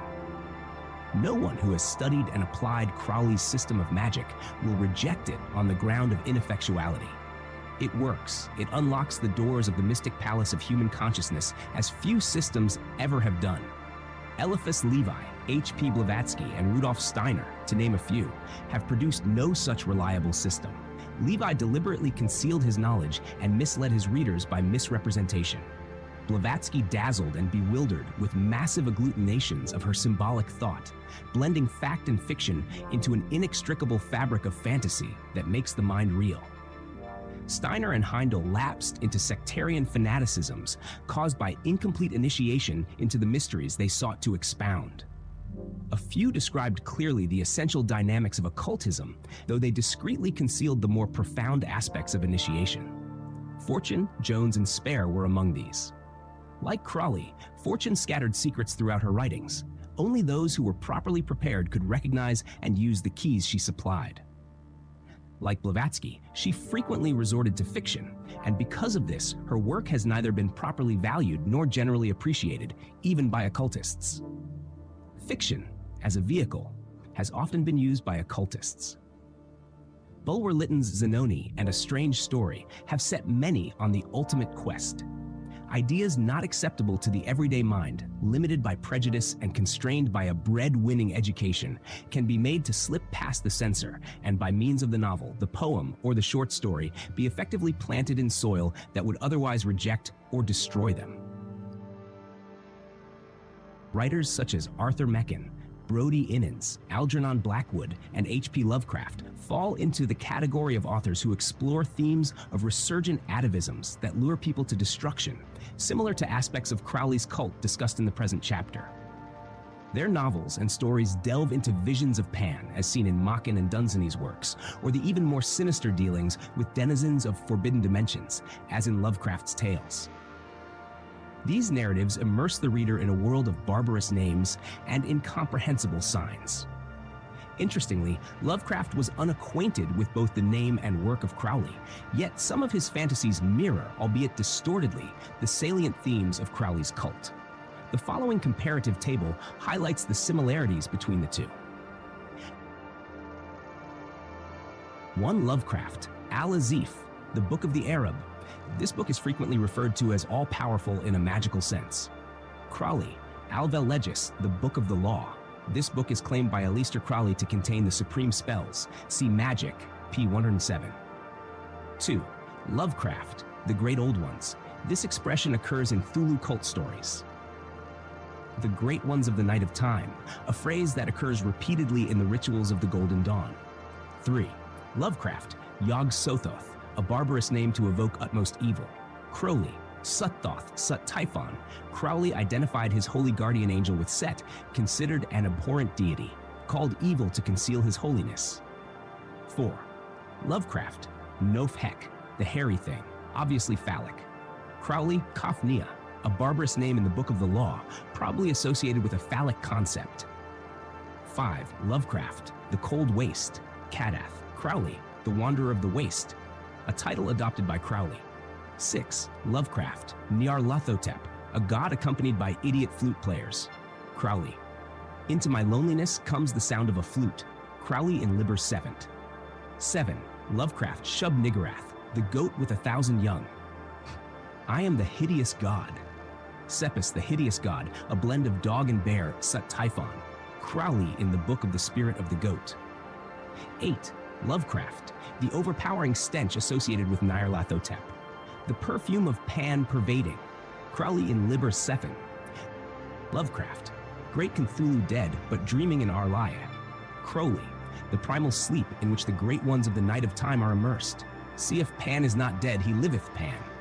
Lovecraft, Azathoth, the blind and idiot chaos at the center of infinity. Crowley, see if Azoth, the alchemical solvent. Thoth, Mercury, chaos is hotted at the center of infinity. Lovecraft, the faceless one, the god Nyarlathotep. Crowley, the headless one, or the bombless one, as A.C. Hack called his favorite magical invocation. Lovecraft, the five-pointed star carven of gray stone. Crowley, Nuit's star, the five-pointed star with the circle in the middle. Gray is the color of Saturn, the great mother of which Nuit is a form. Finally, the following passage from the lurker at the threshold could be interpreted in terms of the iridescent globes in the circle containing the green pentagram at the base of Crowley's pantacle. Not stars, but suns, great globes of light. And not these alone, but the breaking apart of the nearest globes, and the protoplasmic flesh that flamed blackly outward to join together and form that eldritch, hideous horror from outer space, that spawn of the blackness of primal time, that tentacled, amorphous monster which was the lurker at the threshold, whose mask was as a congeries of iridescent globes, the noxious Yog-Sothoth who froths as primal slime in nuclear chaos beyond the nethermost outposts of space and time.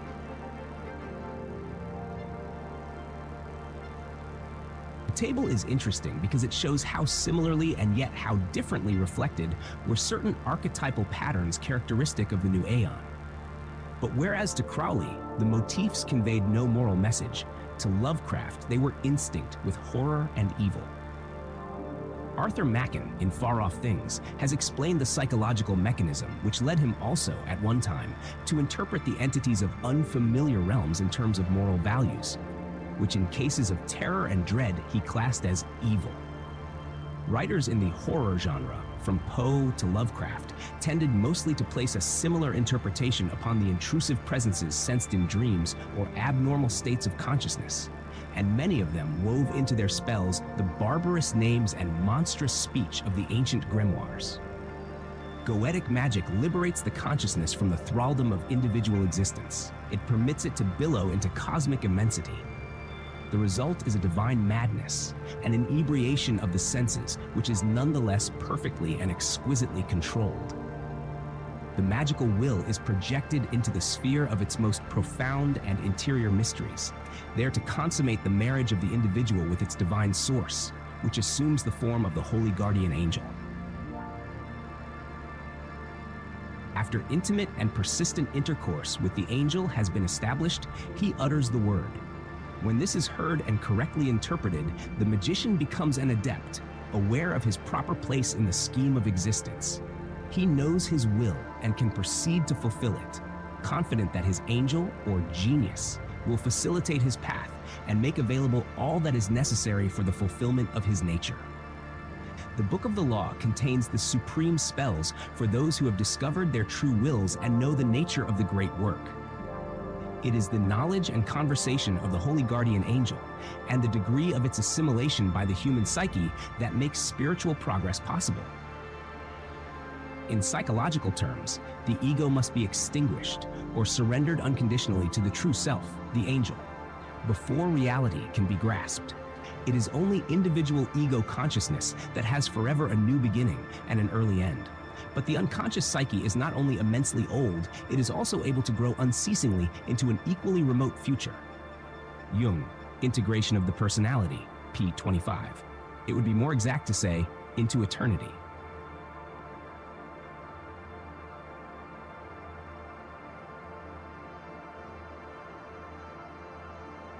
Starfire. The barbarous names of evocation not only exalt the magician's consciousness, they also vitalize the secret zones of erogenous activity in the priestess chosen for the rite. The science of the wheels of force, or magical vortices, is not peculiar to the Tantras alone, although the Tantras, Hindu and Buddhist alike, are the chief surviving repositories of the ancient science of the kalas, sacred emanations. The books on Tantra that have been translated into Western languages are usually silent regarding the nature of these mysteries, the physiological bases of which are as follows. The human body contains 28 marmas and 24 sandhis, and to these are allotted the 52 letters of the Sanskrit alphabet, one to each zone. On the Great Yantra, a marma appears wherever a threefold junction of lines occurs. Such junctions indicate zones of sexual tumescence.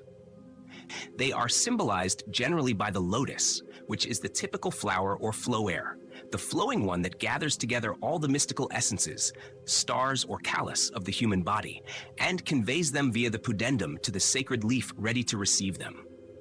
The lotus comprising all these currents, all these essences, flowers in the vaginal emanations that flow from the priestess. It is with these subtle emanations, magnetized by appropriate manual passes as they travel along the occult arteries of the invisible anatomy, that the rites are performed and the magical talismans consecrated. In a letter to Frater OPV, Norman Mudd, who was at the Abbey of Thelema in Cefalù, Crowley comments on the word secret, which appears several times in the Book of the Law. I doubt whether the word secret is used in the book in its vulgar sense. I assimilate it to ideas in secretion. This sentence provides a vital clue to an understanding of the Book of the Law and its connection with tantric rites, as will be seen from the following extract from an initiated comment on a sacred tantra.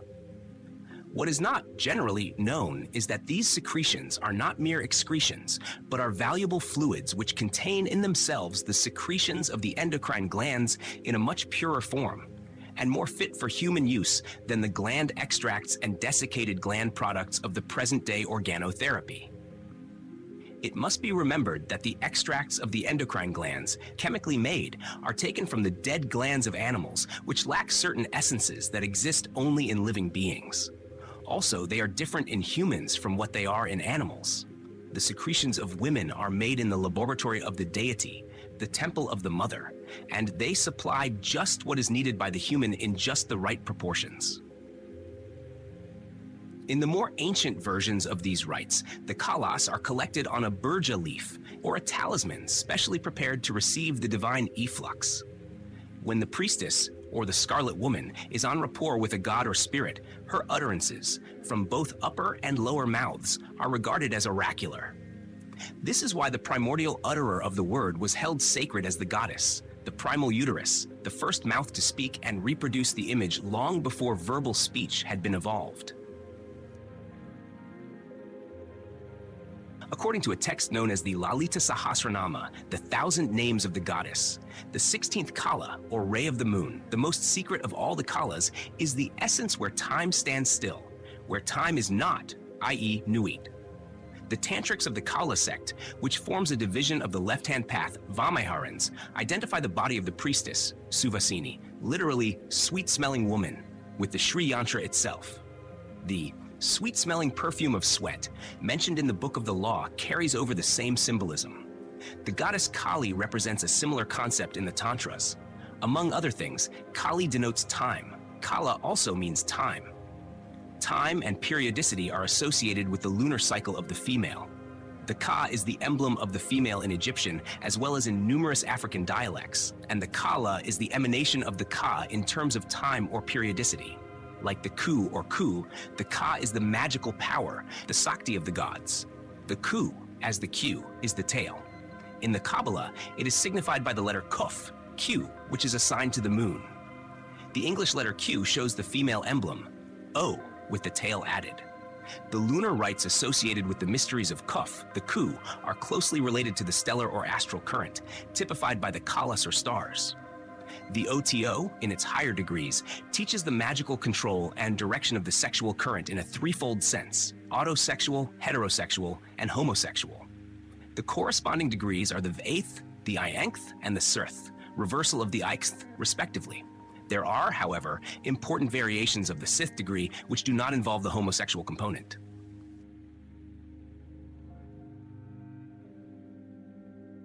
How far Crowley was indebted to the order's previous tantric contacts for the reformulation of these degrees, it is impossible to say. But one thing is certain: the representation of Nui and the posture ascribed to her in the Book of the Law shows great similarity to a tantric formula known as Viparita Maithuna. This term is almost as difficult to translate without the probability of its being totally misunderstood as the term Vamamarga, left-hand path. In their symbolic sense, both terms hark back to the earliest cosmogonies, wherein the feminine principle is regarded as predominant. In the more technical and specialized sense, the term Viparita Maithuna means upside down, sexual congress, the position in which the woman is active and uppermost. This posture is adopted to facilitate the free flow of the magically charged fluids which emanate from the priestess. That this formula was known outside the tantric tradition is proved by Muhammad's counsel: "Cursed be he that maketh himself earth and woman heaven." Crowley's comment is, Muhammad understood this formula as of enormous magical power and wished to keep it from the profane, who might abuse it or injure themselves by ignorant application. He refers to relevant passages in the Book of the Law, I 14, 16, 19, and the Book of Lies, chapters 4 and 15. He also compares the formula with the Saivite doctrine of Bhavani, who hath encroached even upon the other half of the destroyer, i.e. Siva, and the well-known Yab-Yum posture of Tibetan Buddhism. But the greatest of all is the Stele of Revealing, known as the Stele 718. It is probable that the symbolism of the tarot key entitled the Hanged Man also has affinities with this formula. The man is suspended, or hanged, upside down. This was the position, asana, in which the Knights Templars were said to meditate. It is also alluded to as the sleep of Siloam. The symbolism of this posture no doubt accounts for the peculiar reverence in which the bat is held in cults usually considered evil or averse. In passing, it is interesting to note that according to Henri Boguet, Discours Sorcières 1590, when Satan means to lie with a witch in the form of a man, he takes to himself the body of someone who has been hanged. In the Book of the Law, the goddess Nui says, "Invoke me under my stars. Love is the law, love under will." The stars, as previously shown, are the callus of Tantricism. These stars, rays, flowers, essences, perfumes, oils, unguents, time, cycles, emanations, parts, etc., are all concentrated in the black goddess, Kali. The flower, the one who flows, is Kali, the living symbol of time. The nubile maiden in her first menstruating phase is referred to as Rtu, from which derive the words right, root, and red, denoting not only the nature of the first rite, but also its character and complexion.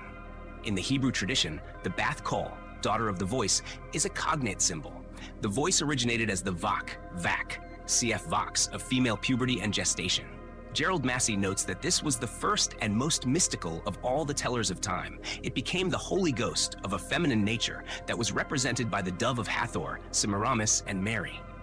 In Hebrew, Kol is the voice in a mystical sense. It is an indistinct, inarticulate voice. Also, in the form of Kara, Sanskrit, it is the word, the messenger, or feminine logos, one with the Bath Kal. Kal in Sanskrit means to announce the time, a period, a fixed or proper time. One form is the Ritu Kala. The bloody goddess Kali came from this source. The womb or uterus, as the utterer forth, is the Kalana. The fixed or proper time is the right time, which later denoted the right time, i.e. the permitted or lawful time of congress. In ancient Egypt, the passage of time was registered in the temples by the periodic fluxes of the sacred baboon, the female cynocephalus or dog-headed ape. She was the first mother of time in the pre-human phase of symbolism and the prototype of the clepsydral horologe. Her male counterpart was adopted by the Egyptians as symbolic of the priest or holy one, for the cynocephalus appeared to worship the sun at its rising, with arms upraised and phallus erect. The religious custom of circumcision originated with the cynocephalus, who seemed to be born in this condition. It thus became the type of the priest of the sun, the human holders of the office being artificially circumcised to approximate to the natural type. The Book of the Law declares, "The best blood is of the moon, monthly." This is the lunar blood, 13 cycles to the year, which characterized the ancient pre-Solarite cults, and one of the reasons why the number 13 became anathematized in later times. It related to the era of the north, the night, moon and stars, the left, the lower, and the earliest era was founded on the female as savior of the race through her redeeming blood, the Gnostic Sophia. The tantric flavor of the Book of the Law is here emphasized, and a practical interpretation of many of its verses depends upon a knowledge of tantric lore. The psychosexual doctrines involved are complicated, and even the comparatively simplified versions taught in the OTO contain deeper meanings than some writers, thinking to find a merely sensational explanation, have hitherto supposed. When it is realized that some tantric rites involve the use of as many as 43 flowers, lotuses, and that these are sometimes further subdivided into as many as 108, and, according to some traditions, a much greater number of subdivisions, such facile descriptions as phallicism or sex worship betray only ignorance on the part of critics.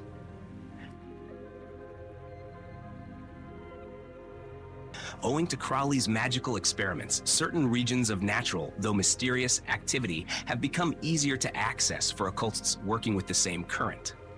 Acceptance of the law of Thelema automatically makes it possible for a person willing to undergo the necessary training to work in accord with and not in opposition to the energies of the new aeon, thereby enabling them to draw on immense reservoirs of elemental power sealed up in the current which Thelema embodies. Such acceptance involves not only empathy with the spirit of the Book of the Law, the manifest image or word of Aiwass, it also vitalizes the marmas, which are connected with specific psychosexual zones of the human organism.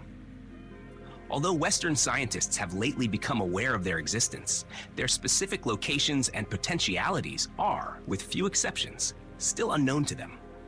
Some of the ancient texts refer to as many as 16 fluids or kalas, some of which are unknown to orthodox science. Havelock Ellis, in Studies in the Psychology of Sex, Vol. 3, p. 146, refers to the numerous secretions of the female genital canal, but makes no attempt to interpret their possible uses. As a tantric commentator observes,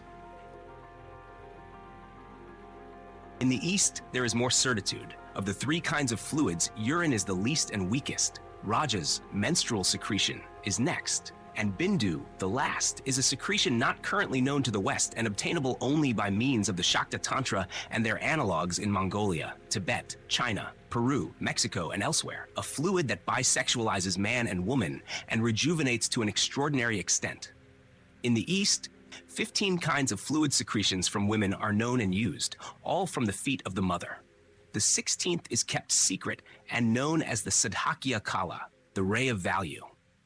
No doubt these secretions convey values from the cerebrospinal fluid and from the endocrine glands, for it is known that there is a nerve center governing micturition in the floor of the third ventricle, and a nerve directly connecting that center with the bladder. Along this nerve, some part of the secretion within the third ventricle, with which the pituitary body, pineal gland, and other parts of the brain are in direct communication, passes.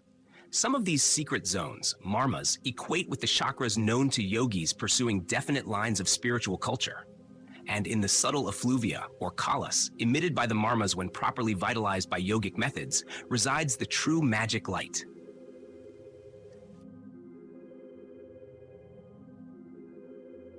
In the African systems of Obia and Voodoo, this light is known as Ob, or Ob, root of Obia. The word Ob means a serpent. It is the serpent called Kundali, or Kundalini, in the Indian mysteries. It is said to be coiled at the base of the spine and remains dormant in the spiritually unawakened person. In the Book of the Law, it is unequivocally identified with Hadit, or Set. Practices designed to awaken this power are known to be dangerous. The foolhardy alone undertake them without due magical preparation. Kundalini, when awakened, vitalizes the marmas and imbues them with nectar, or perhaps the venom, of its serpent kiss.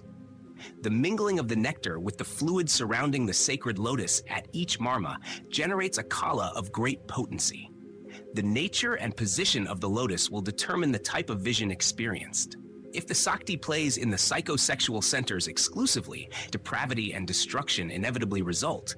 But if the serpent is raised erect and surpasses all the lotuses during its upward flash, and if it then unites with the nectar dripping from the 1,000-petaled lotus in the cerebral region, illumination ensues, and the highest initiations result. The technique of the process is contained in the Book of the Law, and the strange drugs mentioned in Chapter 2 probably refer to the imbibition of the kalas themselves. Crowley, an incorrigible jester, translated the serpent's kiss into a practical erotic joke when he sank his teeth into the flesh of a woman's arms or thighs. The idea may have come to him when rumors had it that he was a vampire. To take his actions seriously is to emulate those who regard the Kundalini as the phallus, instead of regarding the latter as an expression on the material plane of the former, or those who mistake Blavatsky's suspect tintinnabulous device for the astral reality upon which it was modeled. The revival of tantric elements in the Book of the Law may be evidence of a positive move on the part of Aiwaz to forge a link between Western and Oriental systems of magic. Be this as it may, it does emphatically establish a relationship between the most ancient and stellar form of the goddess Nui and the Kalas of Kali. The latter equates with the psychologically modified somatic secretions of the erogenous zones that have not yet been investigated by physical science. The magic of the left-hand path is far from being mere sex magic in the usual connotation of the term. It is also far removed from the crude interpretations given to it by writers as ignorant of religious symbolism as of most other matters. To the tantric, as to Crowley, nothing of a supernatural nature is implied by the term occult. On the contrary, occult laws once discovered are no longer occult in the strict sense of the term, though they may continue to remain hidden from physical vision or apprehension, in the same way that the mind will ever remain invisible, although the brain may be revealed to the senses. However deeply we penetrate the mysteries, we remain in the domain of an exclusively natural order. A philosophy of emergent materialism may be implied, but need not be. Another point of contact between Tantra and Thelema is contained in the Thelemic aphorism, "There is no God but man." This is not an expression of atheism, but a statement of fact directly dependent upon the conception of a natural order of phenomena. As man goes on unveiling and understanding the powers of his own constitution, he realizes that the macrocosm, universe, is contained within him, not vice versa. For man, being the only complete microcosm, he alone of all orders of existence has a link with, or possesses within himself, the potential of the entire gamut of manifestation. The Emerald Tablet of Hermes, thrice greatest, states a similar truth. That which is above is like that which is below, and that which is below is like that which is above for the performance of the miracle of the one substance. The mysterious science of alchemy approximates closely to the tantric doctrine of the Kalas, and it contains concepts of a parallel nature, but the literature of alchemy is by no means as systematized. Furthermore, individual experimenters, usually under duress, employed intricate ciphers, thereby adding to the jungle of symbol and glyph that has baffled all interpretation. The one substance is consciousness. Its reflection, or projection in physical terms, has absorbed the interest of the alchemist, the tantric, and the scientific illuminist. The germ of consciousness abides in chaos, the primeval substance from which all things are generated. The 17th century Arab alchemist, Ali Puli, declared, all animals increase themselves by a slime. This may seem an oversimplification, yet undoubtedly it indicates the nature of the first matter of the alchemists, their menstruum or basic effluvium. It is the Kamakala of the Indian systems, the Tribindu, which is referred to in the higher degrees of the OTO as the solar fire, the Ub and the Ud combined, the sun of the Illuminati.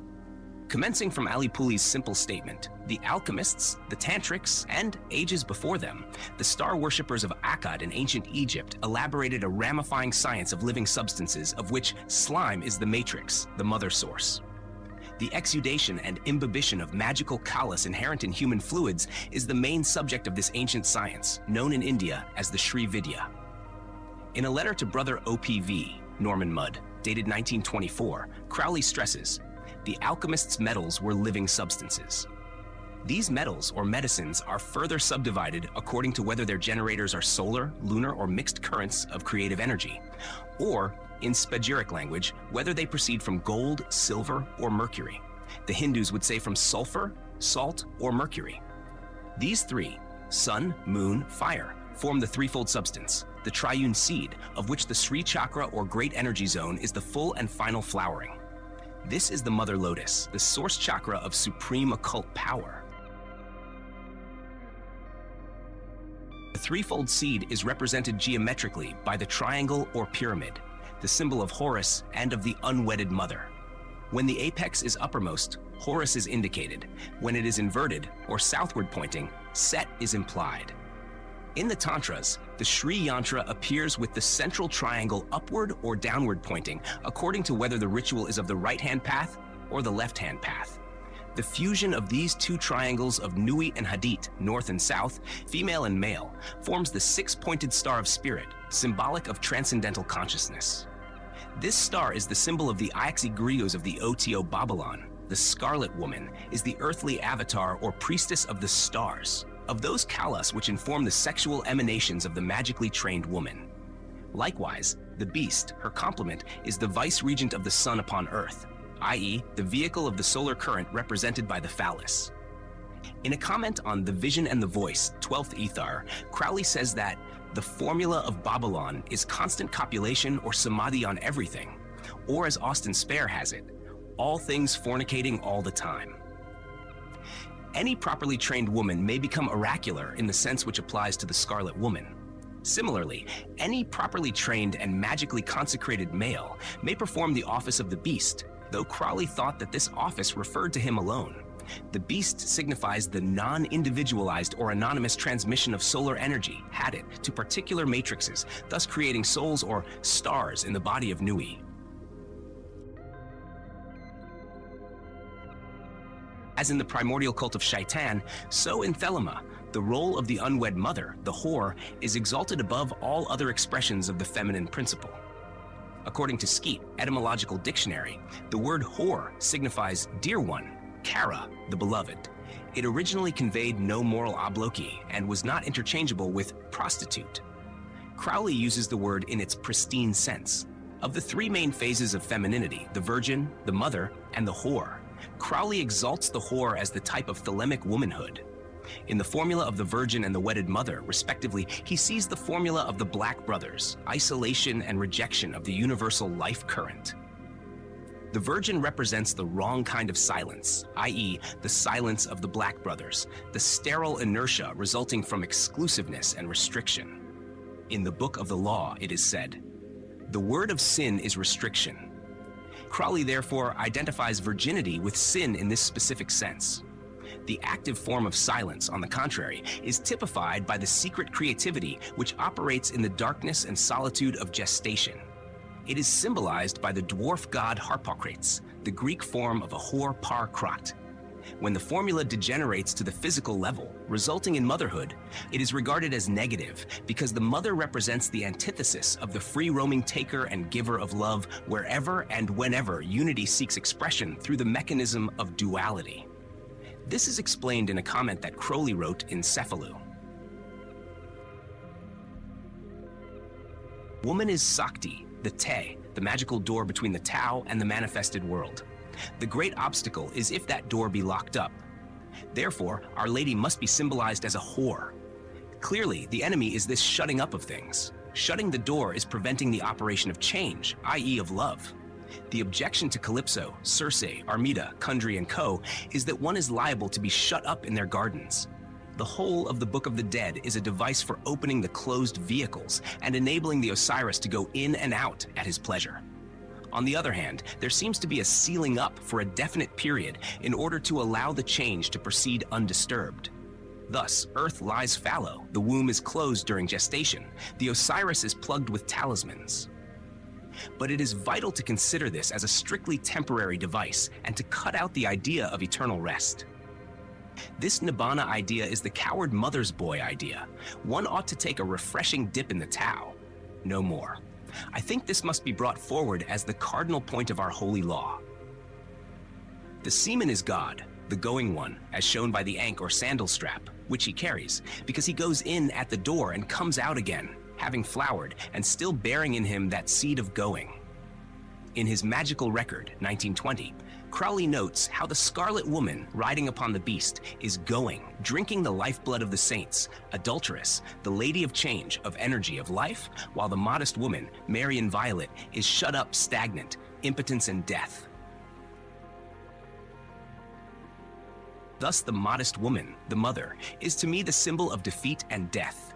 The scarlet whore who rides the great wild beast, who drains the blood of the saints into her cup, who is adulteress, demanding change, is victory and life. In another sense, however, the formula of the whore is connected with the moon of witchcraft, with black magic and the dark sorceries involving sterile and malevolent entities such as Echidna, Lilith, Melusina, Lamia, certain aspects of Kali, Kundry, and the fairy nature generally. This comes closer to the popular conception of the whore as a vehicle of sterile lusts, nosogynous and vampiric. Unlike the true whore or beloved, she cannot form a gateway through which the magician is able to contact sources of real power. Her way is limited to the world of glamour, of illusion, and of the treacherous realms of the astral plane which skirt the Qliphoth, the world of shades or shells. The word Qliphoth betrays its close connection with these ideas. It is the plural form of Qlipha, meaning a harlot. Her importance is of a different kind to that of the Virgin, whose chief magical power is inspiration, a power which Crowley for some reason fails to consider in the passage quoted above. In some of the tantric rites, none but virgins are used. In fact, the childless though nubile female is prized more highly than the mother herself, because the magical energy of the latter has been to a certain extent dissipated and therefore impaired by the production of physical offspring. The Scarlet Woman, the woman of the moon juice, is paramount in magic. She is oracular at the moment of lunar eclipse, for at this time a gate is opened and the solar phallic energy of the mage floods the darkness with light, and in the darkness of Nuit, infinite space, a star startles the earth. Babylon, the Scarlet Woman, is the star of blood, the star ruby typical of the north, the cardinal point towards which the Yazidi faced when invoking their devil. As shown, Crowley insists that this devil was a god. The god Set, Shaitan, or Satan, degraded to the status of a demon by later cults in exactly the same way that the polar light, Nuit, the dragon of the seven stars, became the evil mother, the primordial witch woman, goddess of the night and of dark infernal rites. Classic methods of establishing communication with the gods are on record, and the use of blood in ceremonial magic is so well known that elaboration is unnecessary. The technique peculiar to the Tantras is reflected by Crowley in Liber 777 in connection with the Hebrew letter Kof, which is the letter of the Qliphoth. He says, the Hebrew letter Kof represents the hysterical sealed womb at night.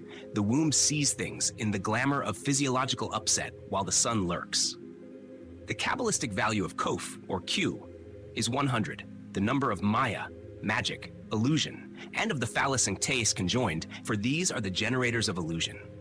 Kaf is attributed to the 29th path of the Tree of Life. A description of the relevant tarot key, entitled The Moon, resumes the formula epitomized by Crowley's comment on Kof. The use of the lunar current involves the densest aspect of the astral plane. Its solidification in metallic substance as gold is but the final and, to the adept, usually unnecessary completion of the process on the material plane. To make gold, you must take gold is an alchemical maxim relating to the mundane aspect of the great work. An important feature of the magical practices of the Yazidi was the use of the lunar current for materializing the astral double of the adept. And it is now clear why Crowley's work contains so many references to the left, the lower, the north, the Qliphoth, the Hor, the beast, and finally to Aiwaz himself, the solar phallic Lucifer of antiquity. Crowley was fully aware that this symbolism would be misinterpreted and deliberately distorted by sectarian prejudice, no less than by the upholders of bourgeois morality, particularly by the believers in historic Christianity, the typical cult of the dying god that dominated the previous aeon. In his Confessions, he writes, "The cult of the dying god introduced by Dionysus destroyed the Roman virtue and smashed the Roman culture. Possibly, the introduction of the worship of Osiris in an earlier epoch was primarily responsible for the decay of Egyptian civilization. The nature of Hórus being force and fire, his aeon will be marked by the collapse of humanitarianism." By the last sentence, Crowley means the pseudo-altruism that boosts the ego, nothing more. Some of the absurd legends that grew around Crowley during his lifetime are being perpetuated today by those who fail to grasp the significance of the ancient symbology that preceded the epoch of historic Christianity. Crowley did not discourage the growth of these legends because it enabled him to gauge the suitability, or otherwise, of candidates who came to him ostensibly to help him in his work. Those who believed the legends automatically proved themselves devoid of the qualities which he most needed in his collaborators, i.e., the ability to discriminate between falsehood and truth, the ability to recognize a true master in whatever guise he should choose to appear to the world. As it is written in the Mahavakya Ratnamala, "The knower of truth should go about the world, outwardly stupid like a child, a madman, or a devil." A formidable work confronted Crowley, that of training people to discover and exercise their true will, stabilize the new current, and establish the Aeon of Hórus on sure foundations. At a time when humanity is threatened with total collapse, when the planet is, for the first time in its history, totally lacking a brain, expansive enough to control and command all the energies that science has recently placed within man's grasp, Crowley had no time to spare on those whose critical faculties were swayed by slanders on his personal character. It was necessary to institute a general and automatic test of individual fitness for the great work, and the legend was that test. In tantric terms, it was a case of being adhikari, or spiritually ripe. In the East, where the arcane traditions operate at more refined levels of selectivity, such a situation as that which congealed about Crowley would have been inconceivable. A false guru is swiftly ejected from the system, and no guru would be expected to prove himself to people ignorant of all spiritual traditions, even their own, as Crowley was expected to do. He compared himself, in this respect, with Helena Blavatsky, who deliberately repelled by pretending to be a cheat. It was, in the main, the formula of the Scarlet Woman and the utilization of sex in the service of self-knowledge that aroused unreasoning hostility and malice against him. This, and the use of drugs, alcohol, and other means of stimulation which the Christianized West regards as the devil in disguise. Even today, more than 20 years after his death, the vilification of Aleister Crowley continues. Crowley realized that notwithstanding the various Scarlet Women who had helped him in his work, the particular woman described in the Book of the Law had not appeared to him. Although several Scarlet Women were to succeed Leah Hersig, the Ape of Thoth, the role was never satisfactorily fulfilled according to the specifications in the book. See AL, Chapter 3, 43-45. In his comment on the Book of the Law, Crowley notes that in the Scarlet Woman is all power given. I expect a new Semiramis. Others followed Leah as they had preceded her. Dorothy Olsen, Sister Astrid, Hani Jaeger, the Monster, Pearl Brooksmith, Anu, and so on. But none of them fulfilled the necessary requirements. In the 20s, the idea became a veritable obsession with him. In a letter to brother OPV, Norman Mudd, dated July 1923, he wrote, There has always been a very definite picture of the woman in my mind. Rather tall, muscular, and plump, vivacious, ambitious, energetic, passionate, age from 30 to 35, probably a Jewess, not unlikely a singer or actress addicted to such amusements. She is to be fashionable, perhaps a shade loud or vulgar. Very rich, of course. It would be child's play to recognize the right person as soon as she appeared. My feeling is that the woman must be, principally, an anti-Christian social force, fit to lead a definite movement to destroy the convention of the social superiority of Christians. E.g., in Paris, the Jewesses go to Mass, most unthelemic thing possible, and so on. Maybe the mother of the true Antichrist. And on October 15th of the same year, while at Nefta in North Africa, Crowley wrote, "About the Scarlet Woman, Alastrel, i.e. Leah Hersig, can and is probably meant to assist us as Awarda 12 did. The bride is definitely Awarda. See Elisik 37. The great miss was Awarda's toying with old sweetnesses. On our return to England, her family laughed her out of continuing my program. My idea of the Scarlet Woman is much like yours. 12 Orda is the Arabic for rose, the name of Crowley's first wife. She it was who put Crowley in contact with Iwar in Cairo in 1904. Amy Gouraud, or much better, Eva Tanguay 13, or even at a pinch, Roddy Minor, might fill the bill, but I expect someone much younger. She should be my concubine for form's sake, but bust up society on her own, acting as Bina to my Chokma 14. I have always doubted whether Alastrel could do this job, and she did fail in our supreme ordeal. Hence, no doubt, our present necessities. She has the qualities, however, of Scarlet Woman, but no opportunity. We do not want a common adulteress Ella Lady Abdi, or even a selfish, stupid debauchee like Amy Gouraud. Eva Tanguay is the ideal if she were 10 years younger." Towards the close of Crowley's life, certain strange events occurred which made it seem likely that the Scarlet Woman had at last appeared. These events did not occur to Crowley directly, but to the head of his magical order, OTO, in California. This person, John Parsons, performed an elaborate magical operation in 1946 with the object of invoking the Scarlet Woman. He called the operation the Babylon Working, and a creature claiming to be Babylon answered the call. It is doubtful whether Crowley ever knew or cared about her advent, for at the time of the working, he was a dying man. She may not have been the Semiramis Crowley had expected, but she was certainly as strange and disturbing as any of the Scarlet Women who had assisted the Beast 666. Her name was Marjorie Cameron. Further reference will be made to her in Chapter 9, Infra.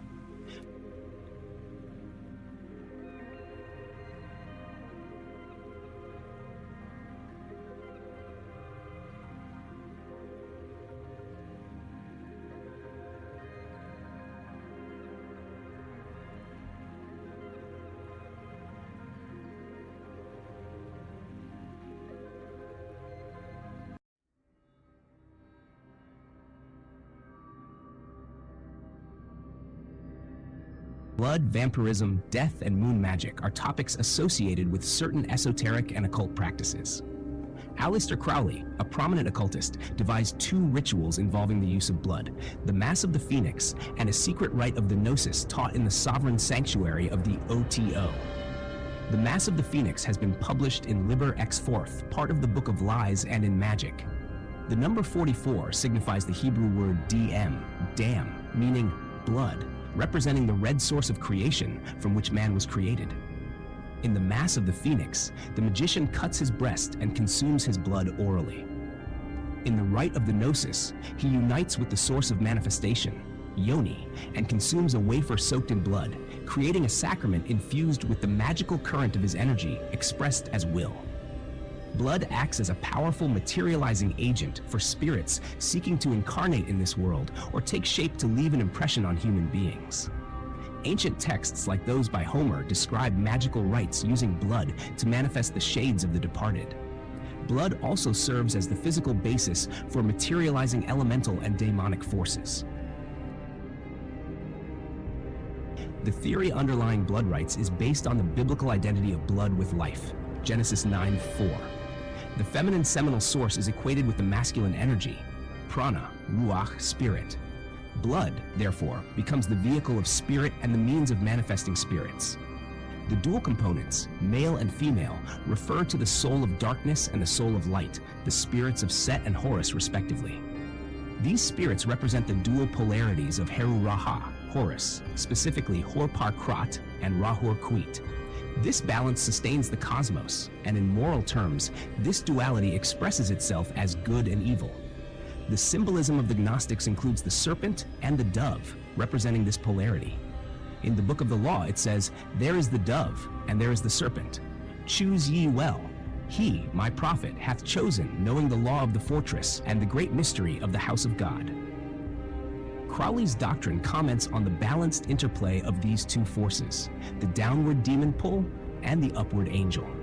Confusion of symbolism has arisen due to the transition from feminine to masculine interpretations of primal energy, caused by the gradual evolution of ideas and shifts in emphasis. Similar transitions of symbols into their opposites have occurred with the Christianization of pagan deities.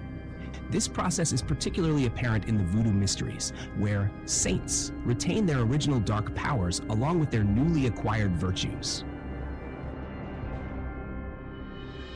Twin forces in Crowley's system are Rahor-Kuit, Herakti, and Hor-Par-Krat, Harpocrates, the two aspects of Heru-Raha, Horus. Their significance as spiritual entities is tied to the basic mysteries of physiology on which they rest. Applied to humans, these twins embody the concept of the soul and the spirit. The soul is the astral shade, the stellar light and darkness represented by Set and Sirius. The spirit is the solar body of light, represented by the sun. One is associated with night, the other with day. In Egyptian culture, the human double was represented by the sunshade, which combined these ideas in one image.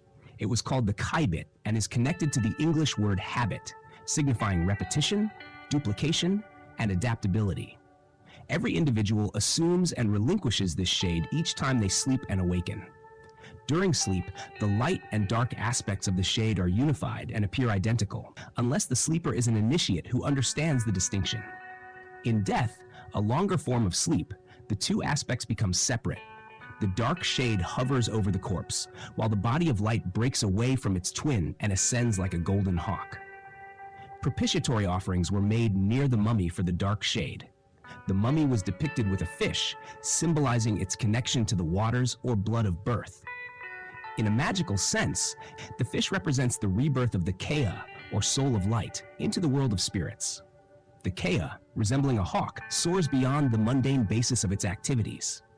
This does not mean the ascending spirit appears as a hawk. Rather, the hawk is a determinative glyph symbolizing the Kea's attributes. Much of the darker aspects of Egyptian magic were practiced by sinister priests who misused these mysteries for personal gain. One such perversion involved the enslavement of a departing shade to serve as a familiar spirit for the magician. Abnormal desires were instilled in the dark shade's consciousness through a lack of posthumous nourishment. Throughout history, great care has been taken by the deceased's relatives to ensure that the departing spirit could restore its vitality by drawing upon the subtle counterparts of the food offerings placed in its tomb. The mummy served as the physical medium for energy absorption, acting as the material basis for the manifestation of the shade during its feasting. Countless horror stories have explored the theme of the malevolent mummy, which, when unwrapped, exhibited signs of recent feeding despite having been dead for centuries. The magically imprisoned shade used the mummy as a foundation for its activities, a situation that is plausible in reality. If sustenance was not periodically provided by relatives or friends of the deceased, the corpse would shift its attention to living people. Posthumous rites and food offerings were originally propitiatory in nature, intended to ward off the terrifying hauntings frequently found in occult literature. The legend of the vampire has its roots in this level of mythology. The magical formula of rejuvenation involves a similar process, with the key difference being that the vampire is alive, not dead. Although Crowley only resorted to this kind of sorcery once, he was acquainted with certain adepts who frequently practiced it. He was once engaged in a mortal combat with one of them, which he recounts in the Confessions, pages 335 to 337. In the comment to Liber Agape, the book containing the secret sex magical instructions for members of the sovereign sanctuary of the OTO, there is a relevant paragraph on vampirism. The vampire selects a strong and vigorous victim, and with the magical intention of transferring that strength to themselves, exhausts the quarry using their body, often through the mouth, without engaging physically themselves. This is thought by some to be a form of black magic. The exhaustion should be complete. If executed skillfully, a few minutes should suffice to induce a state close to coma. Experts may take this practice to the point of the victim's death, not only absorbing their physical strength, but also imprisoning and enslaving their soul. The soul then serves as a familiar spirit. The practice is considered dangerous. It was used by the late Oscar Wilde, Mr. and Mrs. Hórus, and in a modified form by S.L. Mathers and his wife, as well as E.W. Berridge.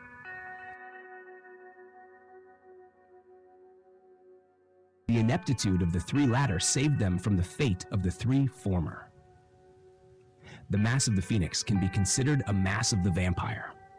The magician, like the phoenix, after traversing the cycles of time or entering the caverns of blood, merges his own essence with the blood and absorbs it with the words, "I entered in with woe. With mirth I now go forth, and with thanksgiving to do my pleasure on the earth among the legions of the living." Crowley practiced a form of moon magic to replenish his sexual energies after they had been depleted by prolonged magical ceremonies. However, he never carried the practice to the point of death. It is considered unmitigated black magic and completely contrary to the law of Thelema to interfere with the will of other individuals, much less to take their life. Crowley's partners were always willing participants, and the act was never an assault. His magical record repeatedly indicates that his partners experienced pleasure.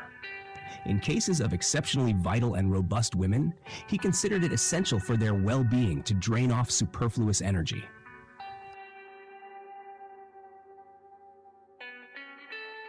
The Book of the Law declares that the best blood is of the moon, monthly. This is especially true for the materialization of occult entities whose visible presence is necessary. Crowley described various rites involving what he called the elixir rubeus, the red filter, in his magical record. He occasionally used it to materialize the elusive commodity of money, or red gold. The term evokes the red tincture of the alchemists, and the red, or scarlet, woman who embodies it. The image of the Scarlet Woman is a literary device used in the Apocalypse, though it predates the work by several thousand years. In alchemy, red is synonymous with gold, representing fire symbolism. In the Tantras, red, or black, is the color of Kali, the goddess of time, seasons, periods, and cycles. The association is significant. The metals of the alchemists were not ordinary metals, but living substances, which serve as materializing elements of occult forces embodied in the wealth secreted by the minds of Kali. Kali, the black one, contains fruth, or blackness, that reveals itself in matter as the purest metal, gold. Red, black, and gold are equivalent terms. The menstruum, or vehicle of light, gold, on the physical plane is blood, the liquid source of manifestation. The mystical water, the sea of infinite space represented by Nu, equates with red, gold, or black, symbols of one principle, one tattva, one truth. In the symbolism of the Hebrews, the Seal of Solomon exhibits the triangle of fire, gold, or light, triangle pointing upwards, and the triangle of water, or blood, triangle pointing downwards. Their union is a percent hexagram. This seal is the supreme symbol of spirit manifested in matter, or God united with man. It is a glyph of the great work perfected in the OTO by the union of fire and water, and thus represents the 9th degree. The name Sol Am is composed of the Latin, Sanskrit, and Egyptian words for solar phallic creative energy. The sun, whether golden as in its rising or red as in its setting, is the glyph of the rising and setting returner, who is the hawk, heron, ibis, or phoenix, the Bennu bird of the Egyptians. The gold merges into red, into the black of a menti, when the sun sets or dips below the western horizon. The triple phases of the sun's journey, represented by these three colors, are paralleled biologically by the birth, death, and burial of the physical body. The mummy being the seed cast into the earth to await resurrection on the eastern horizon. The Tantrics prize the first RTU, CF Ruti, of a young woman because it contains great magical virtue. The Matrikabhata Tantra glosses this as follows. O Lady of Mahesha, the flower which charms all is the Ritu which first appears in a married girl. The word ritual, the Sanskrit or Ritu, the Egyptian Rudi, the black or red substance, all show the equivalence of these ideas. The flower-strewn yoni of the woman participating in the mystical worship of the chakras is symbolized by the lotus of 8, 16, 32, or 64 petals. The number of petals indicates the nature of the rite performed and is emblematic of the first flower or ritu. Another parallel symbolism is the smasanam, the cremation ground of Kali, where the tantric performs his mysterious rites. This is the burning ground of desire, the place in which desires are consumed and extinguished. Hence, Kali is said to grant kaivalya, liberation, in the void, yoni. The symbolic correspondences are as follows. R2 equal blood, red, black. Rite equals the first rite performed when a girl attains puberty and becomes the flower. The flower, lotus yoni, the cremation ground where desire is finally extinguished, i.e. satisfied. Satisfied because, as Crowley observes, a perfect orgasm should leave no lust. If one wants to go on, it simply shows that one has failed to collect every element of the personality and discharge it utterly in a single explosion. The cremation ground is to be compared with the cup of Babylon, the red or scarlet woman, into which the adept expresses the last drop of his blood. The desires of the tantric are consumed on the funeral pyre of the beloved. Here is the connection between blood, death, vampirism, and lunar magic. The concept of death has undergone radical changes in the present aeon. In the previous aeon of Osiris, death was considered a reality. It was the apotheosis of suffering that purged the individual of sin. In the present aeon, death is known to be an illusion. It is equated with the phenomenon of sexual orgasm and interpreted as the mystical annihilation of the personality, which occurs when the individual unites ecstatically with any one of his ideas or possibilities, anything that constitutes his not-self and therefore his opposite. The process may apply to body, mind, or spirit. It may be experienced during the period of embodied existence, in the waking state or in dreams, or in the disembodied state of sleep. But it is not necessary that the physical body should die before enlightenment occurs. The transition from a doctrine of suffering and compassion to one of rapture and passion creates a fundamental change in the individual viewpoint, though both doctrines are equally illusory from the standpoint of the true self, Atman. In the Aeon of Hórus, physical life is recognized as a sacrament. Death is the disintegration of the gross body, but there is no interruption in the continuity of consciousness that once bound the bodily particles together. Death is the liberating kiss, the dissolution and release of the inmost particle of dust, which is Hadit, eternally radiating energy at the heart of Nu. Feast, rejoice, there is no dread hereafter. There is the dissolution and eternal ecstasy in the kisses of Nu. Reorientation of viewpoint is productive of more profound changes in consciousness than may at first be realized.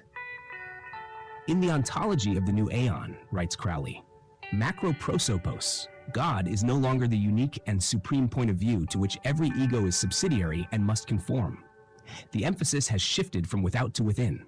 Hadit exclaims, I am the flame that burns in every heart of man and in the core of every star. I am life and the giver of life, yet therefore is the knowledge of me the knowledge of death. As the ancients discovered that it was one and the same sun that rose and set daily, annually, aeonically, so man in the new aeon will realize that consciousness is uninterrupted, although it periodically appears to rise and set, and to assume different guises or bodies. Death is an illusion, not therefore a state to be dreaded as in the old Osirian cults, for all the sorrows are but as shadows. They pass and are done, but there is that which remains. That, the Hindu Tat, is the essential Hadit particle, which is consciousness. It is not an individual possession. Rather, it possesses the individual. Death is to be understood as the invisible arc of a curve that disappears beneath the horizon of limited consciousness to re-emerge like the sun, with its essential identity unimpaired. In sexual congress, each coition is a sacrament of peculiar virtue, since it effects a transformation of consciousness through the annihilation of apparent duality. To be radically effective, the transformation must be an initiation. Because of the sacramental nature of the act, each union must be magically directed. If the ritual be not ever unto me, nui, then expect the direful judgments of Ra-Hor Kuit. The ritual must be directed to the transfinite and non-individualized consciousness represented by nuit, naught, i.e., nothing that can be thought about or in any way formulated by the mind. The act must not concern itself in any way with the personalities involved, the terminals conducting the lightning flash, which makes possible this illumination. The individual identities of these poles are immaterial. Take your fill and will of love as ye will, when, where, and with whom ye will, but always unto me. The earthly Nui is Isis, the Scarlet Woman. Crowley describes her as any woman who transmits the solar word or Hadith particle. Her formula is love under will. Similarly, Nuit is the heavenly Isis, and her formula is represented in the stele 718. The double nature of the goddess is therefore resumed in the formula of New Isis. Acts of love under will performed with full awareness of their occult implications radically transform the consciousness of the participants. Analogous is the change of mentation affected by meditation, which engenders a new faculty of awareness. The continued practice of transcendent union of opposites creates an analogical state of mind that will reach a high degree of development in this aeon. The ancient wisdom religions were concerned with psychosomatic phenomena connected with seership and spirit vision, with clairvoyance and clairaudience, etc.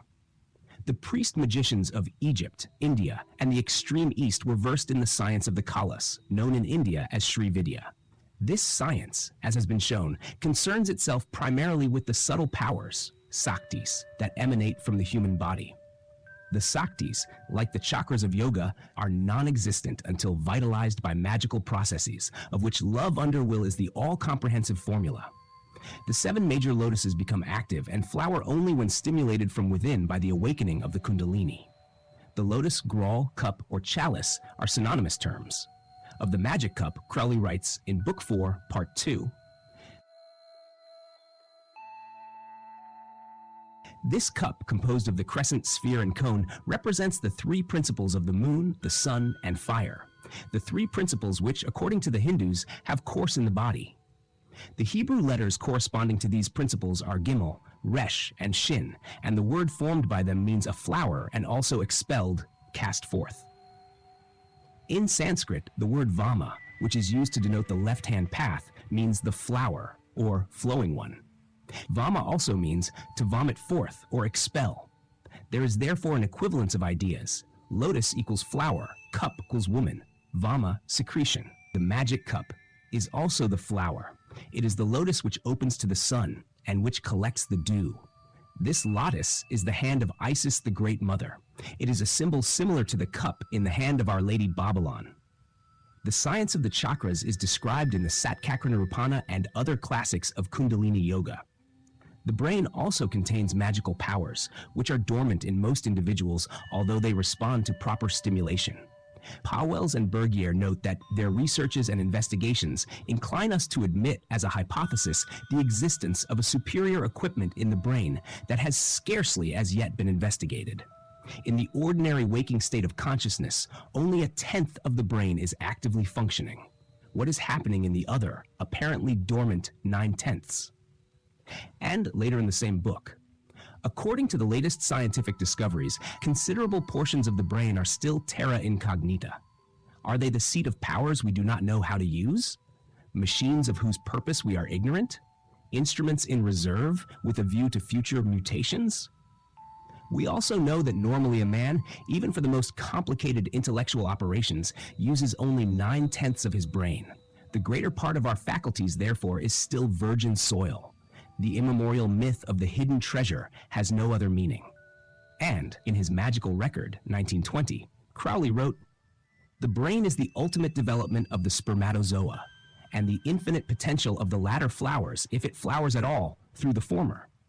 The spermatozoa contains quite incalculable spiritual possibilities, more in its milligram than the whole brain in its ounces.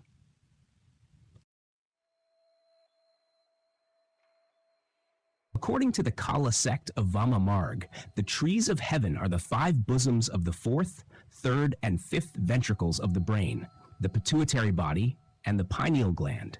The tree of life itself is equated with the pineal gland, which contains the 16th ray, or digit, of the moon. From this ray flows the nectar of supreme excellence.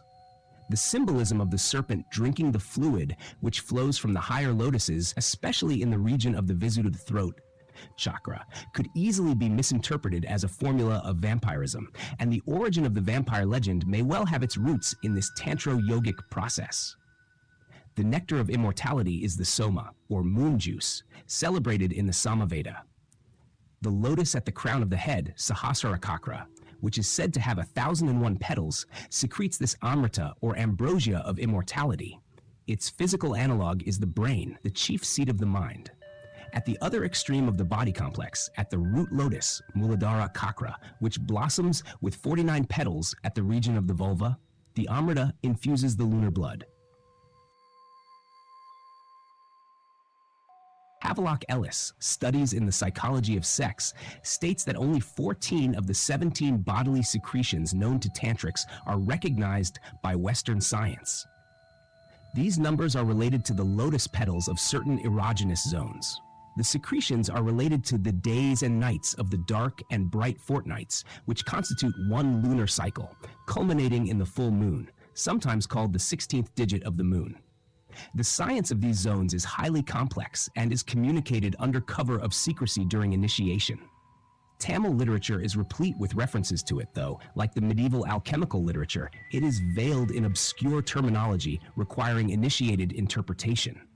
Such obscurity is warranted because the candidate must be prepared in a very special manner. As exoteric science approximates closer to the secret wisdom of antiquity, so too will scientists have to undergo certain ordeals and initiations before being able to direct the forces which they discover. Herein lies the danger which Crowley strove to offset by making man conscious of his true will. Even so, mankind may miss its one avenue of escape from self-destruction because not too much time remains before its choice of path becomes irrevocable. Part of the preparation of candidates seeking initiation into these mysteries consists in the control and direction of sexual energy through the formula of agape, love under will. Only when used sacramentally can sex create and not merely reproduce. The debasement of this formula is vampirism of a negative kind. It is a pathetic comment on our times that it is the debased form of the sexual mysteries that permeates popular thought. Outside the mystery schools themselves, very little knowledge has seeped. It is partly because the likelihood of misinterpretation is so immense and so dangerous in its consequence that the writing of this book has been undertaken. Non-fictional treatments of the so-called supernatural concern themselves almost entirely with the abnormal and degenerate aspects of these matters. In the secret instructions accompanying Liber Agape, however, as well as in Liber Aleph, published posthumously, Crowley gives the correct working of the formula.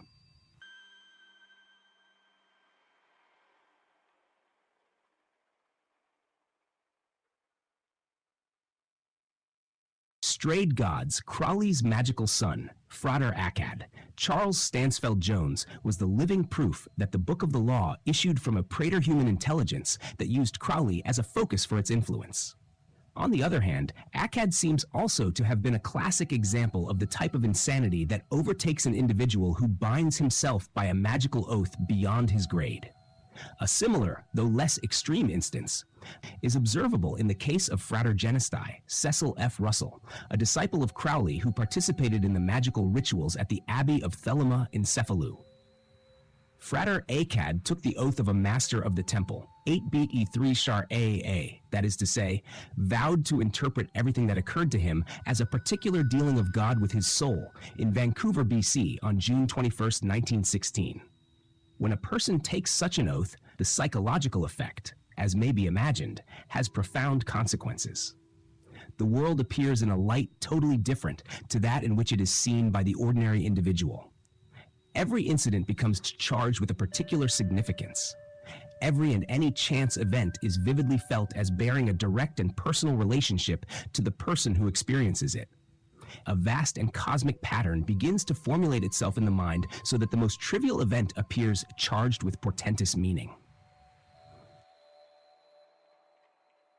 Akkad's taking of the oath was quite legitimate.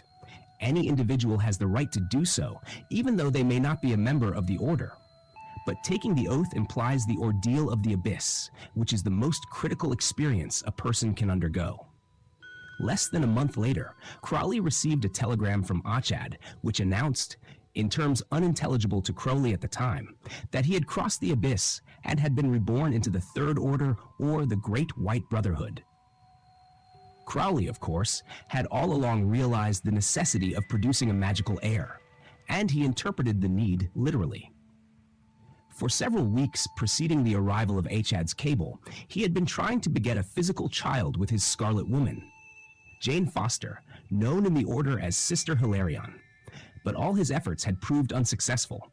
Hilarion and another woman with whom he was cohabiting for the same end did not conceive then or during the ensuing months.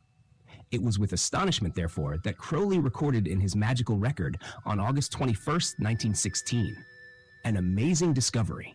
The operations to have a child by Hilarion, July 8th, 1916 on, 7 in all, and 1 upon Helen Westley, ended September 12th and September 16th with 3 operations at beginning and end of catamenia. These operations are described as particularly good. On September 23rd, 1915, the word of the equinox was nebulae, one i.e. the babe of the universe as I now see it. This present equinox, the word is Sol Omon, the child of David's adultery. Now, OIVVIO2 was born on June 21st, 1916, exactly 9 months after the Libra, i.e. the autumn equinox, 1915. On conclusion of the equinox ceremony, Hilarion had seduced me, and I had concentrated on the word just obtained. It is really very remarkable that I did no operation for a child after this September 12th, 16. We were at Vancouver on October 19th, I 2 or 3 days earlier. It is to be noted, too, that Hilarion was the perfect Scarlet Woman as described in the Book of the Law. Then OIVVIO may be the child coming from no expected house, 3 since I always thought of a material baby, and never tried for a spiritual son, and yet the child of my bowels, 4 since OIVVIO has Sagittarius 5 on the ascendant, and Sagittary is on the cusp of my 6th house, Virgo the bowels, and also because I did the I6th operation for him upon the body of Hilarion. He may be mightier than all the kings of the earth, because cast out into Malkuth, tick 6. I woke up with these ideas in my head about 3:40 this a.m. Note, too, the dreams of September 20 to 21. Hilarion as a Titan woman on whom I performed act fully. In this dream, I was more than half awake. Not only did Akkad's attainment justify the methods that Crowley adopted in his training of aspirants in the AA, it was also an unequivocal fulfillment of the prophecy in the Book of the Law, which declared that the beast himself would not understand all the mysteries that the book contained. When Jones became a neophyte, 1B equals 10 Shak of the A, in 1913, he adopted the motto, Akkad, AHD, which means one, unity. Crowley soon realized that Akkad was indeed the one who came after him, in the sense of succession to the grade of 8B equal 3 Shar, Magister Templi. He came after Crowley and crossed the abyss to be reborn in the Third Order, the Silver Star. Also, Akkad did in fact discover the key of the Book of the Law in the word AL, which means existence, or God, its number being 31. The word Akkad, unity, adds up to 13, which is 31 in reverse. 31 is the number not only of AL, but also of LA, meaning not or Nui. Also, by the Tarot, 31 is equal to Ash-T, the God set or Shaitan. The formula El-Ash-Tal, which comprises 3 Chi 31, adds up to 93, the sacred number of Thelema, Agape, and Iwaz, or will, love, and the magical formula of their operation, Ish-T, or Set. These discoveries resulted from Akkad's revelation concerning the number 31, which he obtained at the winter solstice, 1917, and which he delivered to Crowley in 1919. Crowley accepted the key, and in consequence, the title of the Book of the Law, originally Liber Legis, was changed to Liber al vel Legis. Frater Akkad's account of his association with Crowley and his discovery of the key of the Book of the Law is embodied in an unpublished document which he entitled Liber XKXL. It was to have formed the Kabbalistic appendix to Crowley's account of the Book of the Law, which was published, finally, many years later, as the Equinox of the Gods. By that time, however, Akkad had forfeited his position in the A, in Crowley's eyes at least, by failing to prove his unbroken line of ascent from the grade of probationer, 1b equals 10 schnur, to that of a master of the temple, 8b equal 3 schaber. According to Crowley, it was in connection with the grade of 7b equal 4 hammer, adeptus exemptus, that Akkad had failed. He had not composed and published a thesis on the universe as required of a member of that grade. Examples of such theses are cited by Crowley in One Star in Sight, Eliphas Levi's Clef de Grand Mystères, the works of Swedenborg, von Eckartshausen, Robert Flood, Paracelsus, Newton, Bolyai, Hinton, Berkeley, Loyola, etc. But at the time of Akkad's discovery, Crowley was overjoyed by the thought that he had produced a son and heir magically competent to take his place in the Great White Brotherhood. Furthermore, he considered the strange concatenation of circumstances as conclusive proof of the praeterhuman intelligence of Aiwaz, his holy guardian angel. He saw in these events the full justification for his reorganization of the original Golden Dawn system and the acceptance of that reorganization by the secret chiefs themselves. The system had proved itself. Any person of average intelligence and capacity could, within a single lifetime, attain by its means to the highest spiritual eminence. But Akkad's success, striking proof as it is of the transcendental origin of the Book of the Law, ended in failure. And in later years, Crowley wrote to Frater OPV, Norman Mudd, to the effect that although any man whosoever was free to take the formidable oath of a master of the temple, he, the Chancellor 8, should dissuade anyone from so doing unless the earlier grades had been systematically worked through. Akkad, no doubt encouraged by the unusually swift progress he had made as a neophyte, had omitted certain tasks connected with later grades, and this had had drastic consequences. The Egyptian Revival, which Akkad wrote and published in 1923, contains evidence of his unbalanced and therefore imperfect attainment. He reversed the order of the paths of the Tree of Life and turned the Serpent of Wisdom upside down. He also declared that a new Aeon, the Aeon of Ma'at, Truth and Justice, was at hand, that the Aeon of Hórus was over and done with, almost before it had started. On April 2nd, 1948, less than a year after Crowley's death, and shortly before his own, Akkad announced the onset of the Age of Aquarius. Precisely 44 years after the Equinox of the Gods in 1904, when Aiwaz announced the inception of the Aeon of Hórus, which was due to last for approximately 2,000 years. Akkad names the new age, the Imaphoron, the Aeon of Truth and Justice, and claims that he prophesied its inception in a book entitled QBL, which he published in 1923. Proof is everywhere apparent, however, that no Aeon of Truth and Justice has yet dawned.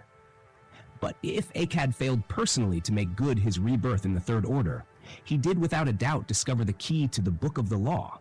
He did indeed come after Crowley, and he most certainly did prove the efficacy of the system as reconstructed by Crowley along Thelemic lines. Akkad thought he had attained the summit of spiritual realization, having, as he declared, passed the magician, i.e. Crowley, on the path to the crown, Kether. He then went through a period of temporary insanity during which he came to England and joined the Roman Catholic Church, convinced that by thus forging a magical link with the enemy, he would be able to persuade that church to accept the law of Thelema.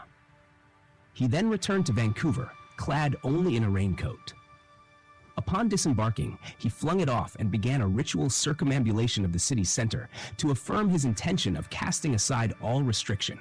His action was a defiant gesture of release from orthodox behavior. He was summarily arrested and imprisoned. During his incarceration, he continued to interpret every event as having oracular and divine significance. The casual words, gestures, even the blasphemies of his fellow prisoners were interpreted after this fashion. During this period, he claims to have completed his crossing of the abyss, having fulfilled the oath of a master of the temple, and having in actual fact interpreted every phenomenon as a particular dealing of God with his soul. The record of Akkad's attainment is a document of great mystical interest. Part of it has been published in the Equinox 3:1. Although Crowley accepted Akkad's discovery of the key of the Book of the Law, declaring that it opened the palace of the king, he did not accept Akkad's claim to the grades of Magus, 9 gri equals 2 sesher, and Ipsissimus, 10 gri equals 1 sharf. Because of this, or so it seems, Akkad endeavored to wreck Crowley's work, particularly the work of the OTO in California, and Crowley expelled him from that order. Akkad then turned on Crowley's genius, or angel, and in a paper entitled The Teachings of the New Aeon, describes Aiwaz as the malignant intelligence who transmitted to him, i.e. Crowley, the Book of the Law in 1904. He goes on to say that the beast may be considered as his own worst enemy, but Aiwaz is quite evidently the enemy of mankind, and should be recognized as such, if this new system, deliberately calculated to bring about the self-destruction of the human race, is to be rightly evaluated. Akkad's case, tragic as it must seem to those who saw in him so much promise and worth, cannot be lightly dismissed, if in fact it can be dismissed at all. In 1925, Crowley wrote to Mudd, "I'm treating Akkad as in the midst of a long ordeal, and so quite blind, although in one aspect 8-3 shark, master of the temple. Hence, care should be taken not to jog his elbow, in the hope he will come through. I think both he and Fuller can be saved by you. It's all, as always, the ego that starts hell. Never forget this. There are no exceptions. Hence, if A plus B in AA are at odds, the only question is, which of the two has an ego abscess forming from some drop of blood which he failed to squeeze into the cup of Babylon?" The last sentence refers to the supreme formula of the mystic, the absolute abandonment of everything, even the holy guardian angel. For should one ego thought, one drop of blood remain in the cup of Babylon, the force of the attainment short-circuits itself, and obsession results. The ego swells to unimaginable proportions, and the aspirant begins to believe that, as an individual, he is equal to the absolute. Fuller later became Major General JFC Fuller. He was known in the order as Frater Per Ardua, and was Akkad's immediate superior in the order. Fuller, too, failed to make the grade, and fell from the path, as Crowley hints in this letter. Another example of a magical abortion is that of Wilfred T. Smith, known in the order as Frater VOVN, or Frater 132. He was born at Tunbridge, Kent, towards the close of the last century, and began his magical career in Vancouver under Frater Akkad, who was at the time head of the OTO for Canada and North America. Crowley first met Smith in Vancouver in 1915. As a result of the meeting, Smith was given permission to establish a lodge of the order at Winona Boulevard. This he did, together with a sister of the order named Regina Call. Sometime later, he moved to 1003 South Orange Grove Avenue, Pasadena, California, the place which eventually became the headquarters of the OTO in America. It was there that Smith seduced Helen Parsons, the wife of a promising young scientist named John W. Parsons, who was known in the order as Frater 210. Smith had a child by Helen, and a series of entanglements ensued, which provoked Crowley to issue an encyclical expelling Smith from the OTO. But there was more to Smith than mere lubricity. The power of attraction which he possessed to a marked degree, and his strong personal devotion to Crowley and to the doctrine of Thelema, suggested something more than an aptitude for magic. Crowley drew up a progressed horoscope for Smith, and found it to be one of the most astonishingly fortunate figures that Frater 666 has ever set up in his whole life. But when he proceeded to set up Smith's birth chart, he was bewildered by an array of aspects, which, in contrast to Smith's actual character, should have placed him among the foremost personalities of his time. For instance, Crowley noted, "A complex of more than 5 planets is rare. Of 8, Frater 666 knows one only, William Shakespeare, besides Wilfred Smith." This and other equally puzzling indications of an unusual destiny continued to mystify Crowley and lodge members. Suddenly, the simple, the astounding truth flooded the mind of Frater 666 with light. It explains all obscurities. It reconciles all contradictions. We have all of us throughout been kindled by a single misapprehension, precisely as if a staff of astronomers, mistaking a planet for a star, observed its motion and so found nothing but irritating, bewildering, inexplicable attacks upon the laws of nature. All becomes clear on recognizing the fundamental mistake. Wilfred T. Smith, Frater 132, is not a man at all. He is the incarnation of some god. Following upon this discovery, Crowley prescribed a grand magical retirement during which Smith was to realize the nature and identity of the god indwelling him. It was to this end that Crowley composed Liber Apotheosis, Liber 132, wherein he suggested suitable methods for discovering the hidden god and the best means for communing with it. Smith was to have no commerce with the outside world. He was to inhabit a tent or shack, set up in a remote and little frequented place. Crowley suggested Temple Hill as a particularly consecrated site. It was easy of access to the new OTO headquarters at a place named Rancho Royal. There, Smith was to build himself, single-handed, a chapel or temple from the surrounding stones and boulders. He was to have the mark of the beast tattooed upon his forehead, or in the palm of his right hand, and also, if he chose, over his heart and upon his mons veneris, to solemnize his dedication to his holy task. Any visions or unusual states of consciousness manifesting in Frater 1132 during the course of his retirement were to be recorded and communicated at stated intervals to his superior in the order. That portion of Liber 132, which treats of the indwelling of non-human powers, is of such interest, apart from the particular case of Smith, that I quote it at length. His superior at this time was Frater Saturnus, Carl J. Germer, who was to become Crowley's legal heir in 1947.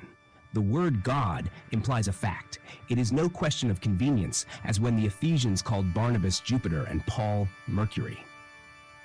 The incarnation of a god is an exceedingly rare event to become known, although frequent enough when he makes it secretly to take his pleasure on the earth among the legions of the living. It being known, it is important to ascertain his purpose, especially as, in the present case, the material envelope has been so perfectly constructed that he is himself not fully aware of it.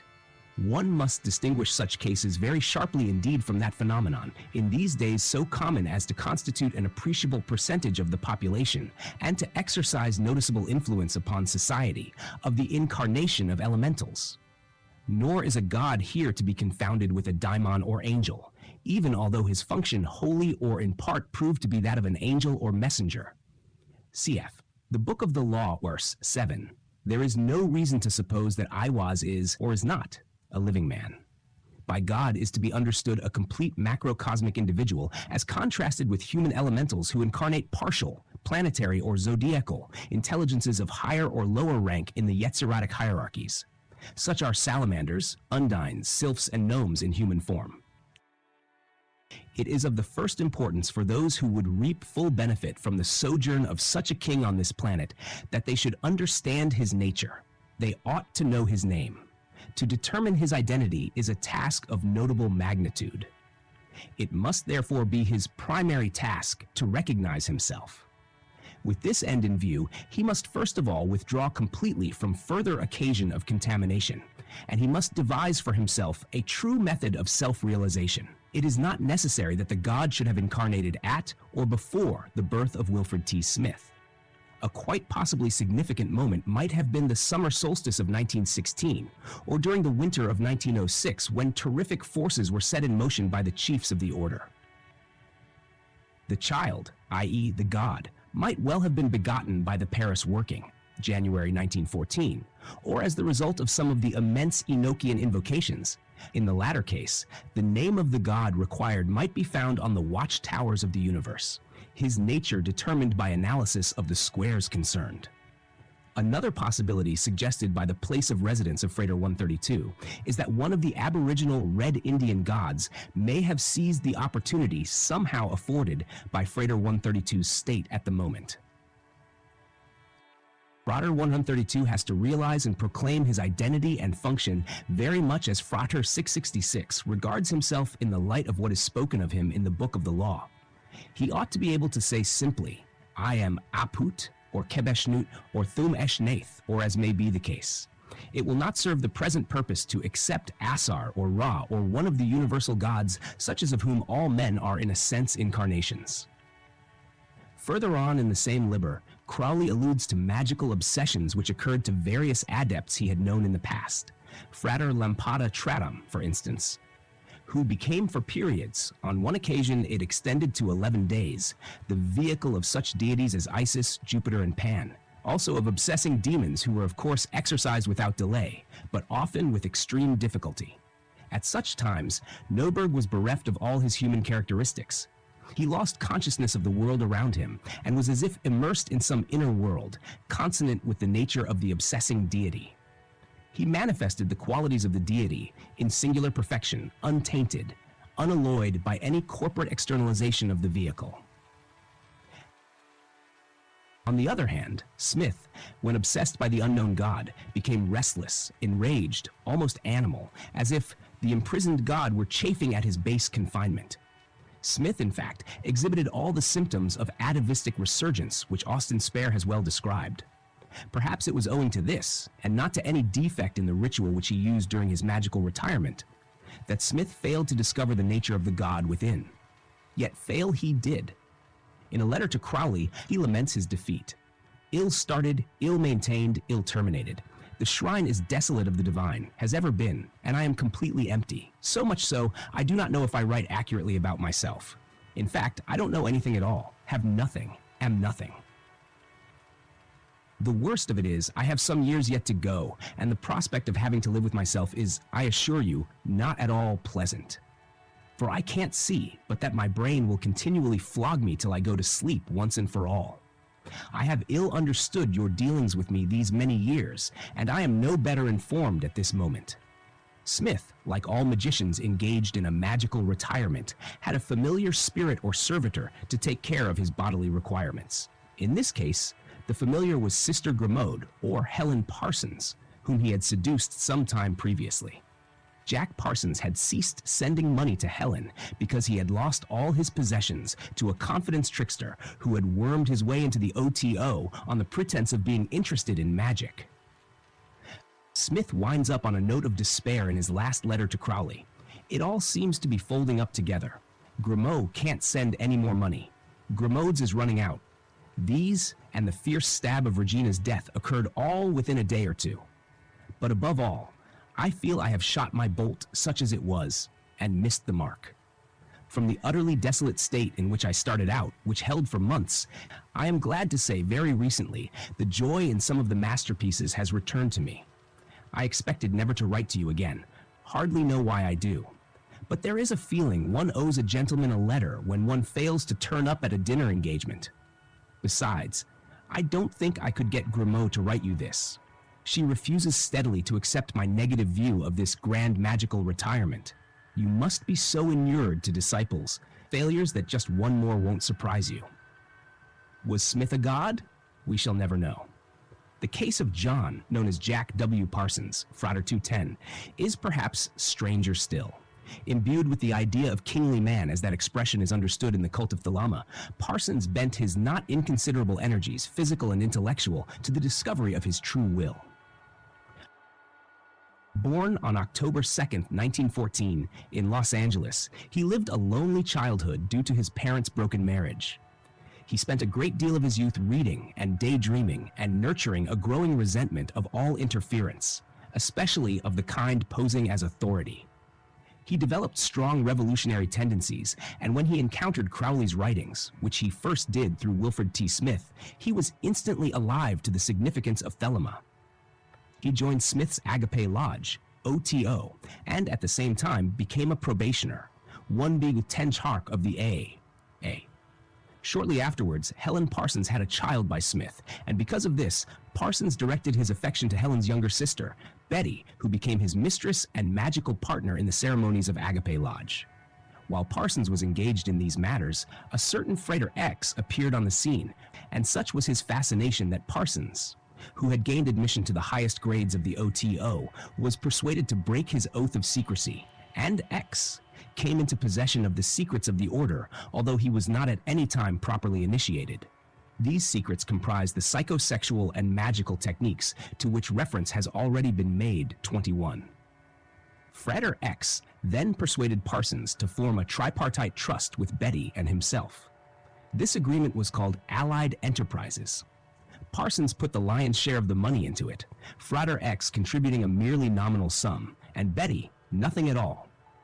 Parsons was then persuaded to sell the property, which constituted the headquarters of the Agape Lodge, and on the proceeds, plus the money invested in Allied Enterprises, Frater X and Betty absconded, leaving Parsons under the impression that they intended to buy a yacht, which they would eventually sell to the advantage of all three. The yacht was duly purchased, but instead of returning to California, Frater X and Betty sailed around the East Coast together, living the life of Riley, as a member of the order graphically expressed it. In a letter to Crowley dated July 1945, Parsons wrote, "About 3 months ago, I met X, a writer and explorer of whom I had known for some time. He is a gentleman, red hair, green eyes, honest and intelligent, and we have become great friends. He moved in with me about 2 months ago, and although Betty and I are still friendly, she has transferred her sexual affections to him. Although he has no formal training in magic, he has an extraordinary amount of experience and understanding in the field. From some of his experiences, I deduce he is in direct touch with some higher intelligence, possibly his guardian angel. He is the most thelemic person I have ever met, and is in complete accord with our principles. He is also interested in establishing the new Aeon, but for cogent reasons I have not introduced him to the Lodge. We are pooling our resources in a partnership which will act as a limited company to control our business ventures. I think I have made a great gain, and as Betty and I are the best of friends, there is little loss. I cared for her rather deeply, but I have no desire to control her emotions, and I hope I can control my own. I need a magical partner. I have many experiments in mind. The next time I tie up with a woman, it will be on my own terms." His wife, Helen, had been filched by Smith. Now, Frater X had stolen his mistress. Having lost confidence in women, Parsons decided to attract an elemental spirit to take Betty's place and to assist him in his magical workings. The instructions which accompany the 8th degree of the OTO contain methods for evoking an elemental or familiar spirit. It is said to be an easy matter to attract such a spirit because the souls of the elements desire constantly to be absorbed into the cycle of human evolution, this being the only way in which they can achieve salvation and perpetuity of existence. On being appropriated by a human organism, the elemental finally becomes absorbed in the immortal principle in man. Crowley applies similar reasoning to the practice of eating animals. We have a right to eat animals, he says, because it is the kindest thing that we can do to them. Thus, and only thus, can we enable them to fulfill their ambition by building up their tissue into that of a higher organism. In the matter of calling forth an elemental spirit, the adept is advised on several points. 1. That he choose wisely a reasonable soul, docile, apt, beautiful, and in all ways worthy of love. 2. That he fall not away from love of the great goddess into love of this inferior fish, but give only as a master and of his mercy, knowing that this also is service to the goddess. 3. That of such familiar spirits he have but 4, and let him regulate their service, appointing hours for each. 4. That he treat them with kindness and firmness, being on his guard against their tricks.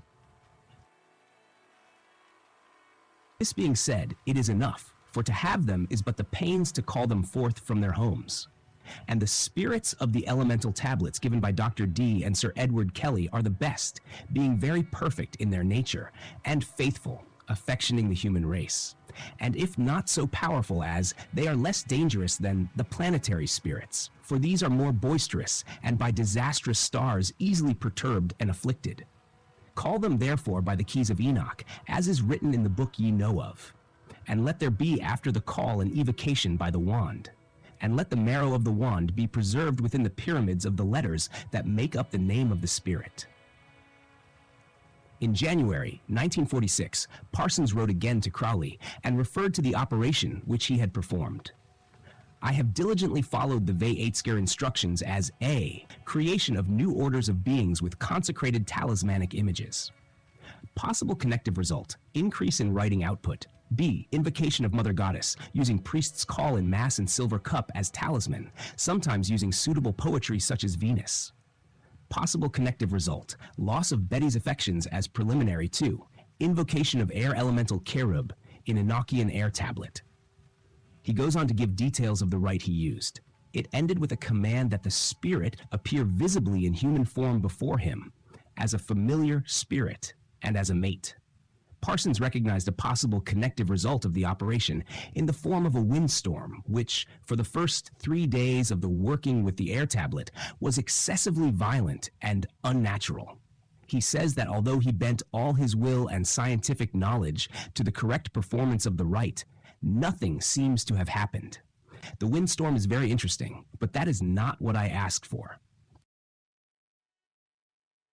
His disappointment was a little premature, however, for a few days later he wrote, "An interesting incident. Freighter X attempted to escape me by sailing at 5 p.m., and I performed a full invocation to Bartzabel within the circle at 8 p.m. At the same time, so far as I can check, his ship was struck by a sudden squall off the coast, which ripped off his sails and forced him back to port, where I took the boat in custody. I am not greatly impressed, but it is interesting." Still not the desired result, but owing to the above, he was able to say of Frater Kanks and Betty, "I have them well tied up. They cannot move without going to jail. However, I am afraid that most of the money has already been dissipated. I will be lucky to salvage $3,000 to $5,000. Then, on February 23, 1946, Parsons wrote triumphantly to Crowley, "I have my elemental.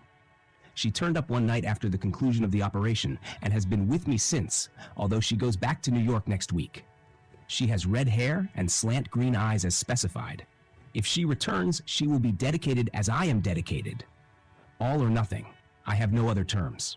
She is an artist, strong-minded and determined, with strong masculine characteristics and a fanatical independence." This woman's name was Marjorie Cameron.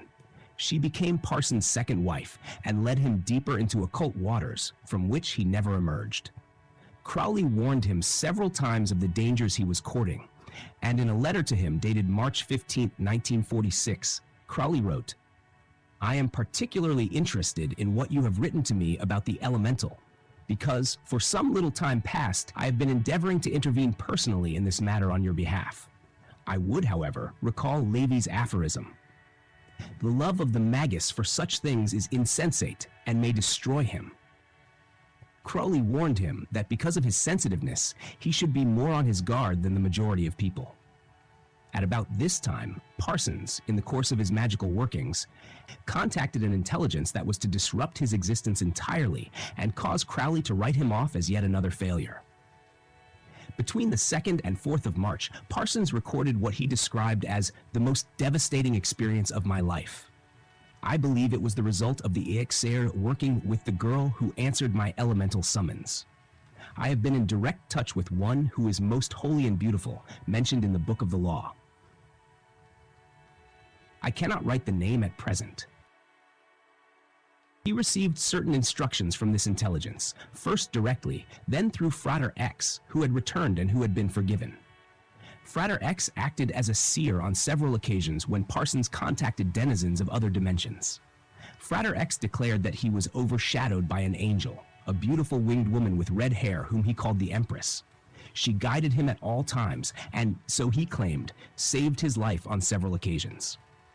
Wilfred T. Smith, after his expulsion from the OTO and his failure to identify the God within him, conceived an enmity for Parsons and attacked him astrally. On one occasion, Frater X, who had not met Smith, described him as clad in a black robe and having an evil pasty face.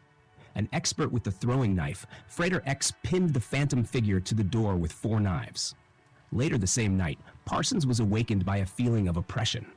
He heard a distinct sound in the room, though no one but himself was present.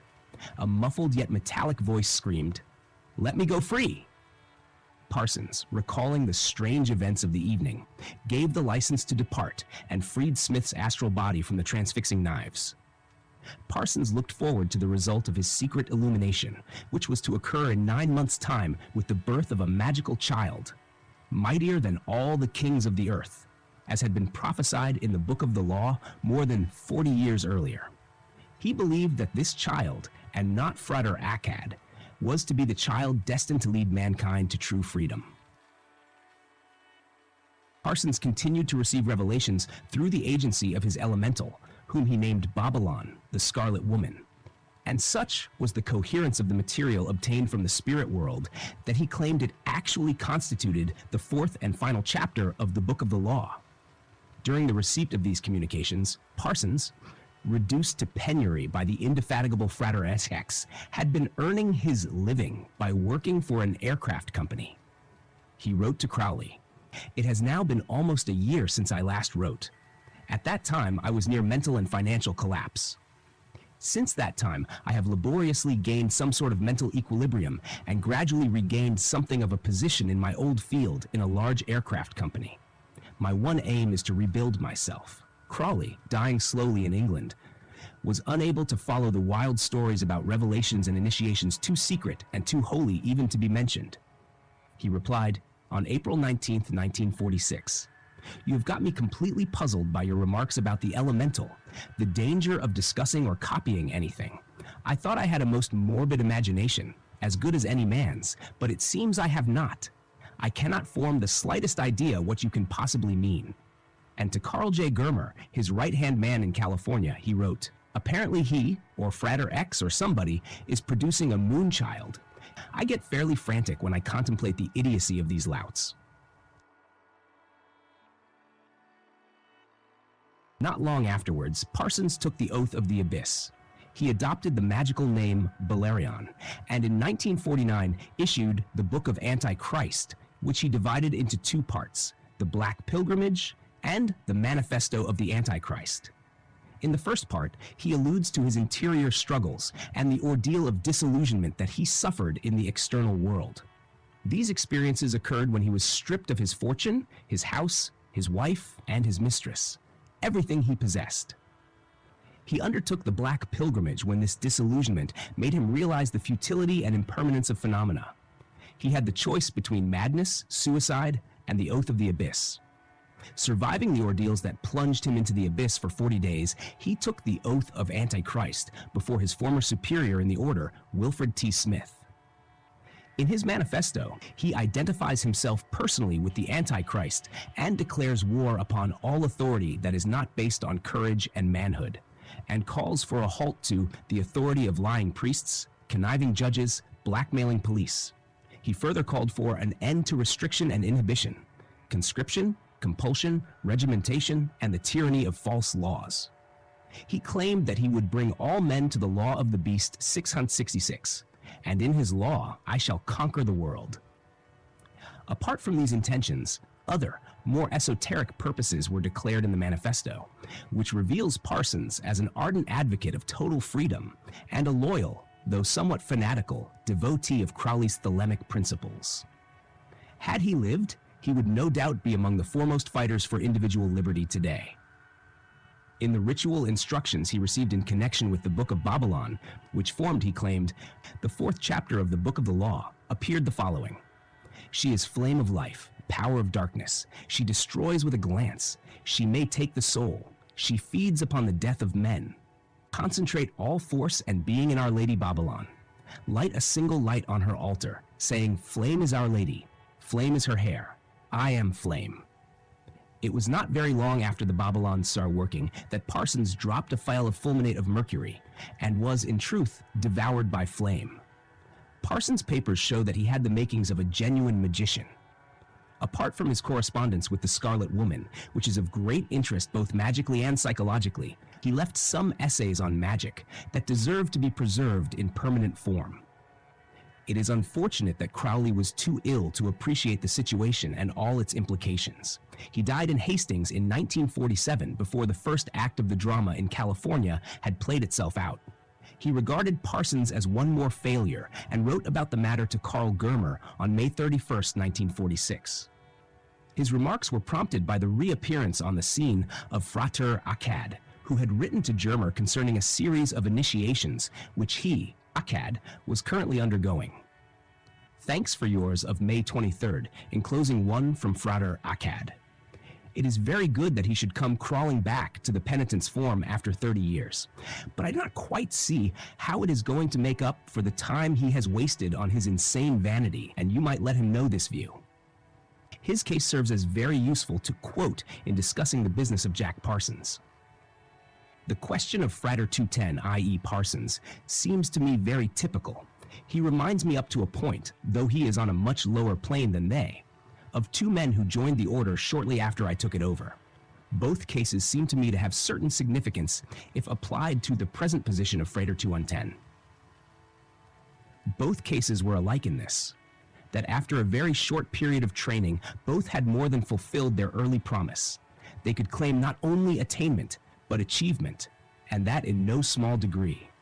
I am sorry that there is no possibility of making any similar claim on behalf of Frater 210.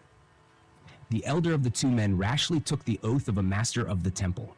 He must have failed to expel the last drop of blood into the cup of Our Lady Babylon, for a comparatively few months later, he got an initiation by his own account so marvelous that it superseded our own work altogether. It was, of course, much too sacred for him to give even the least hint of its nature. What was the result? From that moment his attainment stopped, his achievement stopped. He never produced anything from that hour to this which was worthy a moment's consideration. Now, after 30 years, he has realized his mistake. He has come crawling back in penitence, but that will not do him the service of filling up the gap of 30 wasted years. The second case was really much simpler. His attainment and his achievement were on the whole of a higher class than that of the other man.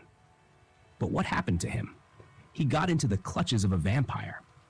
The result was identical. From that hour his attainment stopped, his achievement stopped. He lived a miserable life. The life of a slave under the influence of this appalling old woman. And some half-dozen years ago, death relieved him from his sufferings. That is, sufferings of that kind. It seems to me, on the information of our brethren in California, that, if we may assume them to be accurate, Frater 210 has committed both these errors. He has got a miraculous illumination that rhymes with nothing, and he has apparently lost all his personal independence. From our brother's account, he has given away both his girl and his money. Apparently, it is the ordinary confidence trick. Of course, I must suspend judgment until I have heard his side of the story, but he promised me quite a long while ago to write me a full explanation, and to date, I have received nothing from him. The poet, Victor Newberg; the soldier, J.F.C. Fuller; the mathematician, Norman Mudd; the magical son of the beast, 666, Charles Stansfeld Jones; the Lancashire bricklayer, Frank Bennett; the ritualist, Wilfred Smith; and the scientist, John Parsons, are a few of the many who tried, and tried wholeheartedly, to discover the identity of the hidden God, to discover their true will, and to put their discovery to some use. Of these few, perhaps Norman Mudd and Stansfeld Jones came nearest to achieving their aim. They did indeed come nearest to understanding the essential doctrines of Thelema, as is proved by the voluminous correspondence between Crowley and Mudd, and in the works, published and unpublished, of Frater Akkad. Crowley himself, the greatest sphinx of all, even to himself, did not live to see his will prevail in terms of humanity's acceptance of the law of Thelema. Within him, the constant conflict between magic and mysticism was never wholly resolved, and gradually widened the rift between his inner experience of truth and the outer dull clay of cosmos, to which he tried so courageously to transmit the fire of his immense fervor. He was an Advaitin at heart, and, despite all his protestations, the way of the Tao brought him inevitably to the way of the Tao.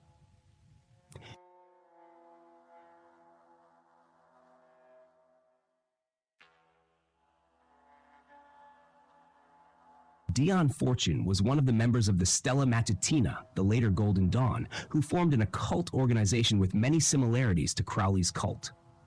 Her real name was Violet Mary Firth, 1891 to 1946, but she was known as Dion Fortune. Of Norse extraction, she was fair and strong of physique and possessed the courage and determination of her Nordic ancestors. Although she came from a part of Yorkshire previously occupied by the Danes, she was related to the Firth family, celebrated for stainless steel. A portrait of her grandfather in a flame of this metal is said to have hung in one of the boardrooms of the Firth Stainless Steel Company, and stainless steel aptly described her character and attributes. I met Dion Fortune while I was staying with Crowley in the mid-1940s, studying magic and acting as his famulus. I saw many of the letters Crowley wrote to and received from Dion Fortune, and one in particular stands out in my memory. In it, Fortune asked Crowley for advice about a ritual procedure involving a blood sacrifice with two young cocks. I did not know at the time that Fortune was more obsessed with the idea of Sakti power than most occultists, viewing power not in terms of self-aggrandizement or domineering interference in the affairs of others, but as something that may exist in places and people, often in a latent form. Many of Fortune's novels revolve around people who, unaware of their potential for occult work, lead drab, unfulfilled lives until a chance incident opens up their inner potential. She also took a great interest in places linked to ancient and forgotten rites performed by extinct peoples, as these places often carried a palpable atmosphere for sensitive souls. An unhappy childhood tended to set Dion Fortune apart from others. She was an orphan with a highly sensitive constitution that made her receptive to the auras of places and people, resulting in her being introverted and prone to prolonged daydreaming as a child. She was raised in a household that rigorously practiced the tenets of Christian Science, which heavily influenced her early ideas and instilled in her a lifelong interest in the strange powers of the mind. Fortune's penchant for daydreaming caused her guardians concern, but during these moments of fantasizing, she developed the remarkable powers she would later demonstrate. The imagination plays a dominant role in occultism, and Fortune learned how to make use of reverie to control her daydreams and develop the power to influence objective events. She discovered that, by adopting a practice similar to that taught by St. Ignatius Loyola, she could explore the astral plane and access interior regions normally inaccessible. Her novels, The Goat-Foot God and The Winged Bull, clearly illustrate the mechanism of dreaming true. When she was 20 years old, Fortune experienced a traumatic event that determined the course of her life. While working at an educational establishment, she encountered her employer, the principal of the establishment. The principal was a domineering and unscrupulous woman with a particularly malevolent disposition who had lived in India for many years. When antagonized, the principal directed currents of baleful energy at Fortune, which ate into her like acid and left her in a state of total prostration, shattering her mentally and physically. Fortune's recovery and return to health and vitality are recounted in her book, Psychic Self-Defense. This critical experience led her to study analytical psychology, join the Theosophical Society, and devote herself to occultism. She attended courses in psychology and psychoanalysis at the University of London, and in 1918, she became a lay psychotherapist at the East London Clinic. For a time, she was almost exclusively influenced by the doctrines of Aveling, but her interest in these gradually waned, and she became absorbed with the theories of Freud, Jung, and Adler. While studying these, Fortune noticed the close connection between certain psychosomatic states and those described by ritualists of the Eastern Tantras and the Western Kabbalistic traditions. She realized that woman, considered in the West to be the negative or passive aspect of the creative energy, was, on the contrary, the dynamic awakener of the solar phallic current, and as such, the factor that made the male positive. She devised rituals, wrote novels, and at one time a play, which was in effect a rite of Isis that enacted the eternal drama of polarity between the male-female modes of the creative fire. In 1919, Fortune joined the Golden Dawn, or the Alpha and Omega, as it was then called. The lodge she joined was headed by the occultist J.W. Brodie Inness, an accomplished writer who had produced several novels and essays treating of witchcraft and Highland magic. Fortune held him in high esteem and learned from him the correct procedures of ritual magic. In 1920, she left the lodge she initially joined and became a member of a London Temple of the Golden Dawn operated by Moyna Mathers, who was the sister of Henry Bergson and the widow of S. Liddell MacGregor Mathers, who died in the influenza epidemic after the First World War. The conflict with her employer at the educational establishment had severely damaged Fortune's etheric body, causing it to leak.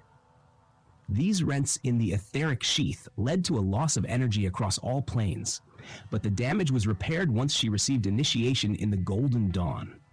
The suffering inflicted by the Black Magician turned out to be beneficial, as it prompted her to study the diagnosis and cure of psychic and occult attacks in general. She published her findings in Psychic Self-Defense, a unique book filled with deeply insightful observations on the underworld of black magic and the shadowy realms of pseudo-occultism. Her mediumistic abilities were developing rapidly, allowing her to provide first-hand accounts from her experiences on the invisible planes, which she frequently explored. Fortune married Penry Evans, a highly qualified medical practitioner. The combination of his knowledge of the mind and her knowledge of the soul led to the founding of the Fraternity of the Inner Light. This organization aimed to revive specific aspects of ancient worship with the doctrine of sexual polarity at its core. Fortune and Evans treated cases of obsession, dual personality, schizophrenia, and various mental diseases. They successfully cured seemingly hopeless cases of nervous collapse caused by demonic possession and banished haunting entities back to their proper realms.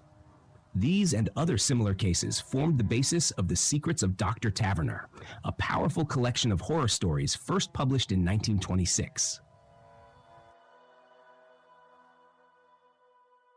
Dion Fortune's two novels, The Sea Priestess, 1938, and Moon Magic, published posthumously in 1956, explore the revival of paganism in a world that has lost touch with the elemental forces of nature essential for creative living. However, they focus on the power of Nu, or Black Isis, rather than simple unregenerate nature or primal, emotional, and sensual pleasure. This power represents the primordial essence of woman, Sakti, in her dynamic aspect. When united with its male complement, stripped of the layers of civilization through the realization of inherent godhead, this Sakti can bring about profound transformations in human consciousness. Black Isis destroys all that is inessential and obstructive to the soul's development, liberating the spirit from the confines of limited experience. The core of Fortune's work involves manifesting this Sakti through the magically controlled interplay of sexual polarity between the priest, the consecrated male, and the specially chosen female. Together, they perform the ancient rite, creating a vortex in the ether that allows the powerful energies of Black Isis to rush into manifestation. Fortune died believing her work would form a nucleus that would enable the ancient mysteries to operate freely once again. Her immediate superior in the Golden Dawn was a remarkable woman named Maya Tranchell Hayes, later known as Mrs. Curtis Webb. Fortune portrayed her as the ancient yet ageless and magnetic super witch, Vivian Lee Fay Morgan, in two of her novels. Maya Tranchell Hayes had a dominant personality and was a pupil of the Scottish occultist J.W. Brodie Innans. When Fortune knew her, she was the widow of an eminent psychiatrist who directed a lunatic asylum near Northampton. Like Dion Fortune, Maya also studied the various forms of mental derangement that her husband treated. Fortune had a close relationship with Maya Tranchell Hayes, and her behavior was so notorious in some circles that Crowley was inspired to write a characteristically caustic lyric about her. The last few lines of the poem read, "Mrs. Webb does what she can, as a lusty lesbian, to make a Sappho of the filly, who never trots in Piccadilly. Girl to girl and man to man is part pattern of her plan. Lad to lass and lass to lad, bread to bread alone is bad. So the changes she must ring if the angels are to sing. Aristo and putrid pleb, harridan and dainty deb, there's never one that Mrs. Webb." Although she was something of a recluse in her earlier years, Fortune changed her mode of life with the onset of the Second World War. She met a more varied assortment of people, was not as exclusive as she used to be, and flung herself almost recklessly into society, organizing group work in a way she had not done during the days when the members of her fraternity used to meet at No. 3 Queensborough Terrace in the Bayswater district of Hyde Park. That house contained rooms dedicated, each in its own way, to a particular aspect of the ancient mysteries. There was even a place set aside for the study of mystical Christianity, with special emphasis on the Arthurian and Graal legends. However, her life had been very enclosed until this change modified her personality. Her rooms became quite exotic, draped with heavy silks and hung with strange tapestries. A young girl, oddly dressed, served tea and strange symbolic little cakes that had an indefinable aura suggestive of the spices and drugs of the East. Fortune wore rich jewels beneath a flowing cloak, and on rare occasions when she went out, she donned a black broad-brimmed hat from which her sun-glinting hair sometimes strayed and fluffed about her head like a golden nimbus. Her personality contained more than a streak of exhibitionism, reminiscent of Crowley, and towards the end of her life, she collected an odd assortment of talismans and magical impedimenta. She burned strange perfumes in curiously chased basins of glittering metals. Her afternoon stroll in Hyde Park was undertaken in a voluminous cloak that recalled the advertisement for Sandeman's Port. She describes the heroine of Moon Magic as similarly dressed as she paces the misty Thames embankment. Like Crowley, who once marched along Bond Street in full Highland regalia with a drawn claymore, she imagined she passed unnoticed on these casual strolls. Fortune arrived, through the medium of the Western esoteric tradition, at conclusions similar to those of the Tantrics regarding the interpenetration of the subtle powers of mind and body. She knew that the chakras, the zones of magical energy in humans, were situated in the region of the endocrine system within the highly complex web of the human nervous anatomy. She also knew that surgery had often released or unsealed cells of energy in the brain that brought back past events, allowing them to be relived with all the vividness and immediacy of actual experience. In her novels, this aspect of her knowledge is often highlighted when her characters undergo a shock that releases a chain of subconscious impressions that once had been conscious in a past incarnation. They become so intensely disillusioned through sorrow or suffering of one kind or another that their minds are turned forcibly inwards. This introversion taps the memories of previous incarnations, allowing the individual to gain a clear insight into the purpose of their present life and enabling them to act with wisdom. Thus, from the debris of the everyday personality, Fortune showed a way out of the impasse of wasted lives, regrets, and nostalgias, opening a direct path to the true will that enabled the soul to know its own past and chart its future. The mechanisms of her teachings are plainly set forth in her novels, and this aspect of her work forms the most definite link between Crowley and Austin O. Spare, whose system of sorcery will be discussed at length in the following pages.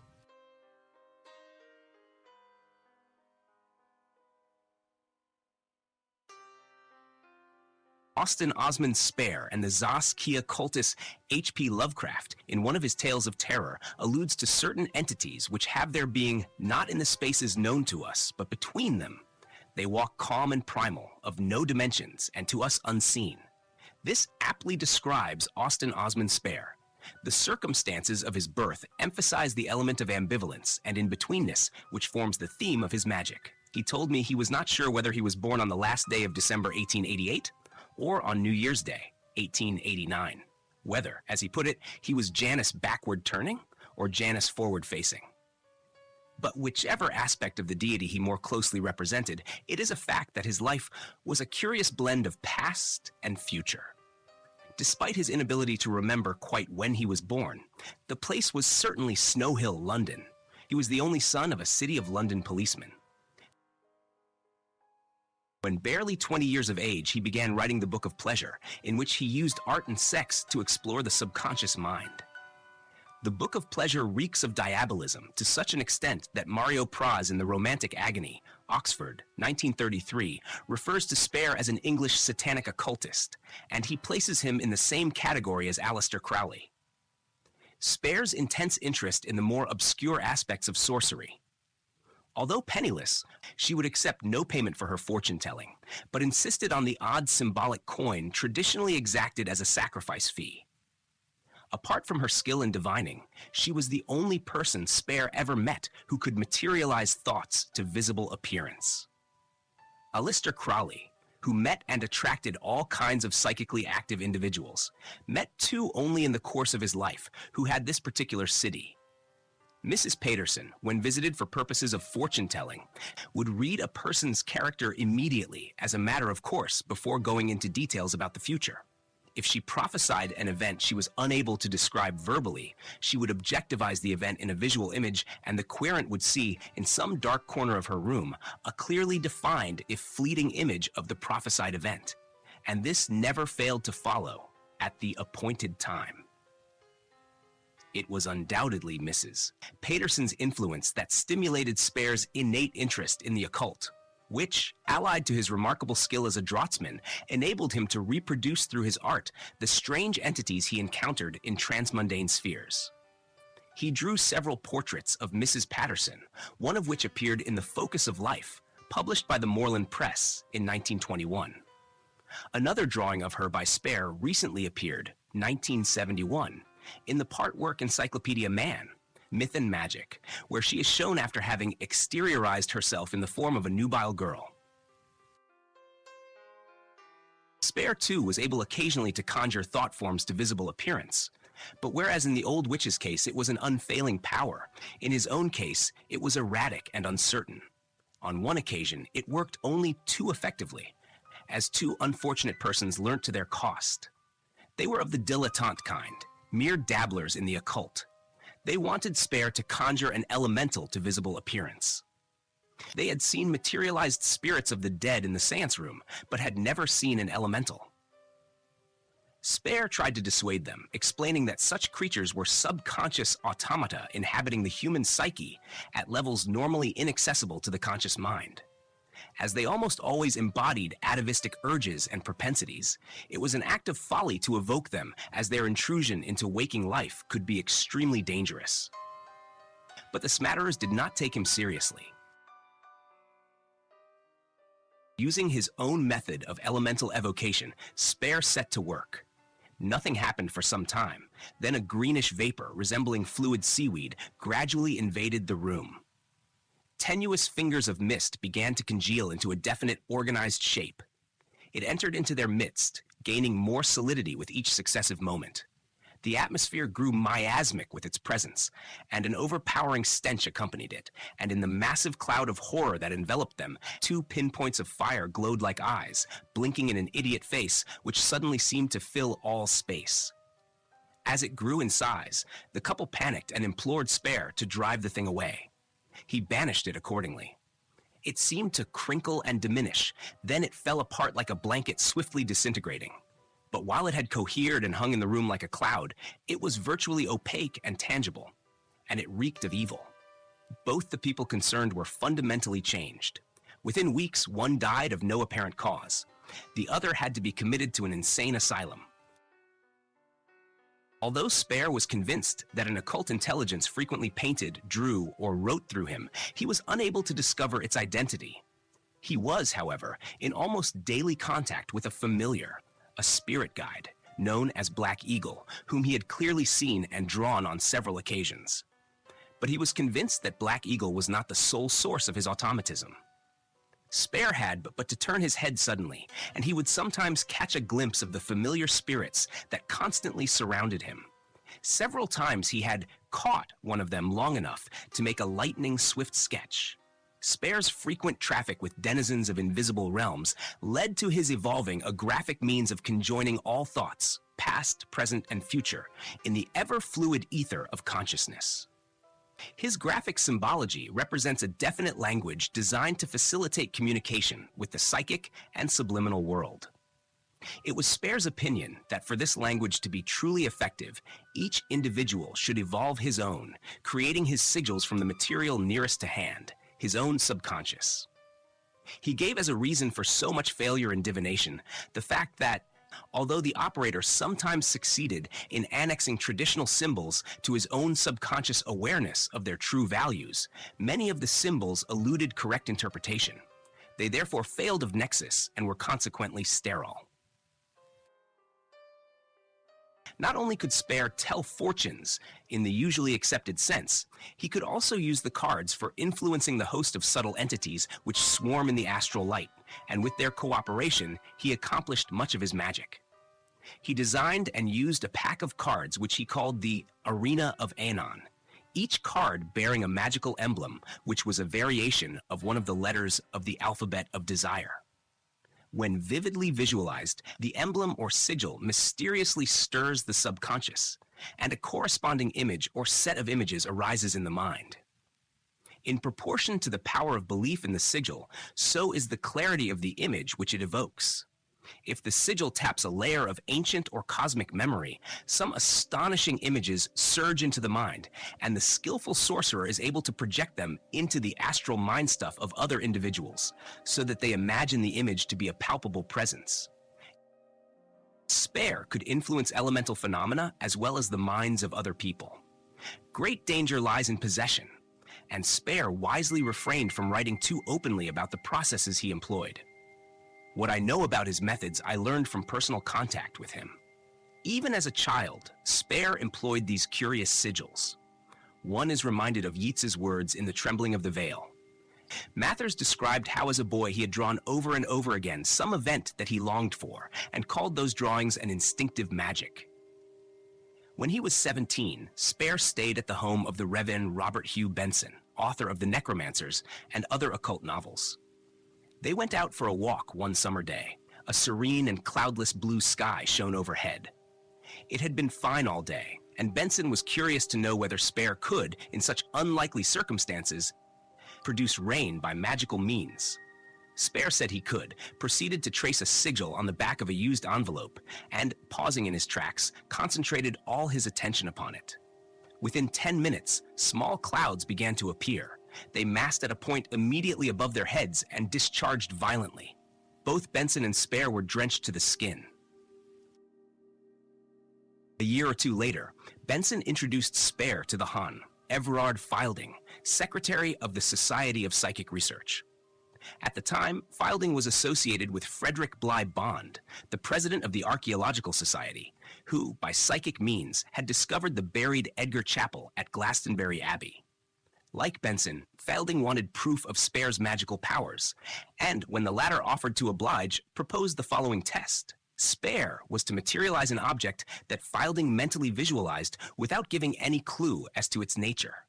Spare drew one of his magical sigils, which, instead of being symbolic of the unknown desired object, was the ideograph of a familiar spirit whose services he frequently employed when any mind reading was required. After some time, Spare received a vivid impression of the object in Fielding's mind. He then drew a second sigil, told Fielding he need no longer concentrate, and proceeded to do so himself. These proceedings were interrupted by a knock on the door. Fielding tiptoed to the door, opened it, and was amazed to find his valet proffering a pair of slippers. Fielding turned to Spare and asked him how he had done it. An essential part of Spare's technique lay in deliberate forgetfulness, and this is the part which a novice finds extremely difficult. One is reminded of the king who lavished a fortune on an itinerant alchemist who had successfully manufactured the Philosopher's Stone. After giving the king lengthy and complicated instructions, which the king repeated by heart, the alchemist smiled and said approvingly, "Yes, your highness has remembered every detail perfectly. There is just one further point to remember. For 3 minutes before the alchemical substance congeals, you must concentrate your mind upon its luster as it seethes in the alembic. But during this time, you should on no account let the thought of greenness cross your mind for even a moment." The king thanked the alchemist and prepared to make the stone. Everything went according to plan until the last few minutes, when the mind of the king was invaded by an army of green objects, which he was powerless to banish. With Spare's sigils, the case is somewhat similar. The reason he gives for forgetting the desire at the time of invoking it lies in the fact that for the operation to succeed, the conscious mind must have no inkling of the transaction. Consciously formulated desires take time to materialize. Subconscious desires can be made to materialize very swiftly. Consciousness of the desire vitiates the entire process, so a method had to be found of forgetting the desire during the period of magical evocation. Spare called the process union through absent-mindedness and advocated the yogic method of emptying the mind of all but the sigil. This is not always successful, so as an alternative, he suggests the sigilization of perennial desires, desires that are sure to arise periodically, as for instance, the desire for beautiful women. Several such desires are then sigilized, scrambled together, and laid aside for several days. On reassembling the cards upon which they have been drawn, the operator is unable to remember precisely what sigilizes what. The rite is then comparatively easy to accomplish, for it requires only concentrated thought. Spare often supplemented the process by a sexual formula which endowed it with added efficacy. He derived most of his sex magical formula from a Delphic pythoness who communed with him during sessions of automatic writing. This Delphic oracle was probably the spirit of old Mrs. Paterson, guiding him from beyond. One such formula enabled him to give life to the autistic by an earthenware virgin. In view of the present-day predilection for autoerotic aids to ecstasy, the resuscitation of the dildo 3, and the widespread curiosity about the sorcery of sex, Spare's formula of the earthenware virgin is of particular interest, though for Spare it had an exclusively magical aim. Until he received this formula, he had, as he put it, copulated merely with the atmosphere or rode whores, witches, and bitches of all kinds, there being few virgins. In order to translate a specified desire from the level of subjective consciousness to the material or objective plane, the Pythoness instructed him to construct an urn in conformity with the dimensions of the erect penis. Sufficient space, but no more, was to be left at the end of the vessel in order to form a vacuum when the phallus was inserted.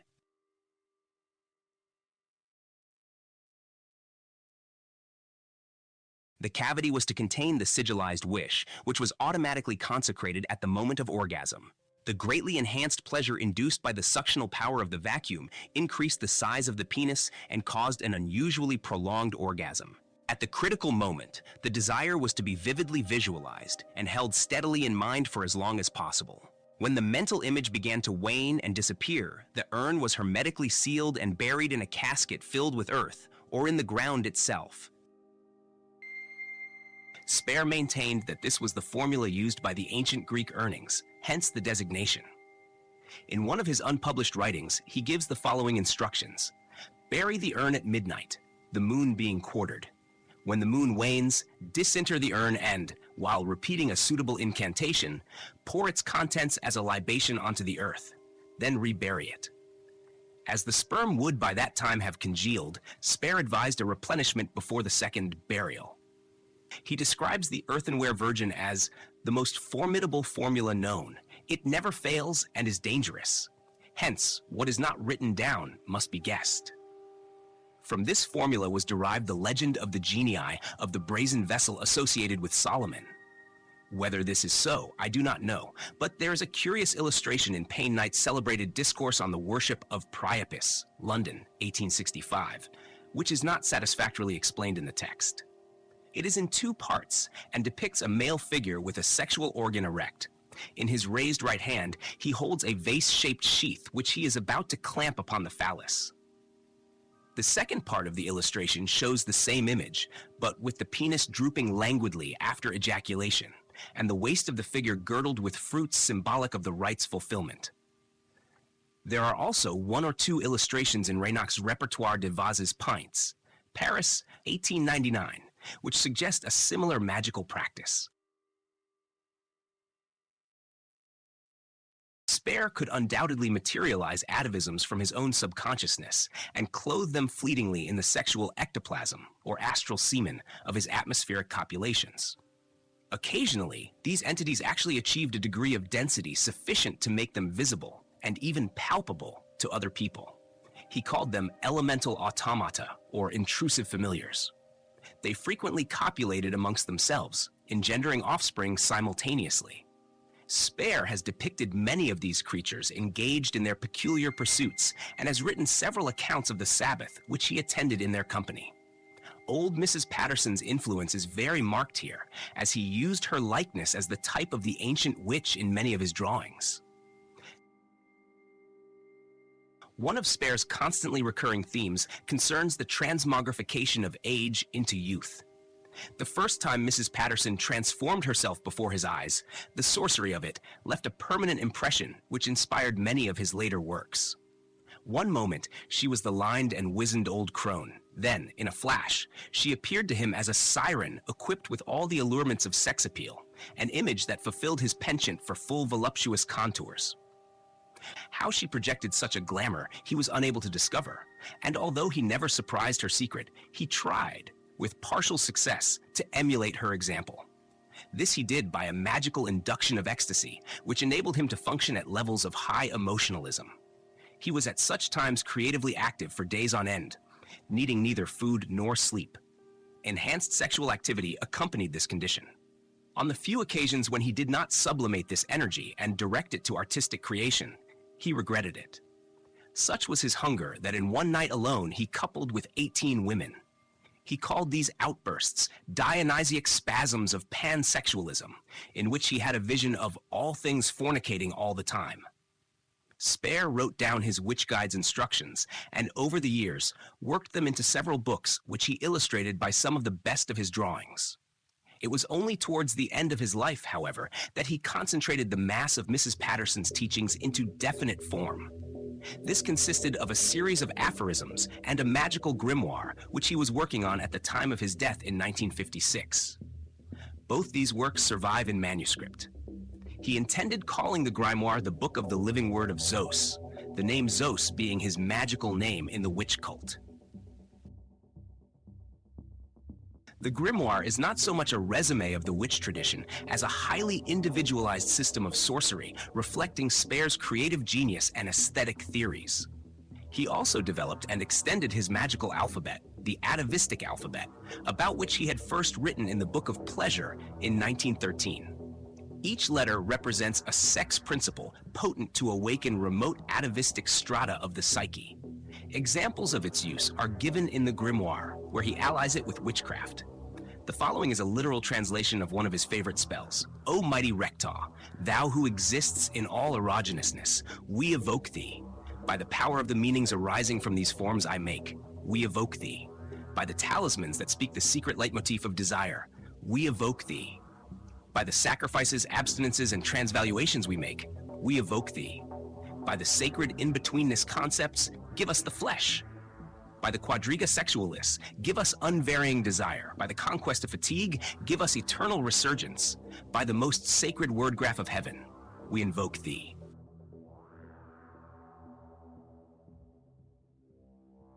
This prayer or evocation embodies traditional sabbatic concepts and might be described as the alpha and omega of Spare's doctrine. Rectaw, watcher, is spelled backwards, not for the reason given in connection with Dee and Kelly's angelic communications, but because the backward symbolism conceals the key to the reification of desire, the final absorption of the ego current in its source, the self. Hence, Spare's emphasis on self-love or autotelic ecstasy. Rectaw is the symbol of reaching backward in time to infinite remoteness by the mechanism of intense nostalgia. Whether it is symbolized by the moon presiding over the nocturnal orgies of the Sabbath, or by the back-to-back dance of the witches and warlocks, see Delunk, or by the infamous kiss of the Sabbath, which is applied to the anus of the demon. All such symbols indicate an infinite regression that causes atavistic resurgence and the inversion of sex to self-love. Shall I speak of that unique intensity without form? Know ye the ecstasy within, the pleasure between ego and self? At that time of ecstasy, there is no thought of others. There is no thought. The opening line of the evocation summarizes the method employed at the Sabbath for conscious wish fulfillment through self-pleasure, and it is explained by the words, "Except in the sensuous impact of flesh on flesh, there are no meanings." The self lives in, permeates, and is identical with reality, the enduring and ever-present consciousness, the living flesh compact of endlessly reifying dream. The second part of the evocation refers to the sigils and letters of the sacred alphabet, wherewith Zeus, i.e. the body considered as a whole, produces its subtle spells by projecting itself onto the mists of matter without. In other words, the language of desire and its meanings penetrate the silent regions of consciously forgotten experiences, evoking by its reverberant power the ineluctable memories that abide perpetually in subconsciousness. The talismans that speak the secret leitmotif of desire are primarily the two major magical instruments of Spare's system, the hand and the eye, of which the phallus and the ktes are the secret symbols. They are both used, as in Crowley's cult, for evoking or provoking consciousness in touch, ecstasy in vision. The fourth clause of the Sabbatic prayer refers to the occult maxim that great achievements proceed upon total exhaustion of energy in one great burst of release, after a period, long or short, of sacrifice or abstention, during which time the necessary energy is accumulated and intensified.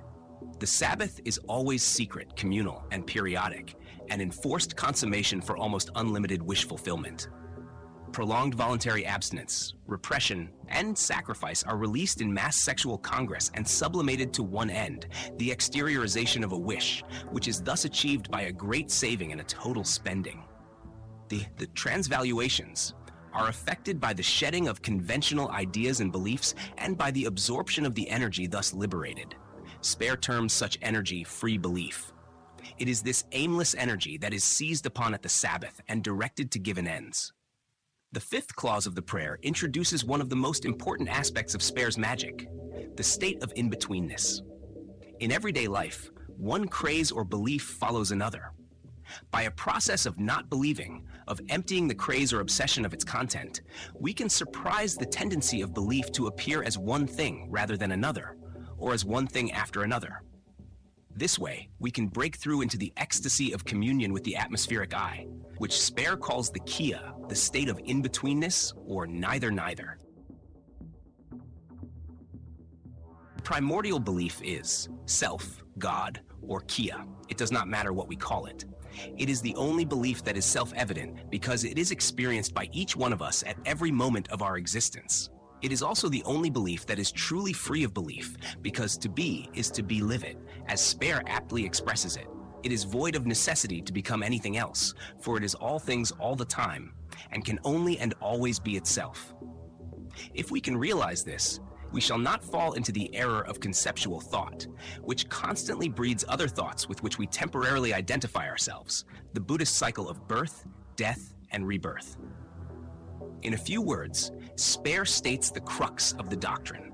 By hindering belief and semen from conception, they become simple and cosmic. Only when desire has become cosmic can the total ecstasy, which characterizes Kia, dawn in the individual consciousness naked, because it is then no longer limited or personalized consciousness, but cosmic in scope and free to enjoy itself eternally. In other words, one must enlarge belief or desire until it embraces all things. Spare urges us to will, insatiety of desire, brave self-indulgence, and primeval sexualism. For belief freed from conception merges desire with the infinite, creates a unity of self-knowing, which is also supreme self-love, and transcends the two poles of objectivity and subjectivity, discovering in between the two the real self-Kia, the atmospheric I. After the oath, which constitutes the fifth stage of the evocation, the refrain changes from "we evoke thee" to a demand to the hidden watcher to give us the flesh. The petition is for the material medium whereby the desire will actually substantiate itself. From certain historical accounts of witchcraft, we learn that the roasted flesh of children and animals was sometimes sacrificed to the infernal powers as a sacrifice potent to achieve the realization of the desires of the celebrants at the Sabbath. The literal performance of this sacrifice was a degeneration of the original magical act of transubstantiation effected by the sorcerer when he sacrificed the child of his loins, i.e., when he consumed or burnt up his sigillized wish in the fire of forgetfulness. The next stage of the rite evokes the quadriga sexualis, the four horsemen or powers of sex, which adumbrates the various mystical attitudes, forms of congress, postures employed at the Sabbath. Although these are numerous, there are four main kinds. Firstly, the gesture of constant congress. Secondly, the gesture of abstract creating, a masturbatory gesture involving the hand, the eye, and the atmosphere. Thirdly, the gesture of simulation or astral reflection, symbolized by the formula of the divine ape. And fourthly, the gesture typical of the witch cult, which involves the sodomitical use of the female organism.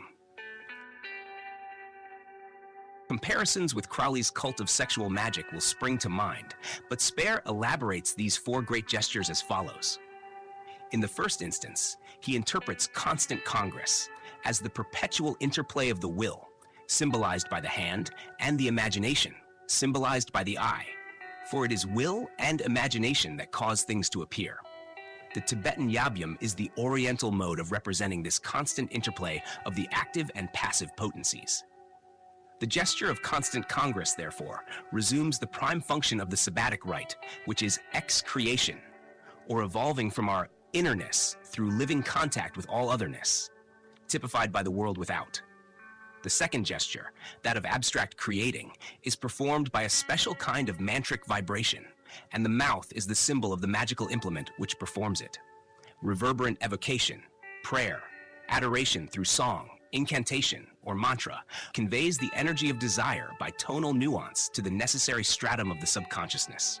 The technique of making the utterance effective, of resounding the depths of cosmic memory and making the sacred alignments is a major arcanum of the Zos Kia cultus. What sounds the depths and conjoins will and belief? Some inarticulate hieroglyph or sigil wrought from nascent desire and rhythmed by unbounded ego.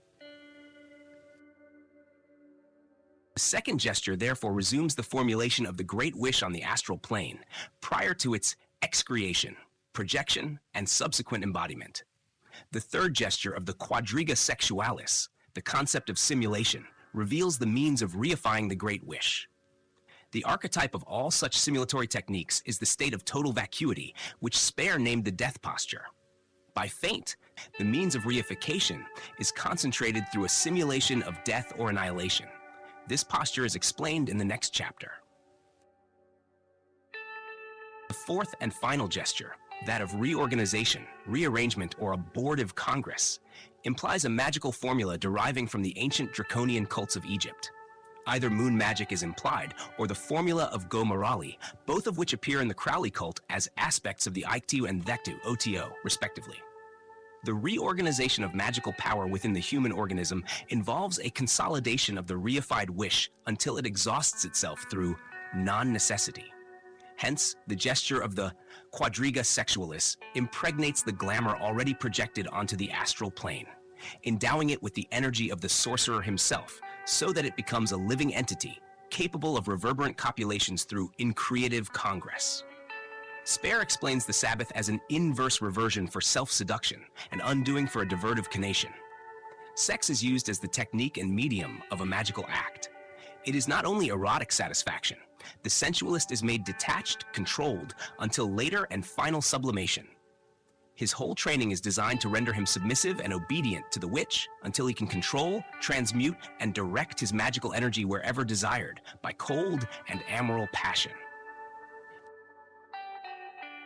Following upon the appeal to the quadriga sexualis are the words, "Give us unvarying desire."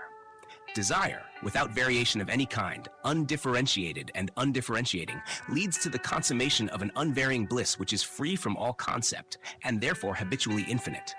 Ecstasy is our outspan, touching reality a potent generative instant. Its surplus may be used abstractly, i.e. by mantric vibration, see the second gesture, to incarnate another wish, and so on, endlessly. This is what is meant by reverberant evocation.